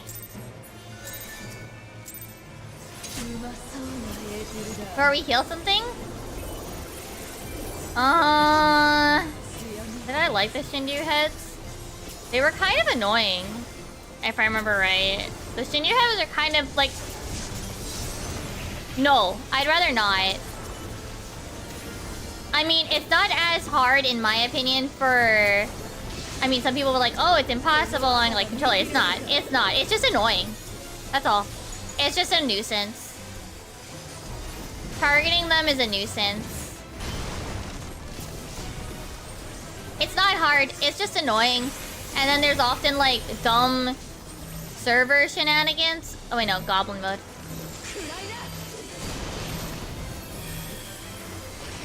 I don't know about cool. Nah. I don't think it's that cool. I just think it's annoying. Huh? To me, it's just annoying.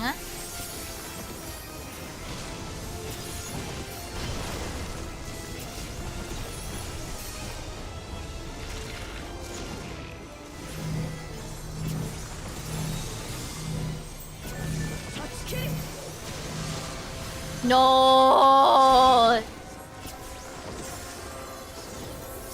He's even more annoying!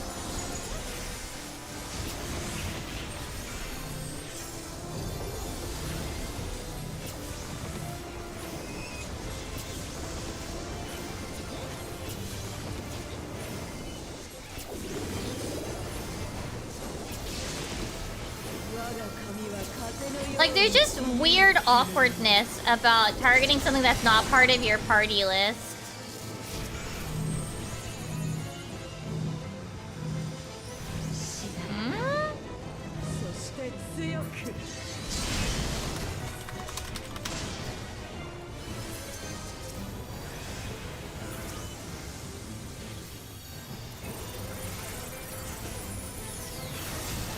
That goes. I don't actually remember I don't remember the train very well.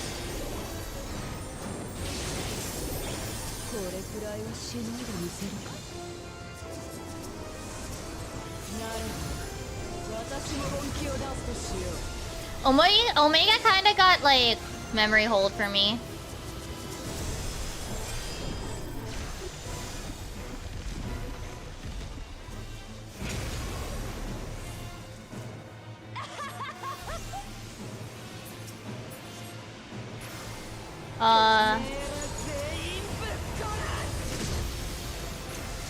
I had... Oh no, I think it was a self-heal. No, I don't think it was the ghost. The ghosts were part of the mechanics, but I don't think that's what you... I don't think you healed that itself.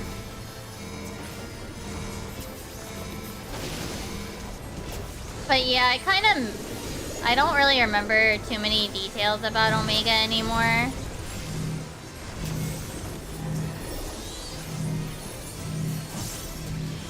That was a tier I also, like, never cleared a full tier as a whole. Partially due to... group problem. Yeah. I think... No, that was a healer thing, but yes, you did have to heal... No, you had to just... It just did a shitload of damage and you just had to out-survive it. Now that... Yeah, the train car room. No, you just had to out-heal it. While also damaging it.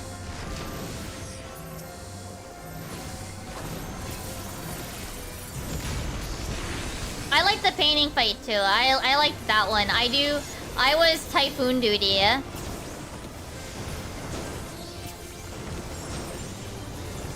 I got to be Chupon duty.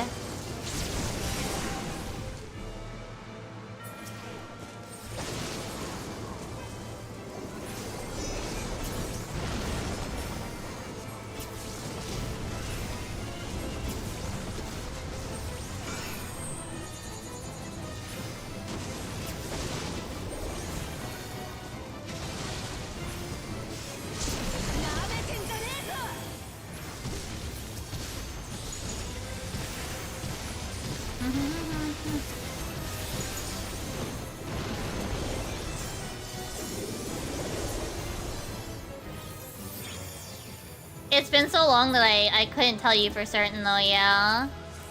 Probably something like that. I know, did I get them out? I don't think I actually even went back and got them out.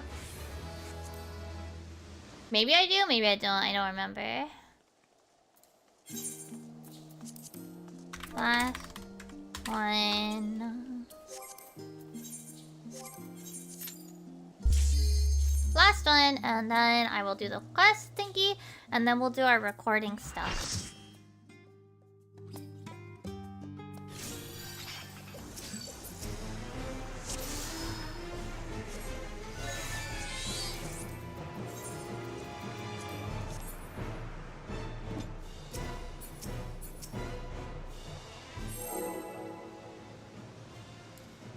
We'll do the quest, and then we'll do the recording. Aye.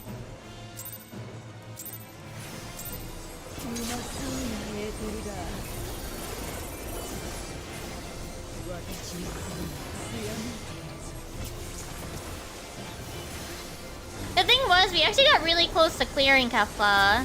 But then I think 2 members were like, I don't feel like doing this anymore. And it's like, we were so close though. We never made it to phase 2 of, what are they called? Omega M and F. We never made it to we never made it past them. We didn't see the second half.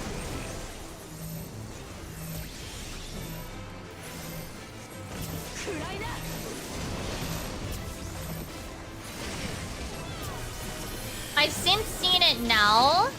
Yeah, I was around for Cleric Stance. I think I've told the story. Actually, Cleric Stance, I think Cleric Stance is stupid. And I'm glad that it's gone. It also... not broke. Well, actually, yeah, it kind of did break a few of my controllers. So back in the day... old Cleric Stance is why my tanks are at the bottom of my party list. Because I had Cleric Stance on, if I remember correctly, right trigger, left D-pad. I think it was right, but it was left D-pad bottom down, no matter what, right? And the thing is, I smacked that button so much, that I wore out the down on my D-pad faster than any of the other buttons, that it became somewhat inconsistent. Which kind of is bad. If, where's my... okay, there you are. Which is kind of bad. if I need to target the tank, because that's the fastest way to target them, pressing down on the D-pad twice, right? So that's why I moved the tanks to the bottom of the list, so instead of down, I could press up twice. But yeah, Cleric Stance wore out the down. I hit it so much that it wore out that button notably faster than any other button on my controller. And it, to this day, has impacted the way I set up my game. And the way that I play.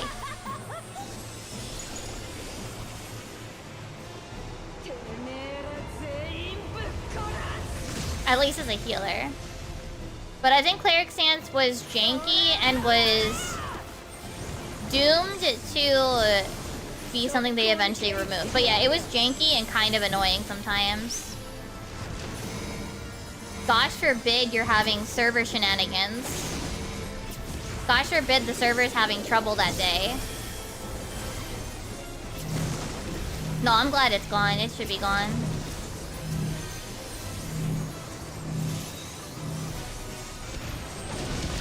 It was a relic of its time, and there was no way it was gonna survive.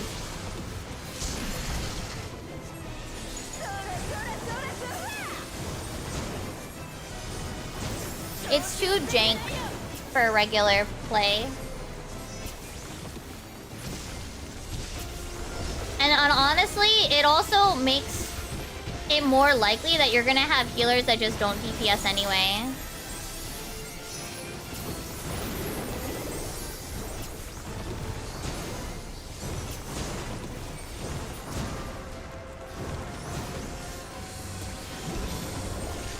It makes it scarier to try to DPS too, which is not something you actually want to do either.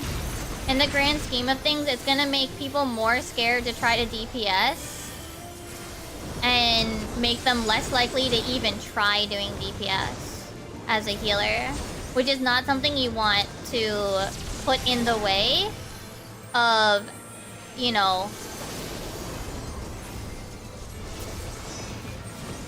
trying to get healers to, you know, press all their different buttons. You don't want to put an extra, like a worry in there like that. It makes it harder for a healer to actually feel comfortable DPSing.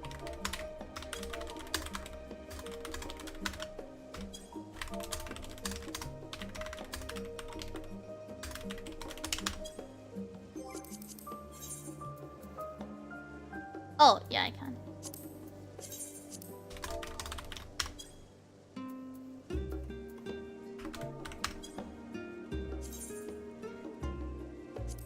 Yeah, like, it shouldn't send... Yeah, like, and not doing that should feel... Yeah, exactly. That, I mean, that's also my issue with Energy Drain, that in a way, it almost encourages a bad way of playing. Same with Free Cure, and hopefully one day Free Cure will go away. But, you know.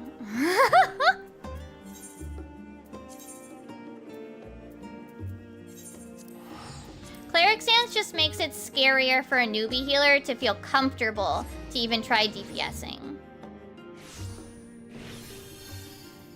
And yeah, Energy Drain should be removed, and honestly, that DPS should be moved somewhere else.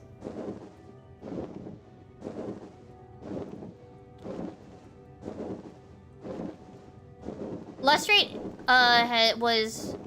It's always potency, it's not about percent.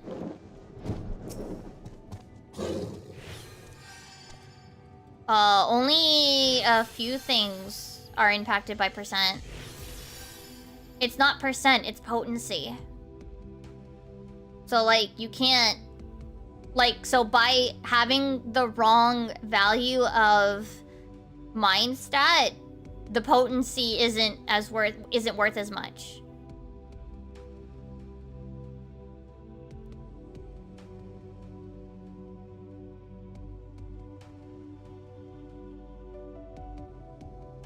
Yeah, like, I'm fine. Like, see, here's the thing. Energy Drain has the same problem that I feel like Dissipate has. It almost actively works against the rest of your kit. Right? It like goes against the rest, what you're supposed to do. And that's the same problem that free cure has, but it incentivizes, but it causes people with a different mentality to have the same problem. You know? Like, free cure causes people that are new to healing and are very nervous to, and a little bit, you know, clueless to create a bad habit. Energy creates a bad habit on the other end of players, the ones that are so focused on, you know, DPS and funny numbers. So both of them create a bad habit in different groups in the opposite ends of the spectrum of players. And literally, as long as they at least move that potency to somewhere else, like honestly, just put it on Ruin 2, for fuck's sake. Put it on Ruin 2. There's nothing wrong with overcapping. I think Haru suggested the idea of if you, like, say for example, you have two, let's say for example, you have 1 or 2 ether flow left over and you still need to use your ether flow because you need to keep it rolling for mana, not because you need the stacks. But let's say you have that and instead maybe how about it, like it turns into an instant cast for Broil 4, or it increases the potency of Ruin 2 for 1 or 2, depending on how many you overcapped. If that turns, it either increases the potency or something like that. I think the thing is, I don't think a lot of people want it to turn into White Mage or a Sage, essentially. But, like, turning it into Sage would probably be the easy way out. You know? I think that ether flow is part of the mana situation, right? Using ether flow is part of maintaining your mana. So I think it's fine, but essentially so that people still feel like they got their full use out of it, even if they had 1 or 2, or gosh forbid 3 stacks, like have it essentially boost one of your skills or make it an instant cast. You know, something like that should hopefully would be the way to remove energy drain, where most people would feel this, well, while those people that are like so focused on energy drain would feel the sting a little less. Because that's the thing people get hung up on. It's like, but I have 2 ether flow stacks, so I need to use them on something. Like, if energy drain never existed, no, you wouldn't, you know? The only reason that meant that thought process is there is because we've had energy drain. So the idea is, well, I need to use it on something. And I mean, the reason why, like, for example, like Sage, you want to make sure you're using the things, not because you need the healing, but because otherwise you run into mana problems. You know, you're essentially healing, you're using your Adder's Gall for the sake of using Adder Gall to get mana. And that's essentially what ether flow is, but in the opposite direction. You gain ether flow instead of losing ether flow to gain your stacks. But anyway, let's talk to Singing Way. Wonderful, you've arrived. Let's get down to business, shall we? To begin, I would have you install an amplifier for the purposes of our investigation. Here, take this. I think they'd have to, if they're gonna remove, if they want to stick to their guns and finally remove energy drain, which again, I want them to do, personally, they need to find a way to do it, like, tactfully almost. Because it's been so long, right? It's been so long since, I mean, it's been there pretty much forever, right? So it's hard to remove something like this, right?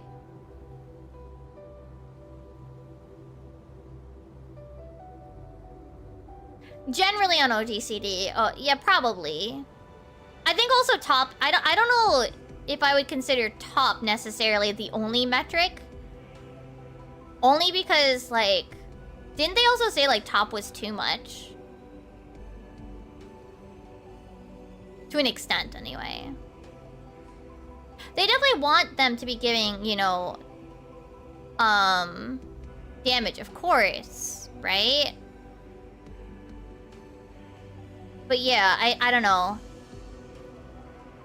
I mean, that also, to me, says that you shouldn't even be using it on energy drain if, like, you need to OGCD heal. At least for Scholar, most of your OGCD heals needs a flow stack, right? Yeah. Oh, okay, okay. That's fair, that's fair. Yeah.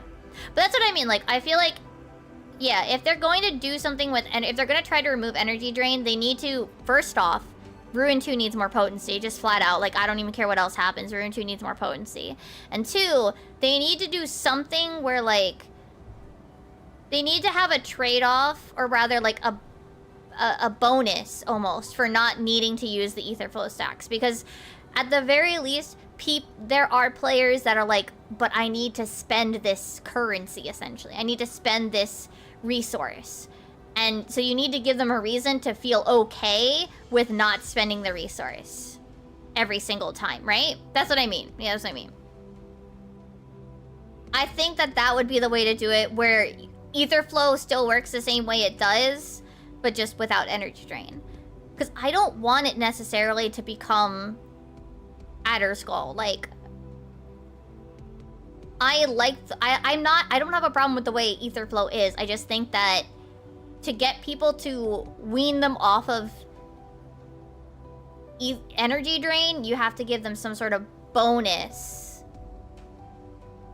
for not needing to use it, you know?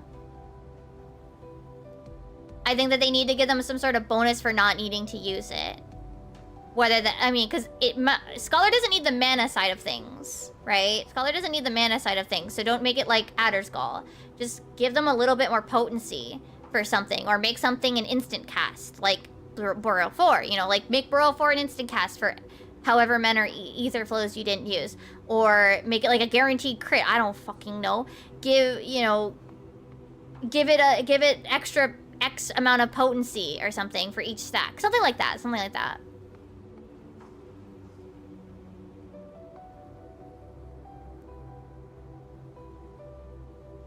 Because, yeah, so, like, I mean, I talked about it with the one where they... Yeah, like, there are Scholar players out there that, like, try to basically push all the healing off onto their co-healer. But yeah, I also don't know what they could really do with Dissipation. I also feel like Dissipation goes against the rest of Scholar's kit, because it's like, your whole idea is you have a fairy, but then, like, one of your your level cap skills, your capstone abilities is eat the fairy and delete her. I mean, it has a purpose, but it's still a really weird purpose. I have to admit that I also basically never got into the habit of using Dissipation, because when I started, and up until Shadowbringers, you had to manually summon back Eos. It was really annoying. I couldn't be bothered. I was not playing at the level that needed me to spam energy drain after Dissipation. But yeah, that's the thing. Like, it feels like it goes against the idea of the job. Not necessarily, like... It doesn't... It's like, my whole job is kind of designed around the fairy. Why does one of my abilities delete the fairy? It feels weird, like, conceptually. Actually, I gotta go to the bathroom real quick. I'm so sorry. One sec.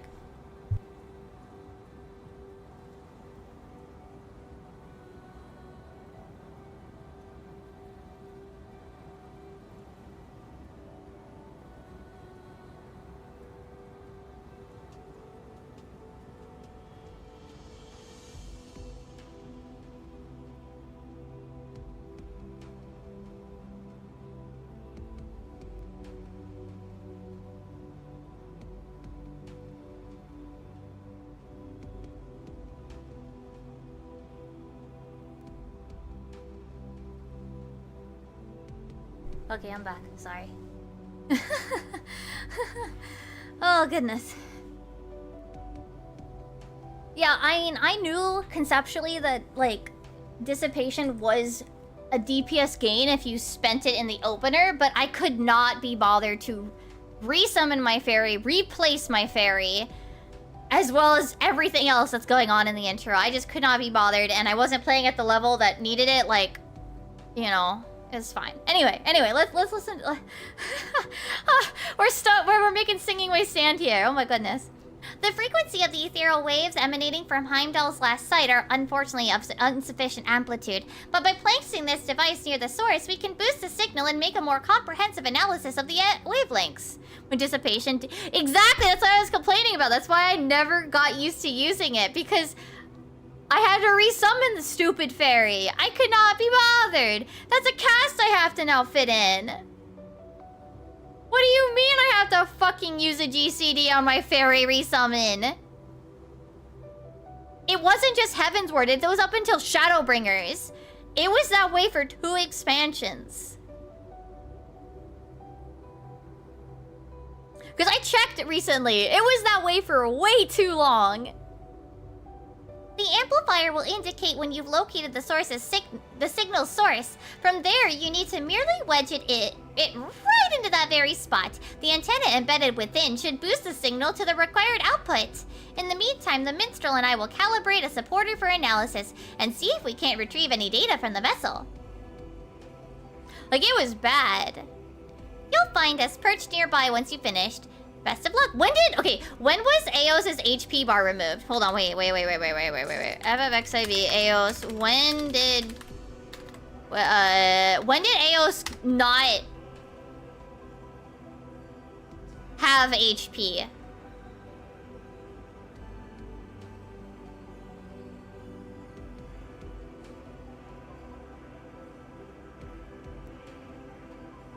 And what was it? No, it wasn't that recent.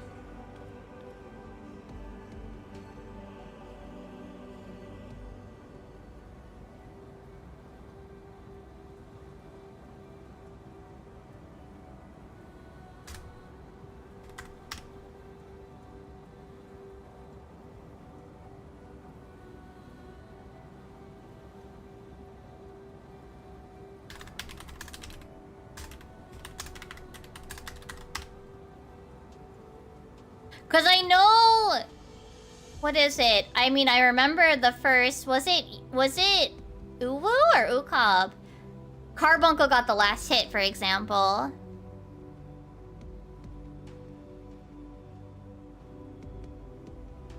Shadowbringers or Endwalker? Yeah, it was like... It was definitely during... They definitely had HP during Storeblood, if I remember correctly.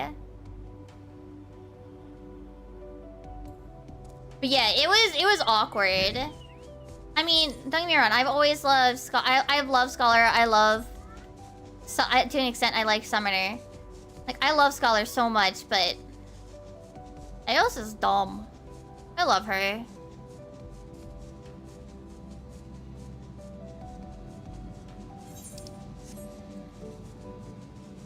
Back in my day, Eos could tank. Back in my day, Titan Eggy could tank. Somewhere on one of my hard drives, I have a picture when we went 4 summoners into an expert roulette and cleared with Titan Eggy as our tank. See, yes, but the one that near and dear to my heart was the AoE Asuna. Who the fuck cares about the speed buff? The AoE Asuna was my fucking jam. But I mean, it's fine. Look, I didn't really care for the spell, the opener thing, the speed buff one, because I could, again, it's another one I could not be bothered to swap fairies like last second. Ooh, what is this? What the fuck is going on with this?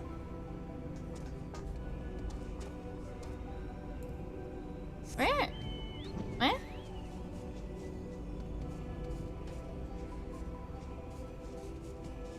Where? Oh.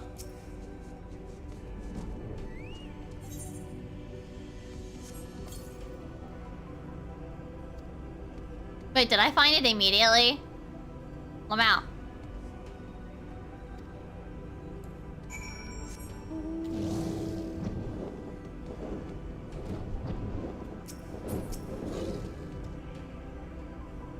countenance, and, well, by your arrival, I take it you found the source of the ethereal emanations. I will have the supporter initiate its analysis protocols immediately.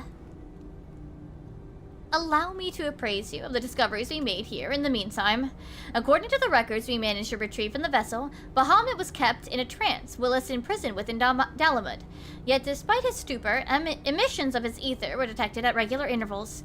When I pondered as to why this may be, I recalled the existence of the dragon's song. Dragonkind infuse their emotions with ether and express them when they roar, channeling their thoughts to their brethren to communicate. If my suspicions are correct, we may find Bahamut's will imprinted on the ethereal emanations that have suddenly surfaced. Okay, analysis complete. The data appears to have been converted due to audio format. Let's give it a listen, shall we?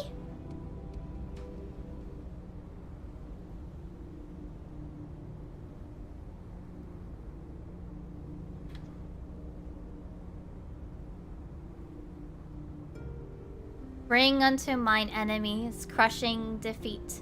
Burn their lands, their offspring, their ruination be complete. Oh! This is a dragon song! Oh, the wrath enveloping each word is palpable. Do you suppose it was Bahamut's years of imprisonment which gave rise to such hatred? I'm afraid his rage precedes his millennia-long incarceration. The primal Bahamut was summoned forth by the dragons of Mercidia in their desperation to forestall an elegant invasion, you see. By nature, he is the culmination of the fear and fury of those who called him from the abyss. Oh, that sucks. Actually, yeah. Oh, that's awful. Lowbirds were created out of a love for mankind, yet Bahamut was born of the opposite. To then be imprisoned for thousands of years, within variable throwing distance of where we lay dormant. What the fuck? Wait a minute. What do we have here? Another recording? Perhaps it shall provide further insight.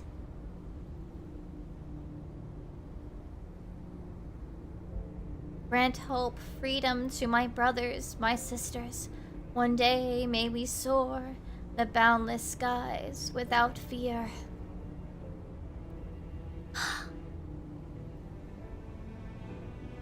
Interned within Dalamud for millennia, Bahamut yearned for a day when not only he, but his oppressed brethren could find solace in the heavens once more. There's something peculiar about the data. Analysis suggests that this first song we heard was amplified and transmitted repeatedly within Dalamud, almost as if to drown the second one out. The elegants needed Bahamut to serve as Dalamud's living core, and only by fueling his hatred could they draw out his fathomless reservoirs of ether to keep the lesser moon afloat. Their cruelty knew no bounds. What the fuck? Wait, lowbirds shouldn't curse. Udionjate once told me that the importance of the word which inspired my name. That to sing is to express that which comes from the heart, the purest feelings of joy, sorrow, and much, much more. For Bahamut's song to have been overwritten and effectively erased, it isn't right. Oh, singing way. That's why I want to help to fulfill his wish. I don't know how or if it's even possible, but if it is, I need your help.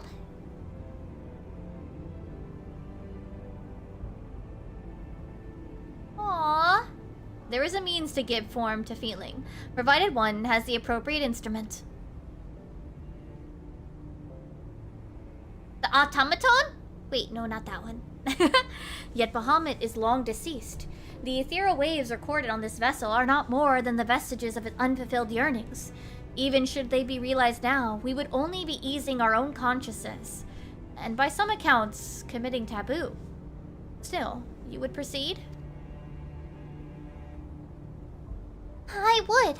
I wish for Bahamut, no, for all of Dragonkind to know that their voice, their song, has been heard. Even if it's aberration, I wish to see Bahamut's wings beat unfettered in the skies once more. And what say you? Let us remember Bahamut the way he wished to live.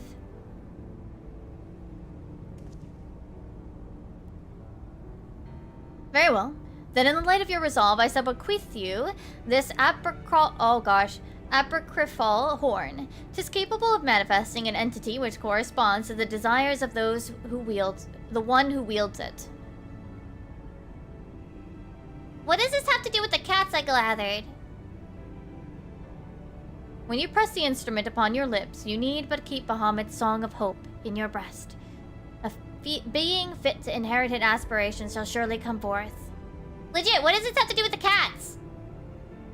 Assuming, of course, the requisite ether to give it form is available. Oh. Pray summon the phantom beings you have collected in your travels, and let their power serve as a font of energy to complete this rite. Oh, okay, that's what the cats are for. Now, let us hie ourselves to a locale that can accommodate the ritual. I dare say the Great Abyss shall serve us fine a stage. Okay. I guess in a way they are singing here.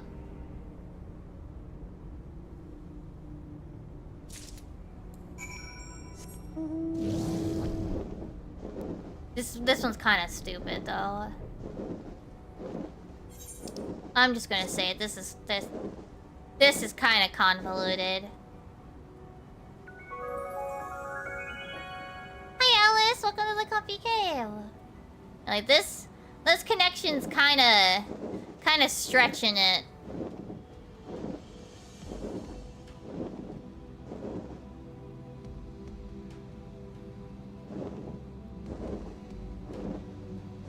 Honestly, only the first two made sense, let's be real.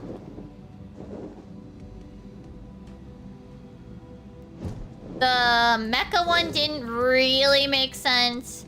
This one didn't make sense.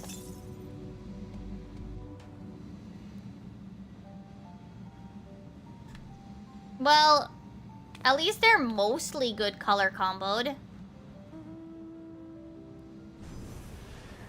Bye, cats! Get ethered.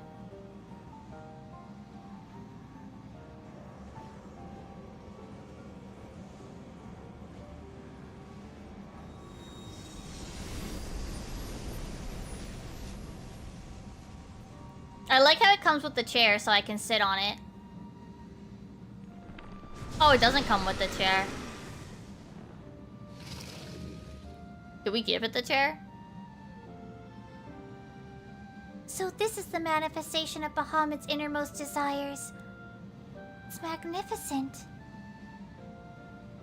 Verily, 'tis a worm not of dread, but of hope, yearning to spread its wings and speed across the firmament.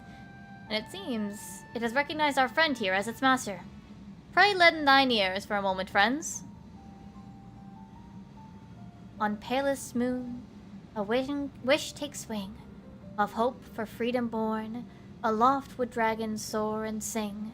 The hero's heart was sworn. Forgive me, I could not help but convey this miracle in verse. Like a rushing stream, the words came tumbling forth unbidden. And for this new composition, perhaps a moonside wish should serve a fitting title. Precious few are as blessed as you with tales of adventure. Yet despite full awareness of your past exploits with similarly fantastical creatures, never did I imagine that the manifestation of Bahamut's desire would be counted among them. But I digress. Atop these wings of hope, may you soar further beyond than ever before. And one day, when you return from your latest adventure, I pray you share the trials and tribulations of your journey with me. Regarding what the minstrel said earlier, maybe it really was a step too far to give form to Bahamut's wish. Maybe this was a selfish act. Just a means to soothe my own conscience. But now that I see its embodiment of a simple hope, to fly and be free, and know that it will have every opportunity to do so by your side, I'm glad we went through with it. So, thank you, Mimirai. You didn't have to help, but it means the world to me that you did. Let this newborn being experience all that Bahamut was denied, and together, may both your dreams be fulfilled.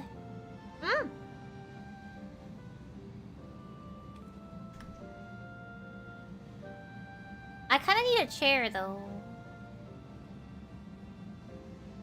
Is he just gonna grab me like a child? Where does he get the chair? Where does he get the chair? Does he just suddenly have it when you summon him?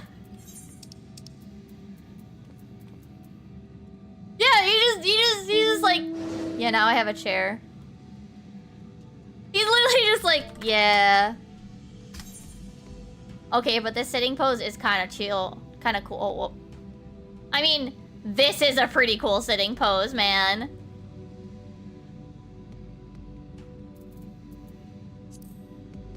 I have to give it that.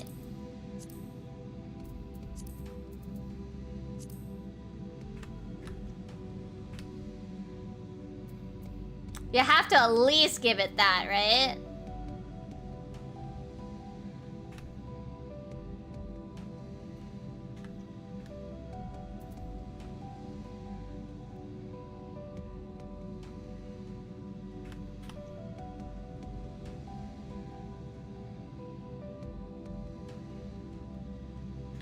Yay! What's the music for this one anyway?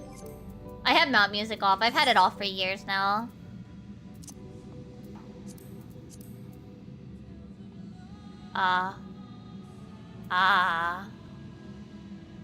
The classic part about it.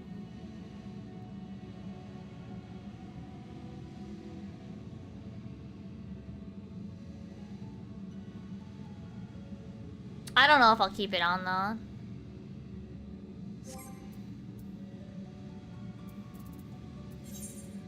Ah! What does he look when he fly? Also silly. Wait, important thing. How is his haptics? Oh, they're boring! His haptics are boring!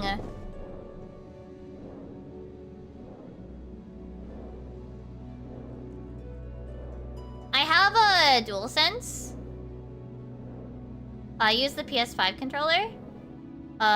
So I have the haptics. That's why sometimes you hear the big bass on my on certain things. It's because they use the sound to do the haptic feedback. His haptics are kind of boring. Like here, let me show you my. Actually, I'm curious if you guys hear it. My favorite haptics are the Gaboo, actually. 私、デュアルセンス、プレイステーション5のコントローラーを使ってるんだから、ハプティックフィードバックがあります。なんか一番好きなのは、グブちゃん。Do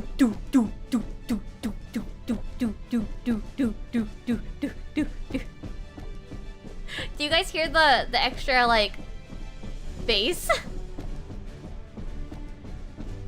I love it so much. I love it so much. It's stupid. His is really heavy of a vibrate. Anyway, we're turning this back off. I'm not a fan. Sorry. Yeah, like it's so good. The other mounts all have it, like the horsies do it. あ、いやいや、そんなことないで。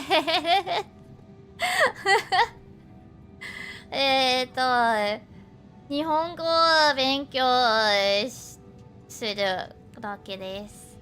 10年間以上です。No, I just been studying for like 10 years. Yeah, where's the other ones? So it's a lot harder to notice on like... Where's the pony? Pony. Where's the pony? Actually, I guess the alpacas do it too. So like... Nah, this one's really light. Where's one of the... Here's the pony, I found it. It's really, really light. But it's kind of there? I think this one might be barely there. When your chocobo runs behind you, like... you can kind of feel... Oh, I think it's because the camera's pulled out. You can... It's barely there. The haptic's barely there, but it's really nice.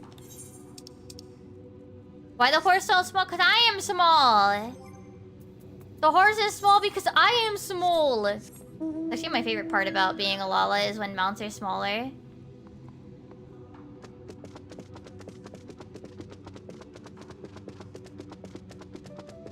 I love when mounts are smaller. It's Lalafels.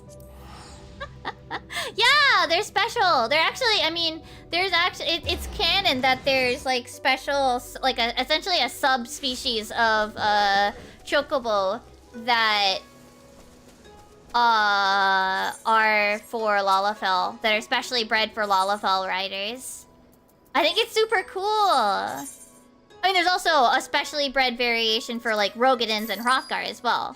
So like, we're not special here.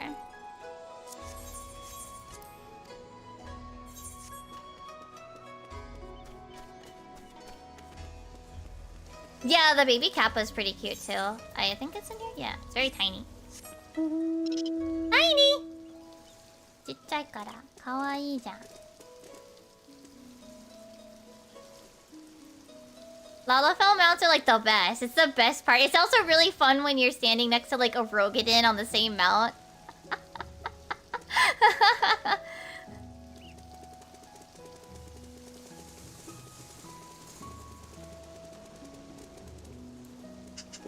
Okay. So today let me get my stuff open. We gotta do our recording thingy today.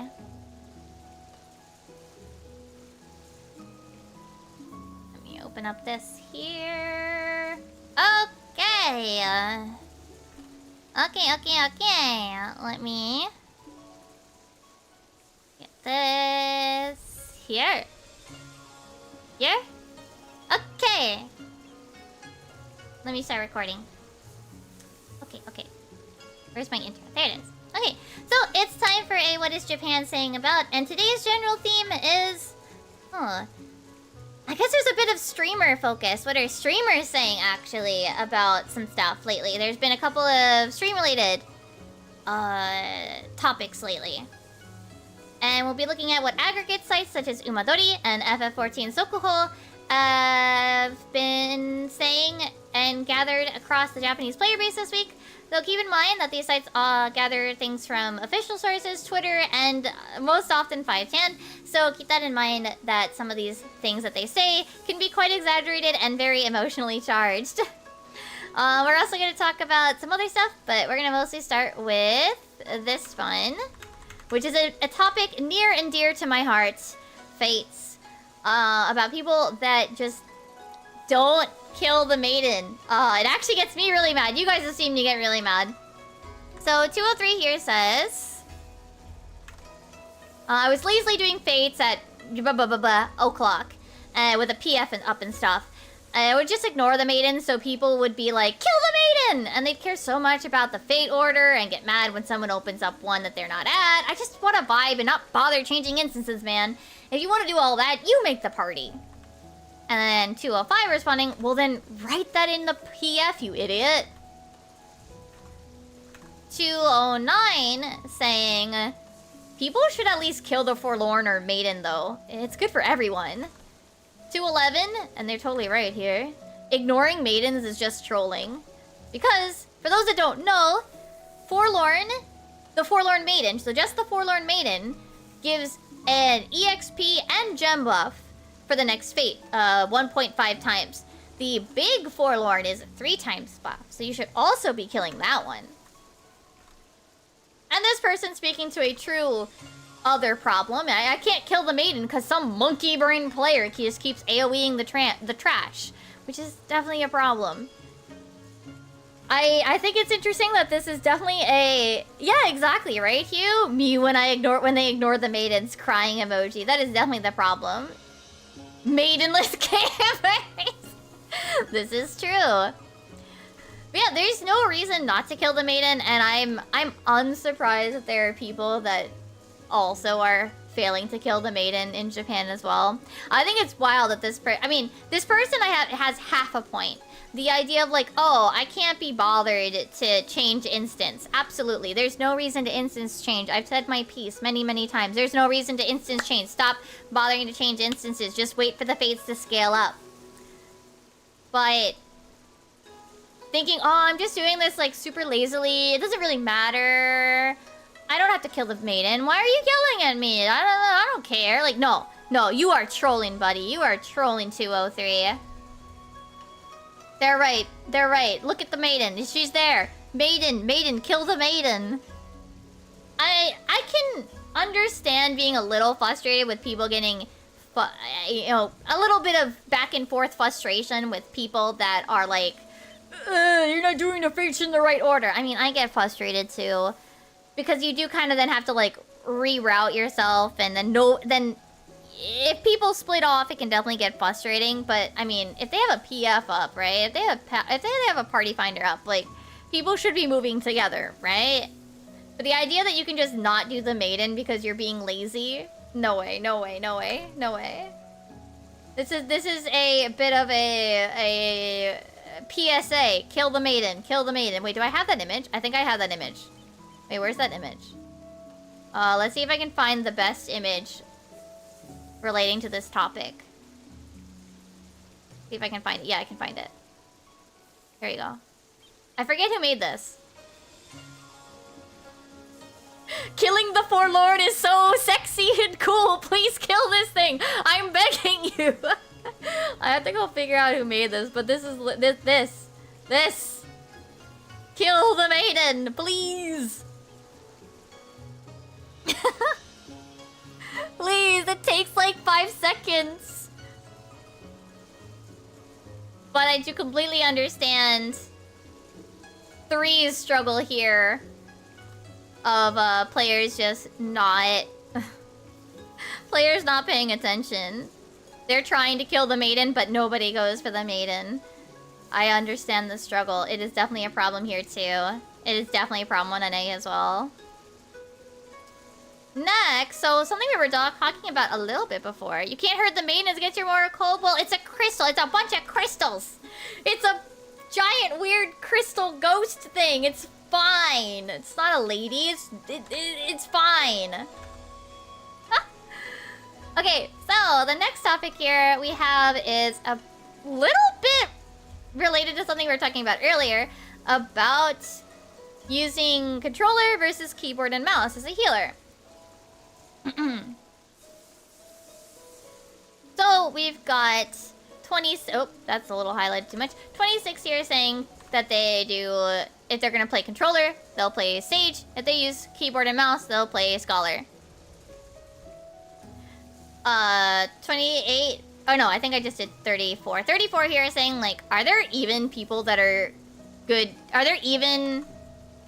How do I phrase this? Are there even any people good at healer on controller? Yes? Yeah, yes? 36 saying, wasn't there an controller Astro player in the world race? And of course, yeah, but they're a third-party tool user. Derogatory. They use this term tsura, as in like tool. They mean like third-party tool user, but it's like meant as a mean thing. Was this 40? 42 is the next one I bothered. I translated with saying, well, if you're talking about the world race, there's even clickers. Oh, I think that was a Dark Knight. I mean, yeah, there are people that click their buttons because it's not about the way. It's not about the device. It's not about how you're controlling. It's about what's most comfortable for you. 43 being it starts to sound like what these people would say, like whenever we hear about like the FPS gamers or whatever. This person 43 saying, in the end, you should use what's best for you, but keyboard and mouse is obviously the best. Okay, buddy. 47 now. 47 says that, you know, controller stands have not used keyboard and mouse. keyboard mouse stands have tried controller. It's obvious, which is more credible. I actually think this is completely the obvious. Completely the opposite. Sorry, not obvious. Opposite. I have never heard of a keyboard mouse player, at least in English.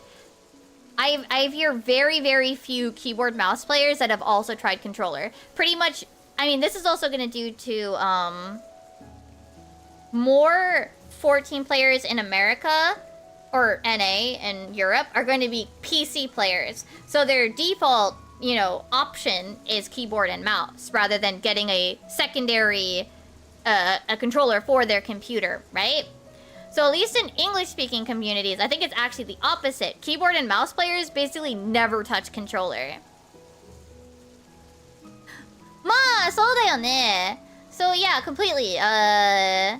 まあ、キーマウスが慣れたら大丈夫。It's fine if you're used to using keyboard and mouse. I think that's like the most important thing. 一番慣れたデバイスの方が重要と思います。I think that's the most important, right? 私の場合はね、for me, I actually find keyboard really uncomfortable. 私の場合は、キーマウスがちょっと苦手なんです。普通で、書くとかタイピングするのは、まあ、うまいと言っては、まあ、もう慣れたんだけど、like, I'm fine typing. みんな、見えない、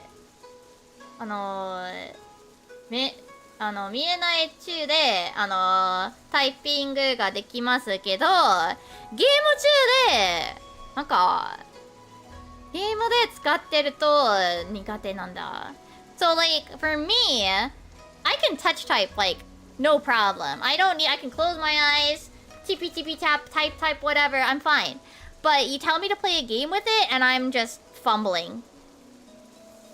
And my hands are small. それと、私の手がちっちゃいから、なんかナンバーラインなんか1から0のところが、まあ、私、できない。難しい。私にとって難しい。It's very hard for me to use the number line because of that, which a lot of MMOs use. So, for me, controller is about comfort, right? So, that's the most important part, of course. The most important part is what you're used to. But I just think 47 is a little bit mistaken, at least as far as the English-speaking community goes. Most people in the Western sphere have been playing on PC, so they mostly start as keyboard and mouse. And many of them never try controller. まあ、米国とか、海外、日本以外は、14のプレイヤーが、パソコン版だよね。だから、キーマウだけ遊んだ遊ぶ経験があるね。だから、パッドが使ってない。それだから、47の人は、海外の場合は違いますね。So, in this case, 47's a little different than in the West. It is very much the opposite. I very rarely hear about keyboard mouse players trying controller. I hear a lot more about the other way around. I don't know many keyboard and mouse players that have ever touched the controller version. They all think, oh, it doesn't make sense. I can't do it. They throw their hands up and think it's going to be too hard. They throw their hands up and think it's going to be too hard and never touch it. What else did I do? 48, wait. So this one. The answer is obvious. There's more players who swap from controller to keyboard and mouse. Again, no, not in the US. 海外は違うんだ。そうか。That way is really good. That makes sense. まあ、海外のプレイヤーたちは、なんか、ゲーミングマウスを買わないと、いっぱいいますね。So, a lot of people in the West will say like, oh, you should buy a gaming mouse, you should buy a gaming mouse. In which case, why? だって、ゲーミングマウスが買わないといけないなら、まあ、それ、なんか、特別なパッドじゃないでしょ？特別なパッドでしょ？ It's just a special controller! It's just a special controller! I'll fight on this. It's just moving the buttons to a different way. それとゲーミングコントローラがちょっと高いね。それと私はね、ゲーミングマウスをちょっとだけ彼氏が持ってるんだからちょっとだけ使ったんだ。My partner has a gaming mouse, so I've tried it like a little bit. I think it's too heavy. なんかゲーミングマウスはちょっと重いんだ。なんか動きにくいんだ。It's really hard to move them because they're so heavy. They're super heavy, like I don't know, like I think they're big and heavy and I don't like them. But I think this case, at least in Japan, is because not necessarily more, but not necessarily a lot, but generally more players play PlayStation and then like move on to other things. So like PlayStation starts with the controller. See, my partner's is wired though. It's still heavy. And then, 54 here saying, well, I swapped from mouse to controller. I think they were like... and then of course we got this lovely 79 down here. Well, Japan has more controller users, so it must be better. Lamau! Nah, the most important part, you can heal on controller. Don't let a lot of Western not Western, but a decent amount of people like, oh, it sounds so impossible to heal on controller. It's you know, controller players are horrible or whatever. That's not the case. That's not the case. 海外の人たちはね、なんかパッドが難しすぎ。むず。ヒーラーできない。ヒーラーはパッドできない。それは違うんじゃん。違うんじゃん。まあ私はね、なんかまあ大体なんか普通なヒーラーなんだけど、いつもパッド使ってるんだ。まあレース系はアレキからやってるし、まあパッドも大丈夫。一番慣れたデバイスの方が重要です。So, I mean, I've been raiding since Alex on controller. I've never swapped off of controller. I mean, I use keyboard and mouse for like typing or for inventory management, but I've always used I've always used controller because it's the most comfortable for me, and that's the most important thing. But the idea that healers can't be controller users is just BS, just stupid. It's just a matter of what is most comfy for the user at hand, and if it's clicking, so be it. What matters is the result, and if you can clear, it's fine. If you can clear, if you can do stuff, and that's most comfy for you, then that's fine. If you feel like you're struggling, then you adjust. なんかクリアできたらパッドでもキーマウスでもクリッカーでもなんでも大丈夫。まあもちろん問題があってなんかどうすればなんか調べる方がいいですね。But yeah, if you're running into problems, you should try to figure out what you should do next. How you should change it. I mean, is it try to swap to keyboard or mouse, or is it try to swap to controller? Is it try to click because you're insane. I don't know. Does it work with macros, you know? Move around your keys, all that sort of stuff. That's the most important part. So, there's always... I don't want to say there's always, but there's this... There are some people, at least in North America, that think, like, healing isn't possible in controllers, or that, like, controller players are all bad. And that's just not the case. It's just not the case. There are... I mean, if there can be clickers doing the world race and doing well, then there can be controller players that are really good players, too. You know? Okay. So the next one is one of those stream-related topics.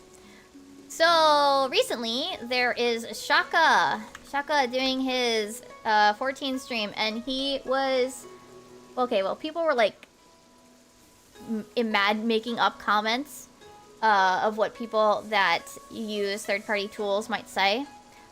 So we're back on we're back on that loop, right? The third-party tools discussion. So there is a video. I'm not gonna play it just because I don't feel like timestamping through it. But these aren't real these aren't real people comments, but they were like pretending to be what people would say essentially. So the chat person saying, "Shaka, do you use third-party tools?"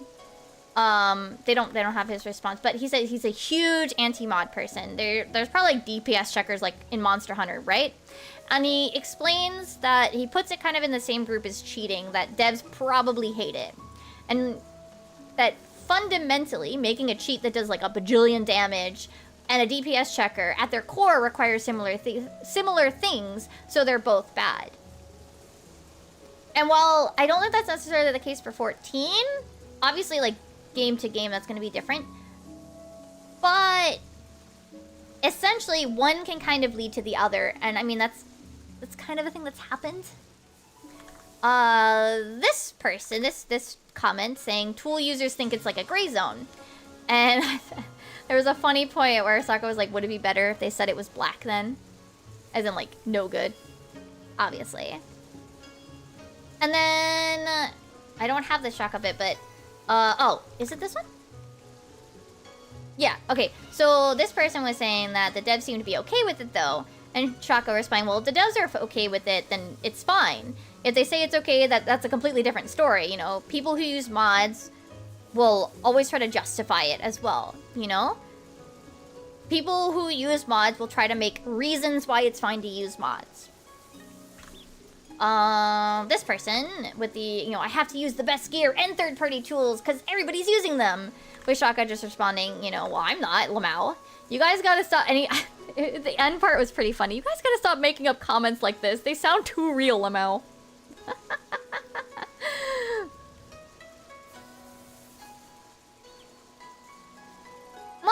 I don't know if I'd say it's easier. なんか簡単じゃない、簡単という、なんか簡単といえば違うんじゃね。なんかツールが使ったらまあもっと簡単できるね。もっと簡単になるね。Like, I wouldn't necessarily call it easy, but you know.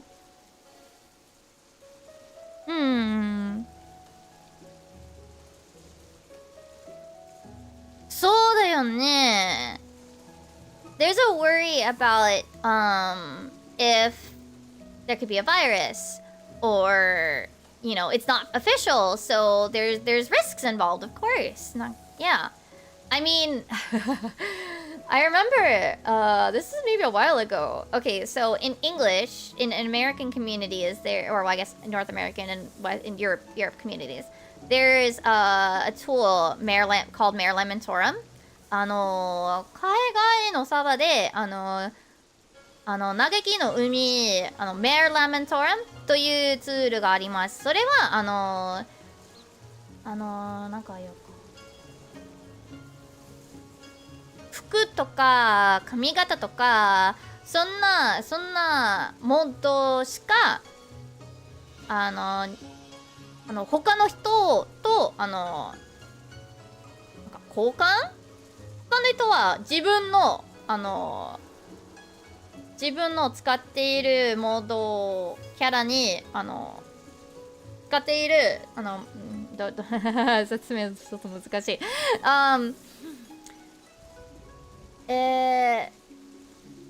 なんか他の人が私このモードを使って私のキャラがこういうになって他の人を見られるモードです。でもなんかツイッター一回見たなんか他のキャラがなんか多すぎモードがあって他のプレイヤーに面倒をかけた。なんかゲームがクラッシュしてパソコンがまあ壊れじゃなくてなんかフリーズしてそんな問題があった。So I remember there was this one time where somebody was talking about Mayor Lamatorum, right? And they were saying, oh, I had this one person come in and they had this like messed up model with Mayor Lamatorum and it like crashed my game, it crashed my computer, yada yada yada. Like that's another problem that gets involved as well, especially with that sort of thing. The issue, at least on the 14 side, of course, is, you know, it's not okay. It's I mean, they even say here, like, people, you know, like, the dev team has said, like, it is not okay. You know? They said it is not okay. And at least in the West, we have this big problem of people trying to justify it. People thinking, oh, you know, well, so-and-so is using it. Oh, so, you know, these people are using it. Well, you know, all the world first racers are using it, so we have to use it to keep an edge. And of course it becomes this, like, slippery slope. It becomes a problem. And, I mean, if the devs say it's not okay, it's not okay. And at least in the West, we have a kind of a problem about people, just kind of being open about it. 最近はね、クリスタルデータセンターで、アドベンチャープレートを見れば、時々、嘆きの海が、応答翻訳があったら、多分、人は、モードを使っています。そう。なんか、それと、最近、アラガンメロンミニオンも、モードのコードネームになった。It's like they have these like code names that they think nobody's gonna know. They're being too brazen and obvious about it. It's a problem. It's a problem. Like, look, if you want to use your aesthetic mods, like, I can't stop you. No one can stop. Well, okay, the devs can probably find a way to stop you, but I can't necessarily stop you. But I definitely think that like players, at least in the West, are getting a little too comfy with this idea that it's fine. That, oh, well, everybody else is using it. なんか、みんな使っている、みんなツール使っているから、大丈夫という人が最近いっぱいあるね。いっぱいあるね。だから、なんか、開発チームはいつか何かしないとね。But like, if it keeps getting to this point, like people are like, they're gonna hit a point where the dev team just has to do something. そんな時が来たら、多分みんな嫌い、まあ嫌な、みんなに悪いね。It'll be bad for everybody. It's not good. It's not good. And they shouldn't be pushing this. The comments from things, of course, you know, oh, there are really people that think that. Like, yeah, I know. This one's pretty like, I'm sorry, Shaka, I'm a dirty mod user. Someone's like, well, aren't third-party tools not allowed? Like, yes. This person with the most mod users, I just think, well, whatever suits you, I guess. But these people really think third-party tools are officially okay, or others asking others like, are you using mods? I just can't wrap my head around it. They've never been made officially okay. And was it this one?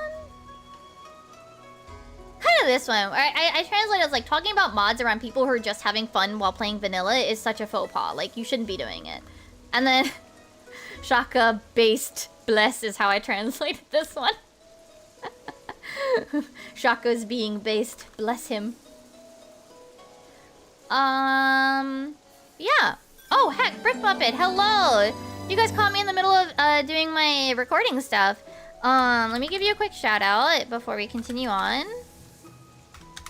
But we're talking about various stuff from Japanese matame sites and Twitter and the like for the Final Fantasy XIV side of things.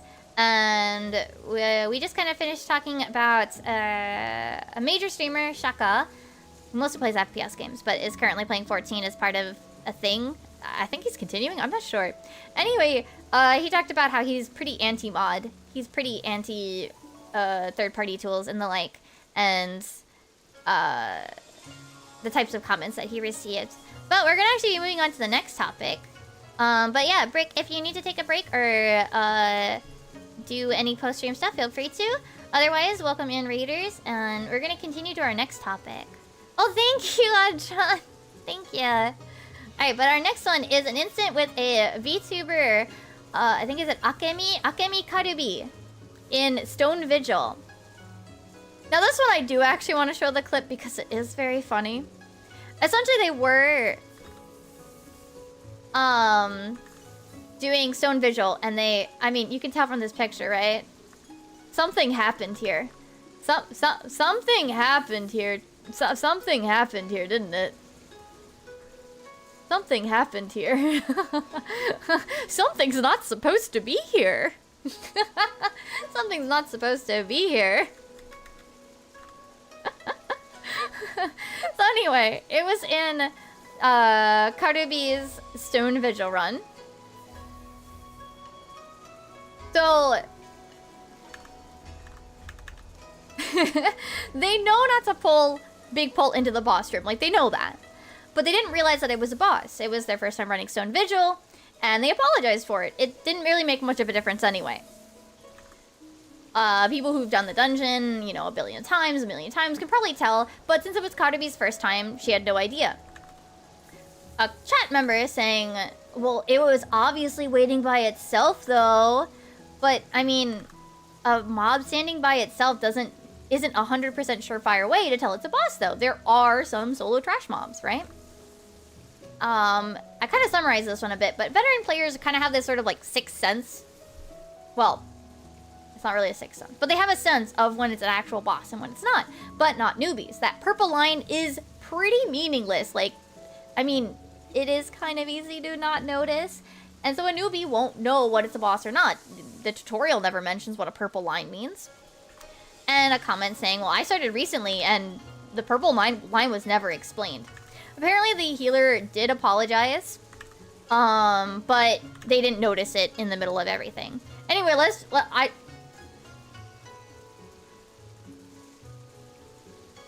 there she goes. There she goes.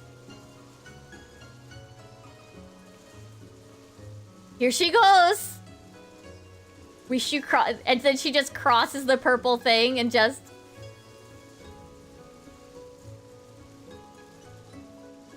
There she goes. I love the response from Mitsurugi, just like, damn. Sugoi na.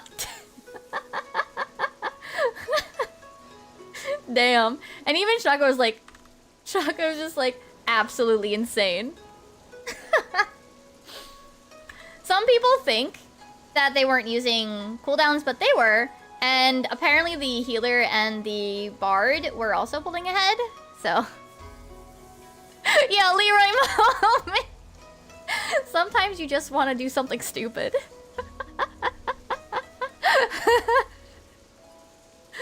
It's funny. It is not... honestly, it's Stone Vigil. Stone Vigil だから大丈夫だよね。大丈夫だよね。多分できるね。It's fine, you can do it. I mean, I have to admit, now I underpull in ARR dungeons if I don't remember. I underpull in dungeons. if I don't remember where the points are. なんか古いなんかあんまりやってないダンジョンがやってる時まとめでしないね。なんかどこまでいけるかは覚えてないから。Cause I don't remember. I just like, hey, I'll just stop here. Sorry. It's fine. なんか初心者だから大丈夫。配信中だから面白いね。It's during a stream. It's funny. It's capital C content. Godspeed, Karubi-chan. Should I say Chan? I don't know. Godspeed, Karubi-san. Godspeed, you did it. I think they did clear it though. I didn't go to look at the end, but apparently they yeah. Nebos, they did do it. Apparently they wiped like earlier, but yeah, like it's fine. It happens. It's fine. I just thought it was funny. So next we have. Actually, I'll save that one for last. Next we have from Sokuho about the eye highlights. This.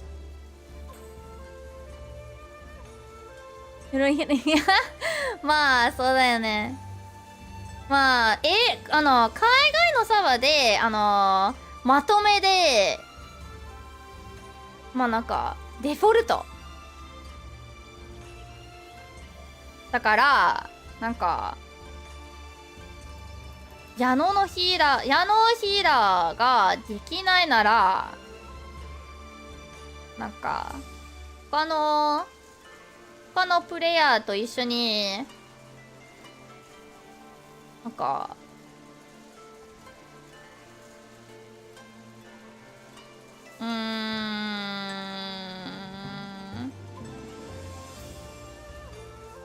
問題がありそうね。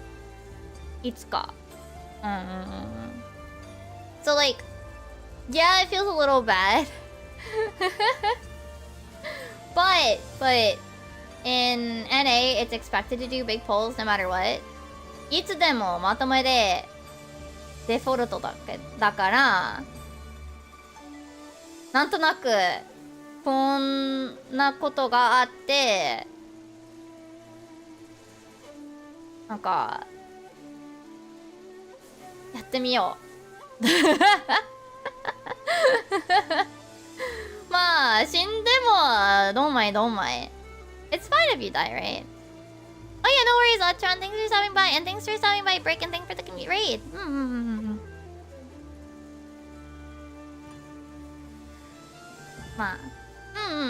So anyway, about the eye highlights. The next topic here we've got is 42 saying the drawn-in highlights may have been a lie, but they were a good lie. The eyes might as well be another lie. They look dead, awful, 0 out of 10, bad game. I want a refund. Not literally. I'm adding, you know, the funny meme endings. This person showing a picture of the old and new model saying, "Give me back my lies." Crying face emoji.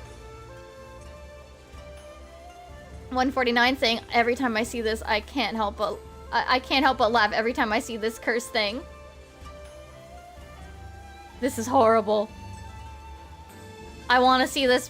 I want to see the Aurora version of this. She has 5 grandchildren now.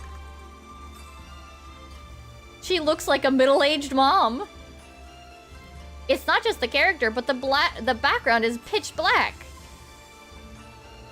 She's an old lady now."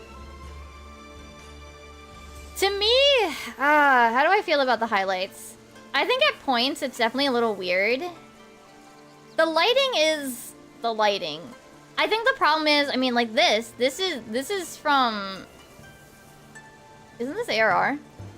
なんか yeah. 申請からなんかまあライティングが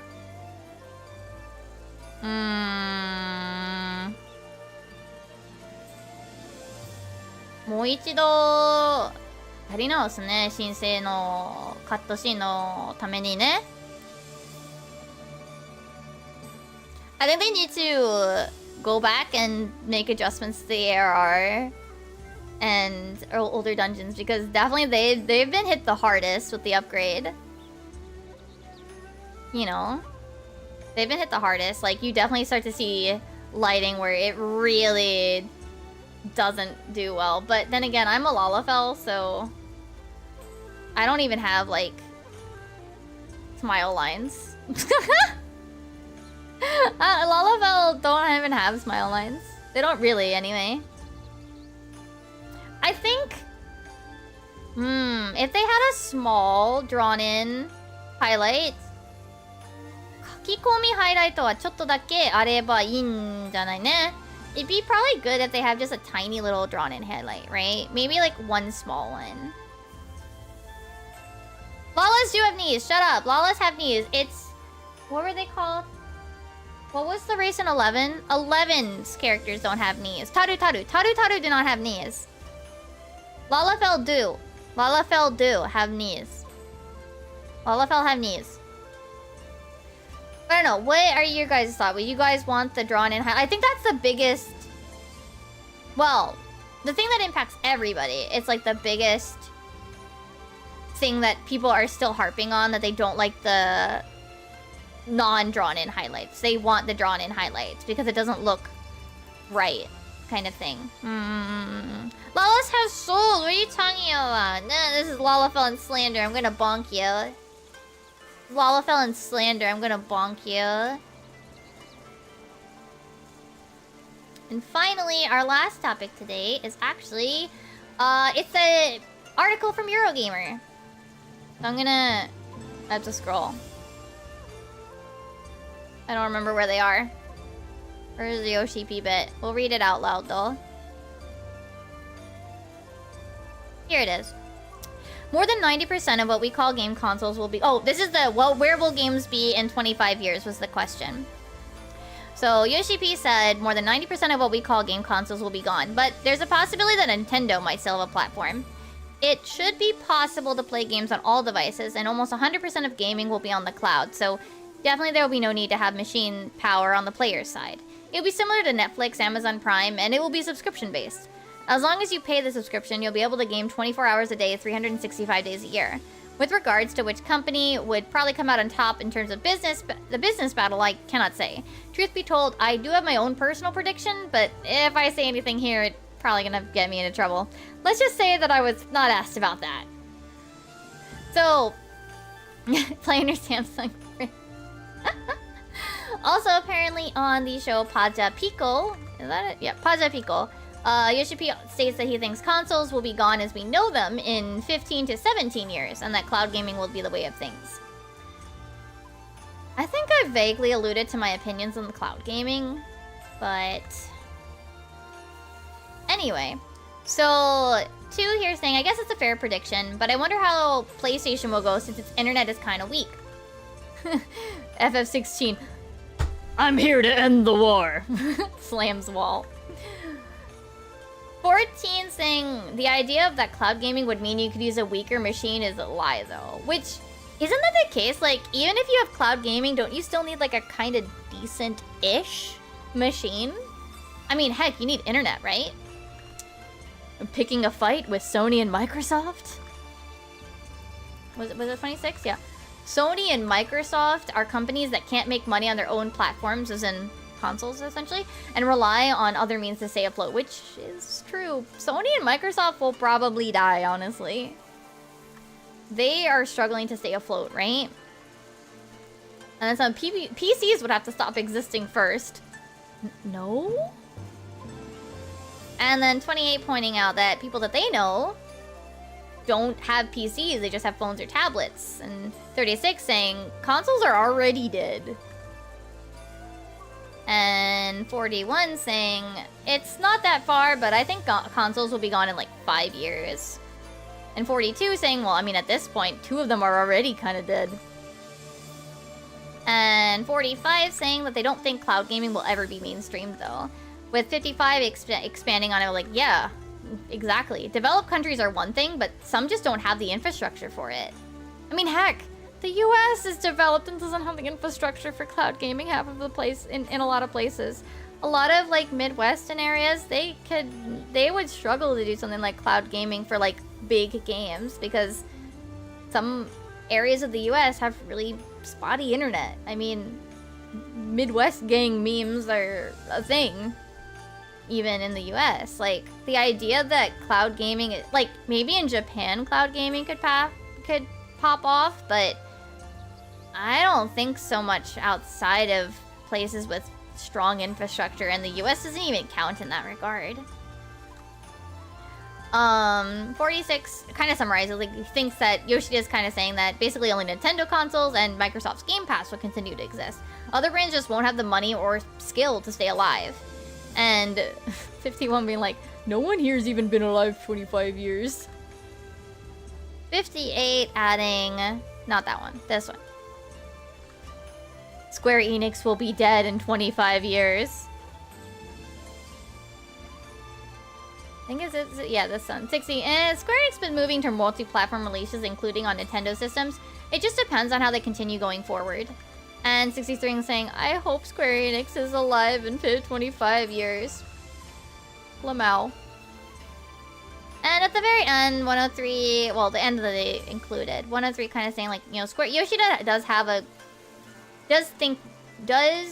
well when thinking long term, and that they hope that their efforts continue to bear fruit. And they have a point, like, yeah, Yoshi P was able to deal with ARR.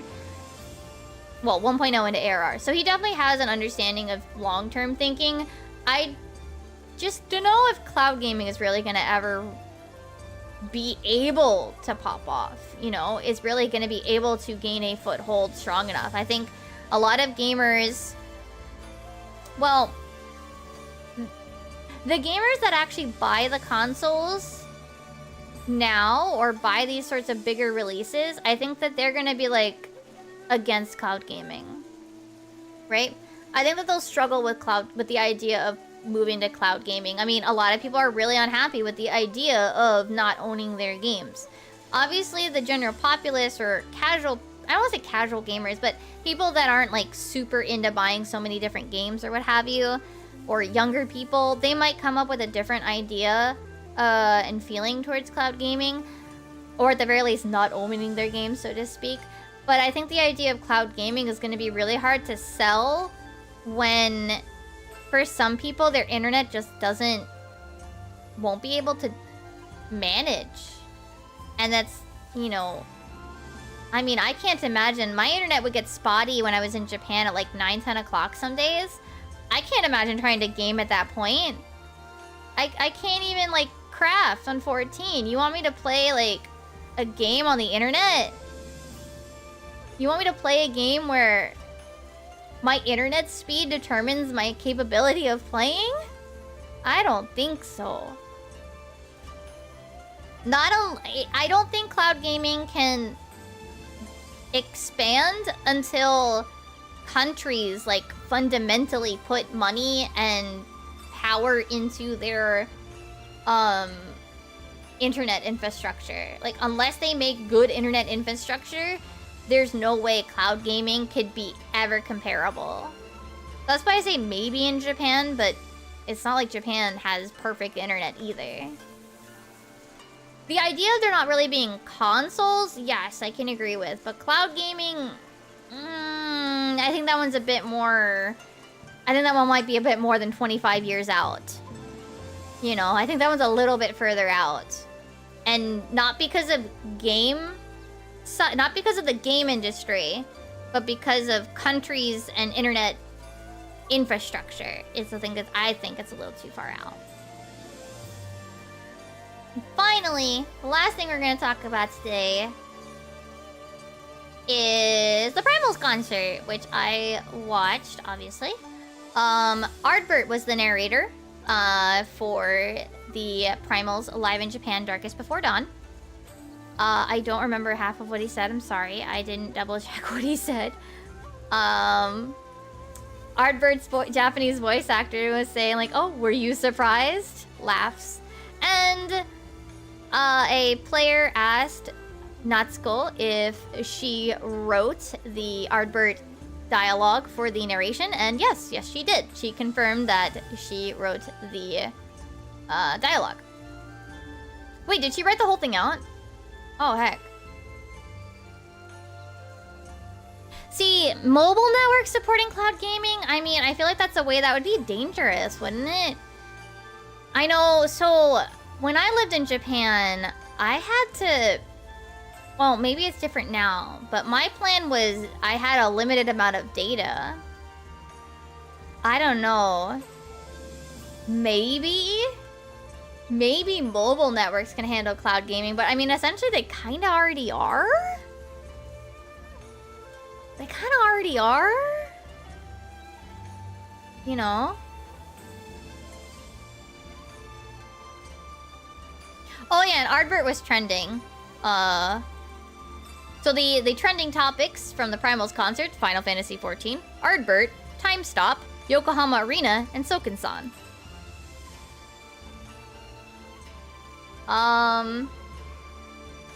Here, let me... Can I... Copy. Trying to figure out... Okay, hold on. I know where I posted them so I can copy a URL. So...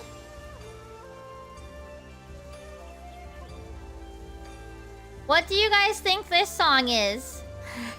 What song do you think this chat message is from? Why do you think they're spamming bread?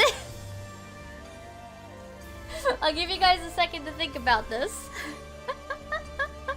I legitimately couldn't figure it out for like a second, even when I'm listening to what the song was. I actually had no... I was like, why are they fucking spamming bread? Why are they spamming bread in the chat? What? Huh?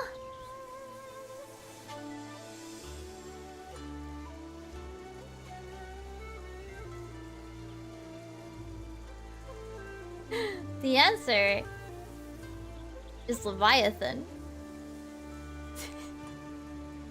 Because it's pronounced Panya-san, and Leviathan, when spoken really fast, sounds Leviathan, Panya-san. I kind of lost. I was like, what? Eh? Why are they posting bread emoji? Oh. During, what song was this? Give It All, we've got a lovely... Please bring DPS to skip sunrise. Do I have this one? Yeah, I do. Macro Taskaru. Thank you for the macro. Does anyone know what macro this one is? It is... Wait, which fight was Hesperos? Which fight was Hesperos? 4? 4? P4. This is P4's macro. They posted a macro every single raid fight, by the way. Even Alex. Even Alex. What image was this one? Oh yeah, this one. This art I drew. I drew this art because Gun song "Be My Honey." What was this one? Oh yeah, Omega Real. They had a little drone. It had some really fun shots. They had a little drone that they slapped the Omega face onto. Omega Real. Was this one? Oh no. Did I just copy the same URL twice? Yeah, I did on accident. Next we have Yoko Taro's tweet. A picture with Soken-san after the concert. You can see my nipples. Or rather, I think it's supposed... Don't look at my nipples. Thanks for the concert. Thanks, Yoko Taro. Really, thanks. That's not... What if you didn't... Buddy! Yoko Taro! Stupid. stupid. We got this lovely picture of Yoshi P that was like directly behind somebody. Himezudu here. Here is a picture of Nanjo's beautiful, beautiful Suzaku style outfit by the Nanjo staff. Ugh, it's so pretty. Her outfit was really pretty. Like, it was really pretty. Here is some lovely art by Lala of, what is it, of Nanjo's outfit, which is absolutely really, really pretty. Really, really pretty. What was this one? Oh yeah, a lovely honeybee.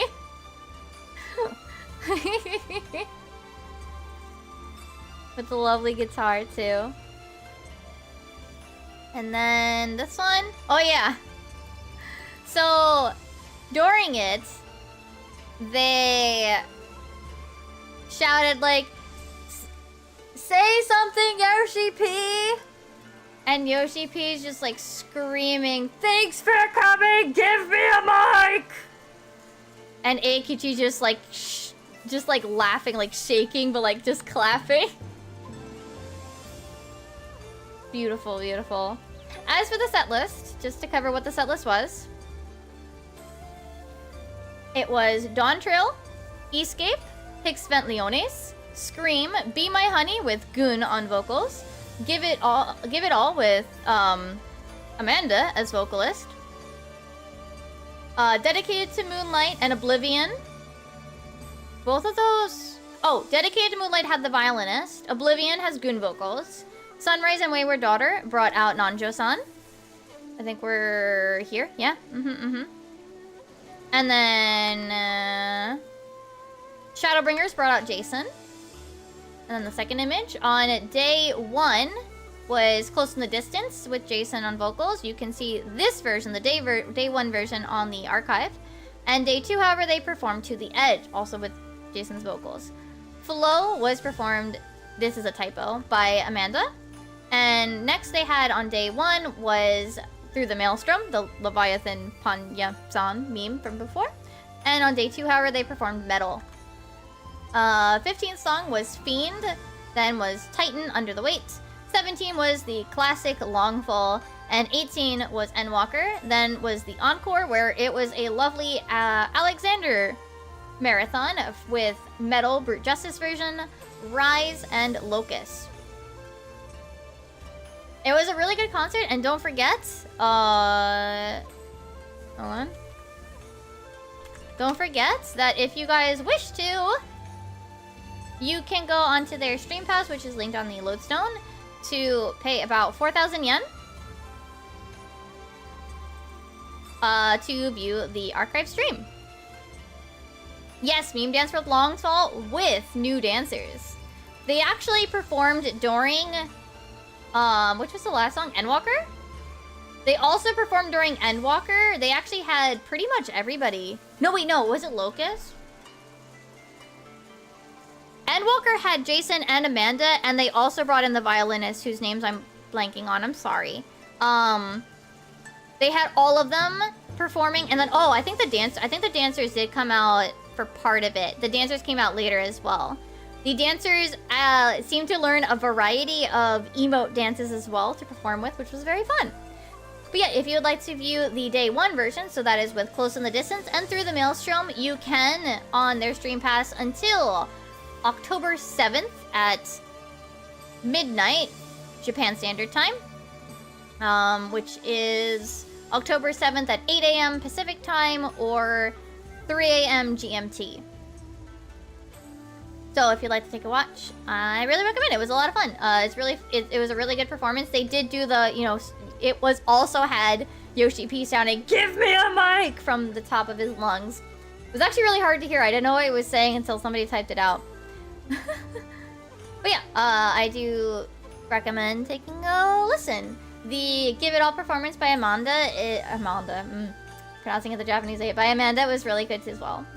She had 2 different outfits too, by the way.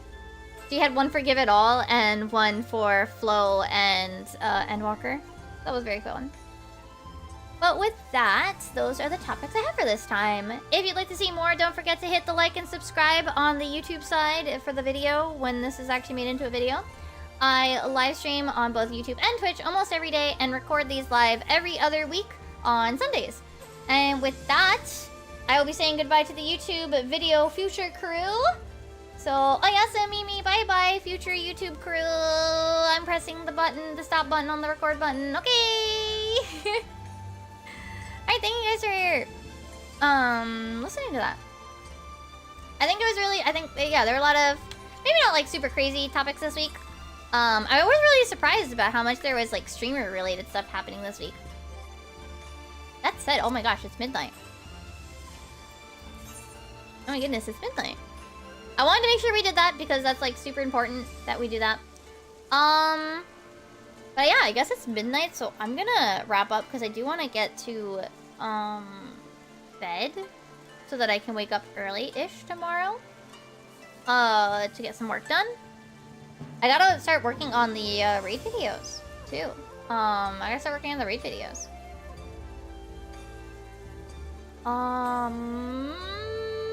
Okay, I think I know. Actually, let's see.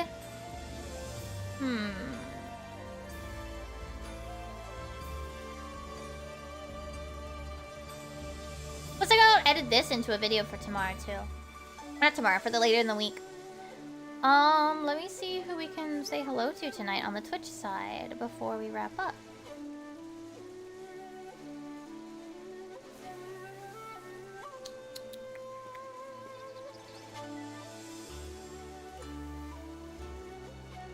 I'm glad that I'm finding that now. I guess we can focus really hard on fake grinding next time, right? So we can start focusing on fake grinding, which is gonna be, well, I won't only do that. Don't get me wrong, I won't only do fake farming. We might bring back some mahjong. We might bring back some fishing, that kind of stuff.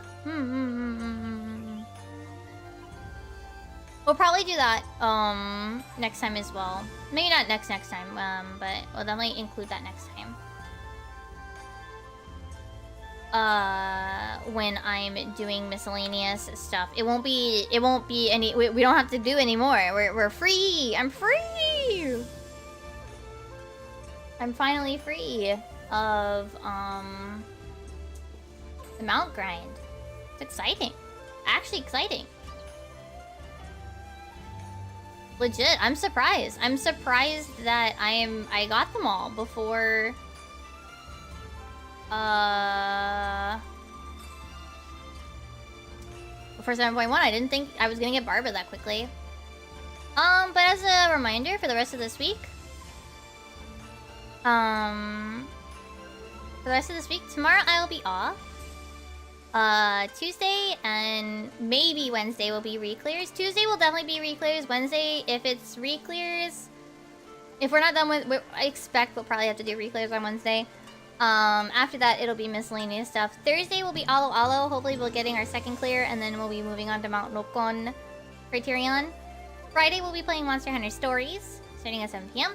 And Saturday, I'm gonna start at 8. So I'm gonna start a little later so we can stay up to watch the live letter at like 2 a.m. my time. So yeah, we will watch along with the live letter on Saturday. Okay.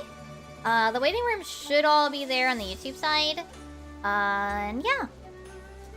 There will be an animation on Wednesday as well. And the last MSQ video should go on this Saturday. Alright. For the Twitch gang, I'm gonna send you guys to Vanilla Crescent. And the YouTube side, I don't have anywhere to send you, sorry. Here's our read message for the Twitch side. And thank you guys all for being here and hanging out and watching. 見てくれてありがとうございます。なんか、明日は休日です。次の配信は火曜日です。なんか、来週の攻略、レース機の攻略するつもりです。We'll be doing re-clears for that on Tuesday, and I'll see you guys then. Okay. じゃあ、おやすみみ、バイバー